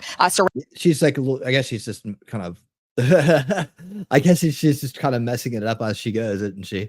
This is, again, problem with media, right? Especially if they don't follow up on their stories. And we saw a lot of this happen in like Sandy Hook and like other incidents where reporters embellished, right? They embellished, maybe even not even realizing they were doing it, trying to be descriptive. And descriptive can be very one-sided, right? It could be something that you understand and you think, well, this description is perfect, right? but to another person, they could take it a different way and it can mean something completely different, right? So it's just one of those things we got to play with. That's why it's important to follow up on things and definitely field questions, right? Does that thing run? I have a really nice vehicle parked beside that thing. But yeah, it's like, here's this one interview, right? And if someone could take this and be like, dang, it was like right in the guy's yard. He parked right in this dude's yard, man. Like if they weren't halfway paying attention, using the language that she's using, it's just bad. It's just, unfortunately, maybe she's new. She looks kind of young, but it's either green or just really bad journalism, right? It's just either inexperience or slop. You have to really, this is why words matter. And how you do, when you're in charge of information, right, that can influence someone else, right? You have a responsibility to try to be as clear as possible. Like if you're in an official source, like official capacity, even like, me on this channel or her on the news, right? Even more so her than me. But you need to take that. Okay, I should say not really at your house, but down the street. Okay, it's about a block. Really clear things up. Really try to be as detailed and non-biased as possible, and try to really stay out of like anything that that could be misconstrued by somebody that's not you, someone from across the country. Like you used to learn how to communicate across the company, right? When we're like doing information technology services or whatnot, right? You have to be able to speak to the CEO and the accountants. They're two different kinds of people, but they have to understand what's going on in a way that they can both hear it. So it's just one of those things you got to be careful with. Rounding this van, and was there a license plate on the back of that van? There's a lot of questions too. Like she piled the questions on, blah, blah, blah, blah, blah, blah. Just do one at a time. I believe 5 to 10 cars out there, and there was an Arizona plate on the van. And you hear that? An Arizona plate on the van. And there was probably 15 cops altogether, all outside of the van. Is that the van down there? Is that it? Or what am I seeing here? And then, like I said, whenever the one opened up the door, the rest of them all jumped back trying to stay out of the way. Did the police talk to you at all? I know you were out there with your son. Were you guys worried for your safety? No, that looks like just another cop car, doesn't it? We weren't not worried, but yeah, we didn't talk to any cops or anything. Right there. They waved hello, but that was about it. So okay, well, thanks for talking to us. That's just kind of some of the witnesses. Yeah, so I mean, it's pretty. That was kind of like, did you get anything out of that? I got barely anything out of it. So why tell he pieces this together? Crazy. This guy actually lives on the street where the van was, and he saw the van at about 5 o'clock when he came home, and then later in the evening when law enforcement was canvassing around, they must have found the van somehow, and that's when he went outside and filmed it, and the interactions with the van, how they were startled when they apparently saw some explosive devices in there, and then they towed it away, and this individual here, Mr. Toma, filmed the vehicle being towed away. That's a hell of a different story than being in the parking lot following cops through a secure gate, right? How long do we hang on to that? That's why, until you don't know. You just, you got to put it in the buckets, the right buckets. Maybe, kind of, waiting for an answer, needs more information, probably, and definitely, you just got to compartmentalize or like bucket the questions and the different points until you can actually bring them out and put them together factually. Right, not trying to use too much imagination here, but if you listen to all the new media and everybody else, they had to have you thinking he was sitting in his van was in the middle of this parking lot right here. All right, so let's try to figure out where this was, and I've already done this, but I just want to show you how I was doing it. So I was looking around trying to find where you can see series of buildings like that. I was looking all over the place, and I saw this. Yeah. But when you're watching the video in the background, there's a building right there, right? Okay. So when you're looking at that, you look down here and you go, well, there's no building that looks like that. But I decided to go to Street View anyways. Stop. Okay. See these houses right here? These are houses, right? This is somebody's house down here. This might have been a road that might have closed off right here. Maybe somebody could have snuck back here and parked. And that would be like, kind of like, or, somewhere around here. Let's see where he puts it. That looks like where he was literally where he was talking from was like right here, right? Looks like you were talking about right here. So I know sometimes buildings are built after these 3D models were made in Google Earth. So then I turn and look at that. There it is. So to get in that precise positioning where so far the reports are he didn't buy it. It was his father's. So that's where it stands right now. It needs more information, needs confirmation from father. But I'm pretty sure they've, you know, if it was something different, they probably would have thrown that out in front because it would, you know, maybe would have, you know, he bought it at a gun show or something. You know, they could have used it for their 2A gun control narrative, right? So I think if there was anything kind of like, you know, a little bit more sketchy in that department, they would have already put that out in front. That's just my opinion. But as far as we know right now, and it seems to be the case because, you know, his parents had called around looking for him. I think the gun was lent to him to go to the shooting range, which I guess he did, and then or didn't do or something. I don't know. We're still working out the timelines on that. We know what they said up front, but we have to confirm all that again to move forward and say, yep, that's definitely what happened. Where you're basically looking down the side. The interview took place, you know, over, you know, likely in this general area right here, perhaps even just right here in this parking lot. But there's the building in the background. You can see it. There's the door, the building, and these areas back here, maybe a greenhouse of some sort. Can't really tell. I go zoomed in over the shoulder. They're right there. And if you go up in the air, notice how it's not there, right? And if you go to Google Earth's maps in the past, there you have it. That's where it's built. But if you go back like to 2021, let's go back even further. It's right there is where it would have been, but it's not there anymore. Okay, so looks like in about 2015 it was built. So that means Google Earth's 3D modeling of the area was done prior to 2015. That's why if you look at the roofs during this time period, it's white. But I bet you if you go back to 2014, boom, there it is. See how they're not white like that? And that's what the 3D models were built out of. Every time after that, they're white looking. That's what they look like when the shooter was taken out. And the day of the shooting, he was on that building. That's exactly what it looks like. But if you get rid of that and go back to 3D, see how it has the gray roof area. So that's just a little bit of information of how Google Earth works. All right, so we were able to find that location, that it was right here on Street View. So that's where the interview was taking place. All right, so then I was looking up in the air in the area for, like, where's the neighborhood? Well, the closest neighborhood that's right there is this street. Okay, so then I went down to Street View after going back and looking at the video. See that house right there? You can see, you know, darkness, and then for this dark area here, that's actually another mini roof, and then it goes up and has this triangular shape, and it's facing towards the street. That portion of the house, that face is facing towards the street because he's filming the car drive. The only spot. And so there, with a lighted version, as the lights of the truck go by, you can see that there's actually another roof right there, roof here. And you can also see the window decorations, etc. All right, that's on the video here. So then I went down the Street View, and unfortunately, I started over here. I just kind of went in like that. I said, surely it can't be one of the first homes. So I kept going down the street for a while, looking around, and then I said, well, let me use the 3D view and just look for that face on the house. So then I started right here, and look at that. I mean, it was the very first house on the street where this video was taken. So you go down the Street View and look, there it is. See that? You've got everything's exactly the same. Even the garbage can in the front of the house is in the same location as it is in Street View. And the Street View here is from, let's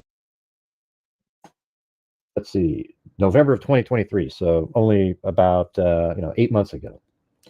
So there you go. That is where the video was taken. So that means somewhere on this street right here is where the van was left, and it ends down here. So.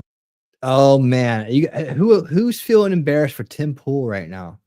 I mean, as much as he looked in that camera and cried about the fact the van got let in, how they just wave him in, it's got to be an inside job, dude. He's got to be feeling it because he was the most conspiracy averse person. I didn't think he'd ever even come around to thinking that anything was a conspiracy. Now he's like jumping sharks, like with like precision, right? Like this literally happened. He was parked on this street here, far away from the police, far away, right? The guy, look at this. The kid got an Arizona license plate and put it on his van. He had a bomb in the van. He had contingency plans. He had hats. He had shirts. He had ways to disappear into the crowd. Perhaps we've heard a few things now. We're still confirming some of this, but. I mean, the van was not even close. Did the neighbor live down here and he followed it down? I tried to find where the neighbor lived, and I couldn't find his recent address on that street. to get the exact spot because apparently it was right next to his house. But So, how do you think they knew to go looking for the van? Let's ask some more questions.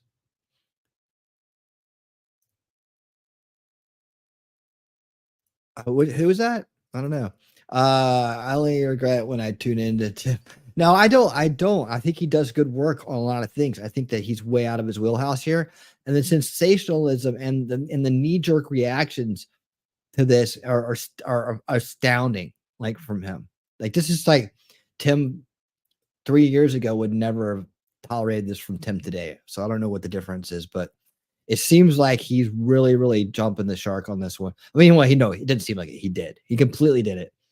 But it's a big change in personality in terms of, I don't know whether it was just like he's starting to hang out with more conspiracy type people or what it is. But, and I like I said, conspiracies are real. They're part of everyday life.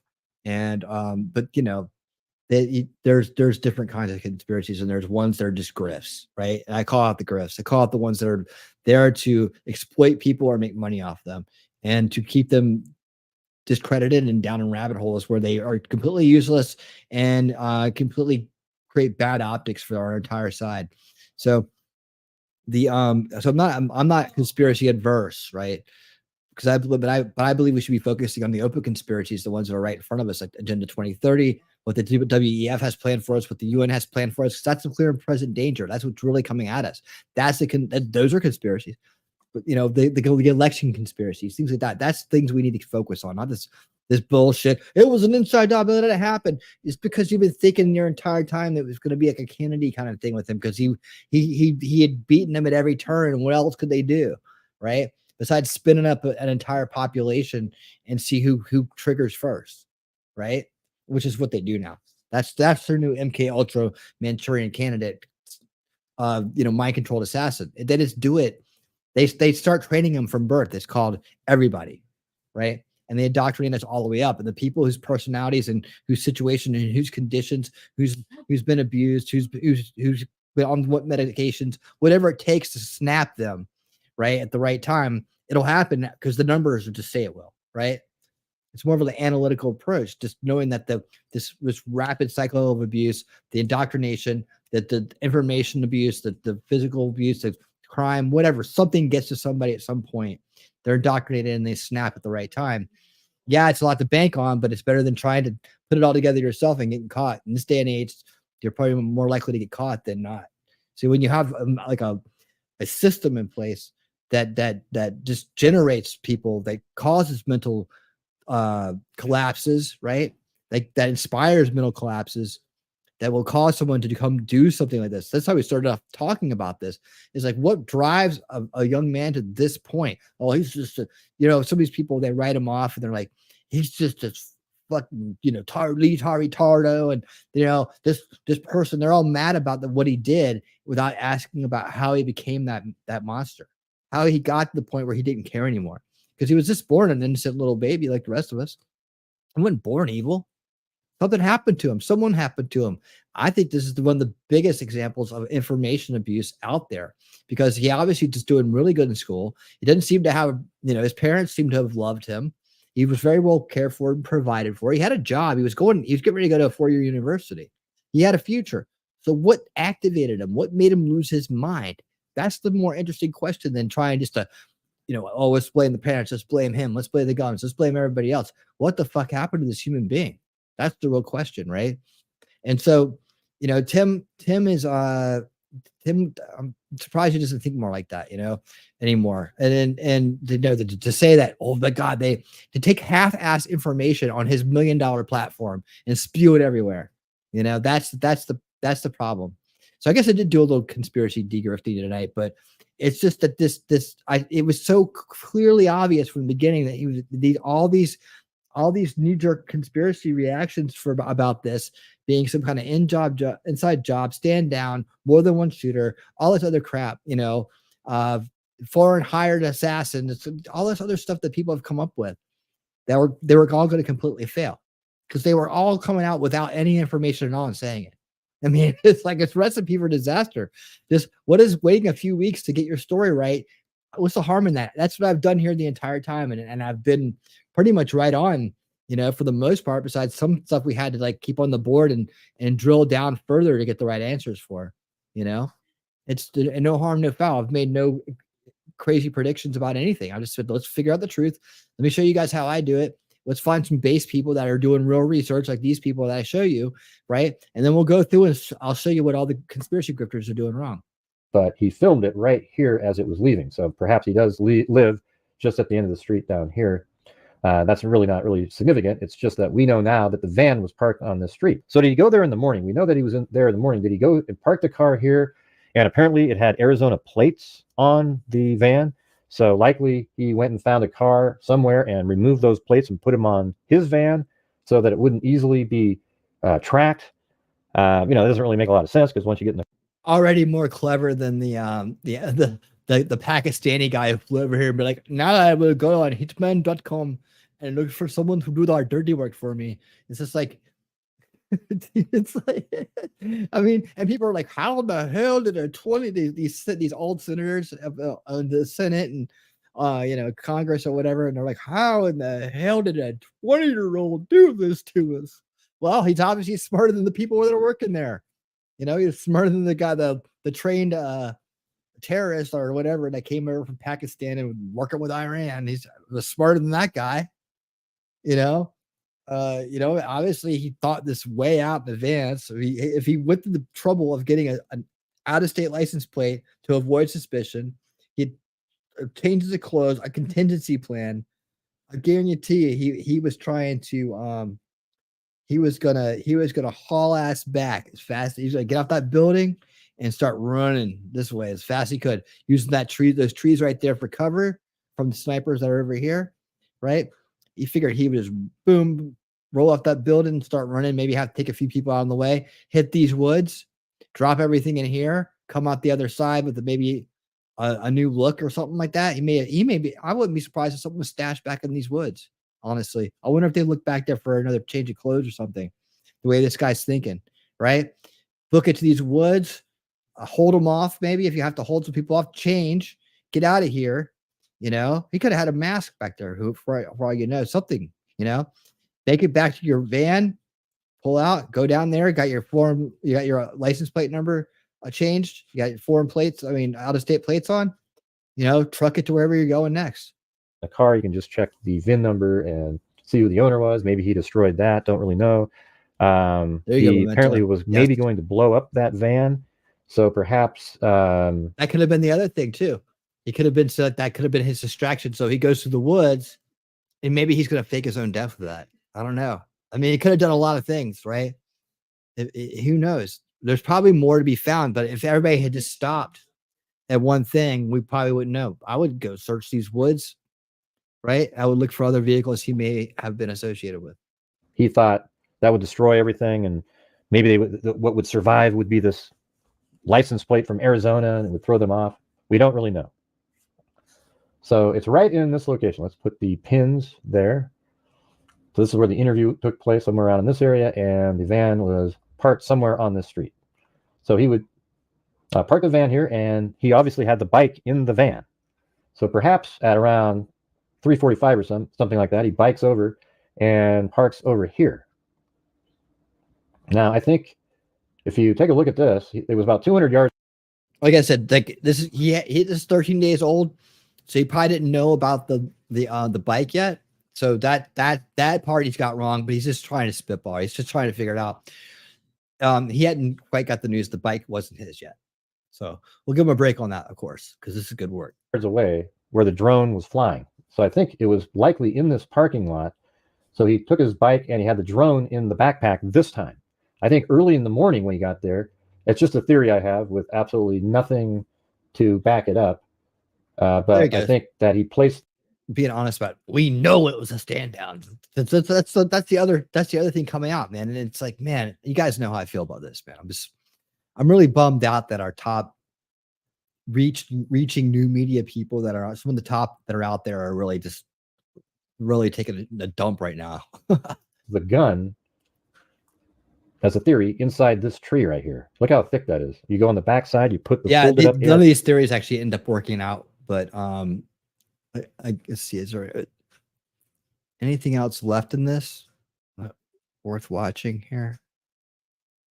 Yeah, I think the rest of it's just pretty much that. So I think the rest of it he needed more information. He was just, again, he's telling you right there. I'm just guessing. I don't know. There's missing information, but this is a possibility, right? We've done that ourselves, but by no means marrying ourselves to any of those ideas. Just trying to say, okay, well, this could have been this. He could have gone up here. He could have gone up here. Okay, here's a couple different ideas, right?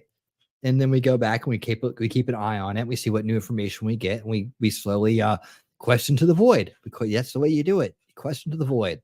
Never stop until you know. And just don't settle on anything, especially a bias. Like, okay, I knew they were going to try this, so therefore now I have to like try to piece everything together to make it so that it's an inside job. And we saw that from day one. So now we see the effects, right? We see the effects. We've even talked about how the algorithm works and pushes out things that are untrue more than they're true. From the Social Dilemma documentary we watched on Sunday night. And if you haven't seen that, by the way, Keith, I don't know if you were around for that, you might really enjoy the Social Dilemma. It was a documentary we watched on Old School Watch Party Sundays. We do that every Sunday, by the way, guys. Every Sunday we do a documentary and a movie, except for once a month where we do 2 movies. All right. But yeah, so we do different, we learn about different stuff. We've done a lot of documentaries. In fact, we might do a recap this Sunday where I go back through and just look at everything that we've done so far on that show, because I think we're coming up on our 1-year anniversary for that show. So anyways, though, Keith and anybody else who wasn't there, the social dilemma talks a lot about why things turn out the way they do online. Like, why I think certain things catch traction. Of course, there's money behind it, but for myself too, even talking about like why do certain things catch on that are complete BS when I'm trying to get the truth out, and it's hard for me to catch on at all. It's like I'm buried. It's because I don't make money for the advertisers, is what it is. But if they realize you can totally market to my crowd too, the same stuff. My crowd would love gravity water filters and survival knives and storable food, man. Why wouldn't they? Why wouldn't they?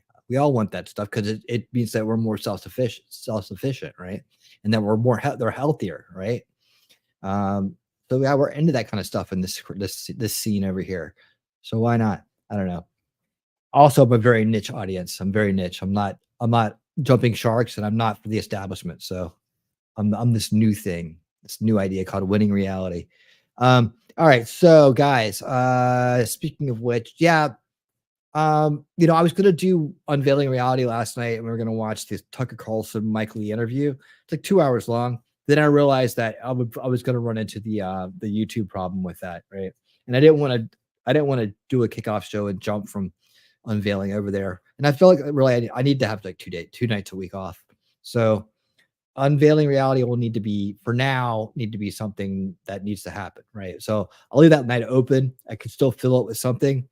I feel like there's a good fit for the Unveiling Reality show, which is about, the veils of perception that we live in today, how we got to counter that, long-term solutions to generational warfare, the cycle of abuse, the cycle of control, things that we deal with on a generational basis that keeps us locked into this cycle with these people that are ruling over us and try to drive us into a techno dystopia, if you will. With their weird, altruistic, very misled ideas about how to rule over us. So I need something that fits in there. The Outer Veils almost feel like is a different series now. So, and I don't even know if I want to keep calling it the Outer Veils, because I don't know if everybody it might just be like, I'm coming up with something new for that, even though I started it as that. They're connected, but they're connected loosely in like a more of like a idea realm kind of way. I'm going off on a tangent here, but anyway, so that's why I'm gonna probably be more sporadic with Unveiling Reality, even though I love that show. It's a flagship show. It really lays out the philosophy of the channel and so on, and it answers a lot of questions. But we did a lot of that work already, so people need to go back and watch those earlier episodes to understand that, or just ask me and I'll take 5 minutes and I'll explain it to them real quick if they really want to know. But yeah, how much can you keep going back to that, before, it's like, okay, we've seen that enough. So I don't know. Right now, we have so much information about the election, and there's so many things going on and still to come. We got debates coming up. We got the Elon Musk conversation with Trump coming up. We got DNC, whatever that's going to be. That's going to be like a clown show, meme galore, laugh a minute kind of thing for people like us, right?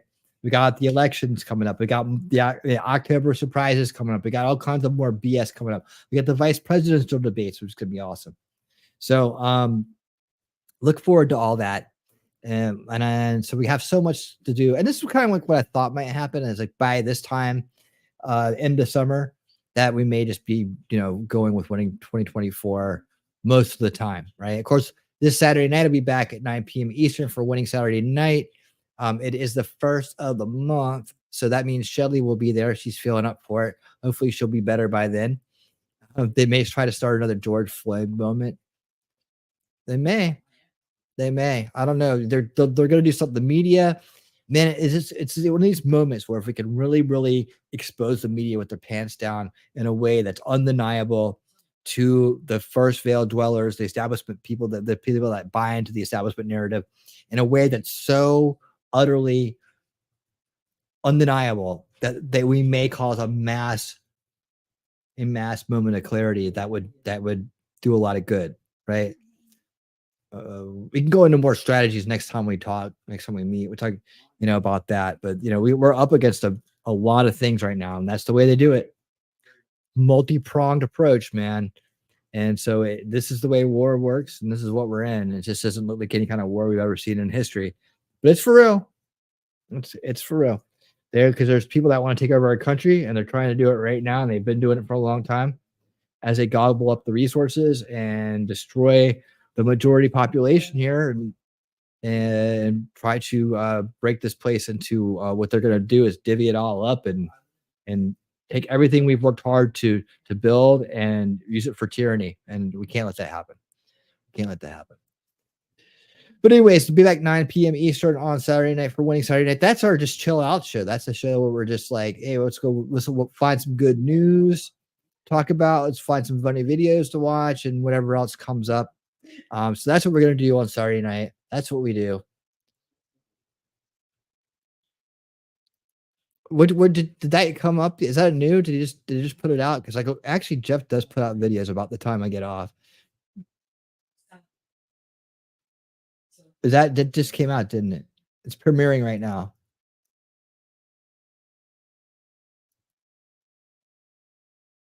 I think it's everything we just did. Yeah, it's everything we just looked at. Let me see if there's anything new in there. He just slows it down a little bit. Yeah, it's all the analysis we just did. He must be on the West Coast. All right. He just did that. Let's see. The one of him, what did you say? The one of him walking in? Yeah, that's this one right here. We should. That makes sense. Here, you know what? That's a good idea, Jeff. Let's take 1 second before I know it's just wrapping up and it's 4 hours, but one more look at this real quick. Now that I was actually thinking about this earlier. We're not going to watch the whole thing at all. But look, see, there's those arch buildings, right? Where that guy was like getting interviewed from. And up here, watch this real quick. In our Trump shooting analysis, we have detailed video that just surfaced showing. And there he is walking in. That's what I was saying. I didn't think he had a bike, right? I didn't think he had a bike. He was just walking in. But look, there's those buildings. So he would have come down all the way down this road, and then he's just cutting in, right? He's cutting in to the ARG building. So yeah, thanks for bringing that up. All right, guys. Let's see. That showed the guy walking across. I missed it. If y'all did, no, not at all. Yeah, we did it. That was it, right? But yeah, that just shows those buildings again. It shows the direction he was coming from, just proving that the van was down where where the guy said it was, and that he wasn't on a bike. All right, guys, time to get out of here. I'll see you next time. Thank you to the mods. Thank you to everybody that's been here, always is here, and is trying us out for the first time, whether you're on X, Rumble, or YouTube. Thank you so much, and until next time, everyone, keep on winning.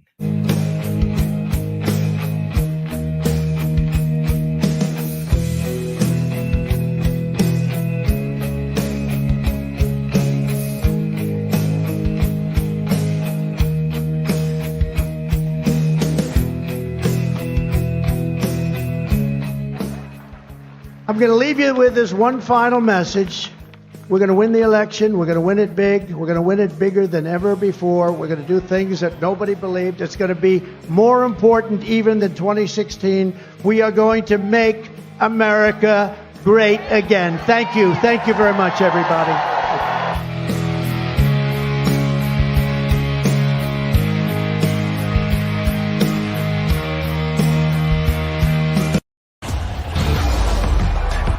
This is a friendship that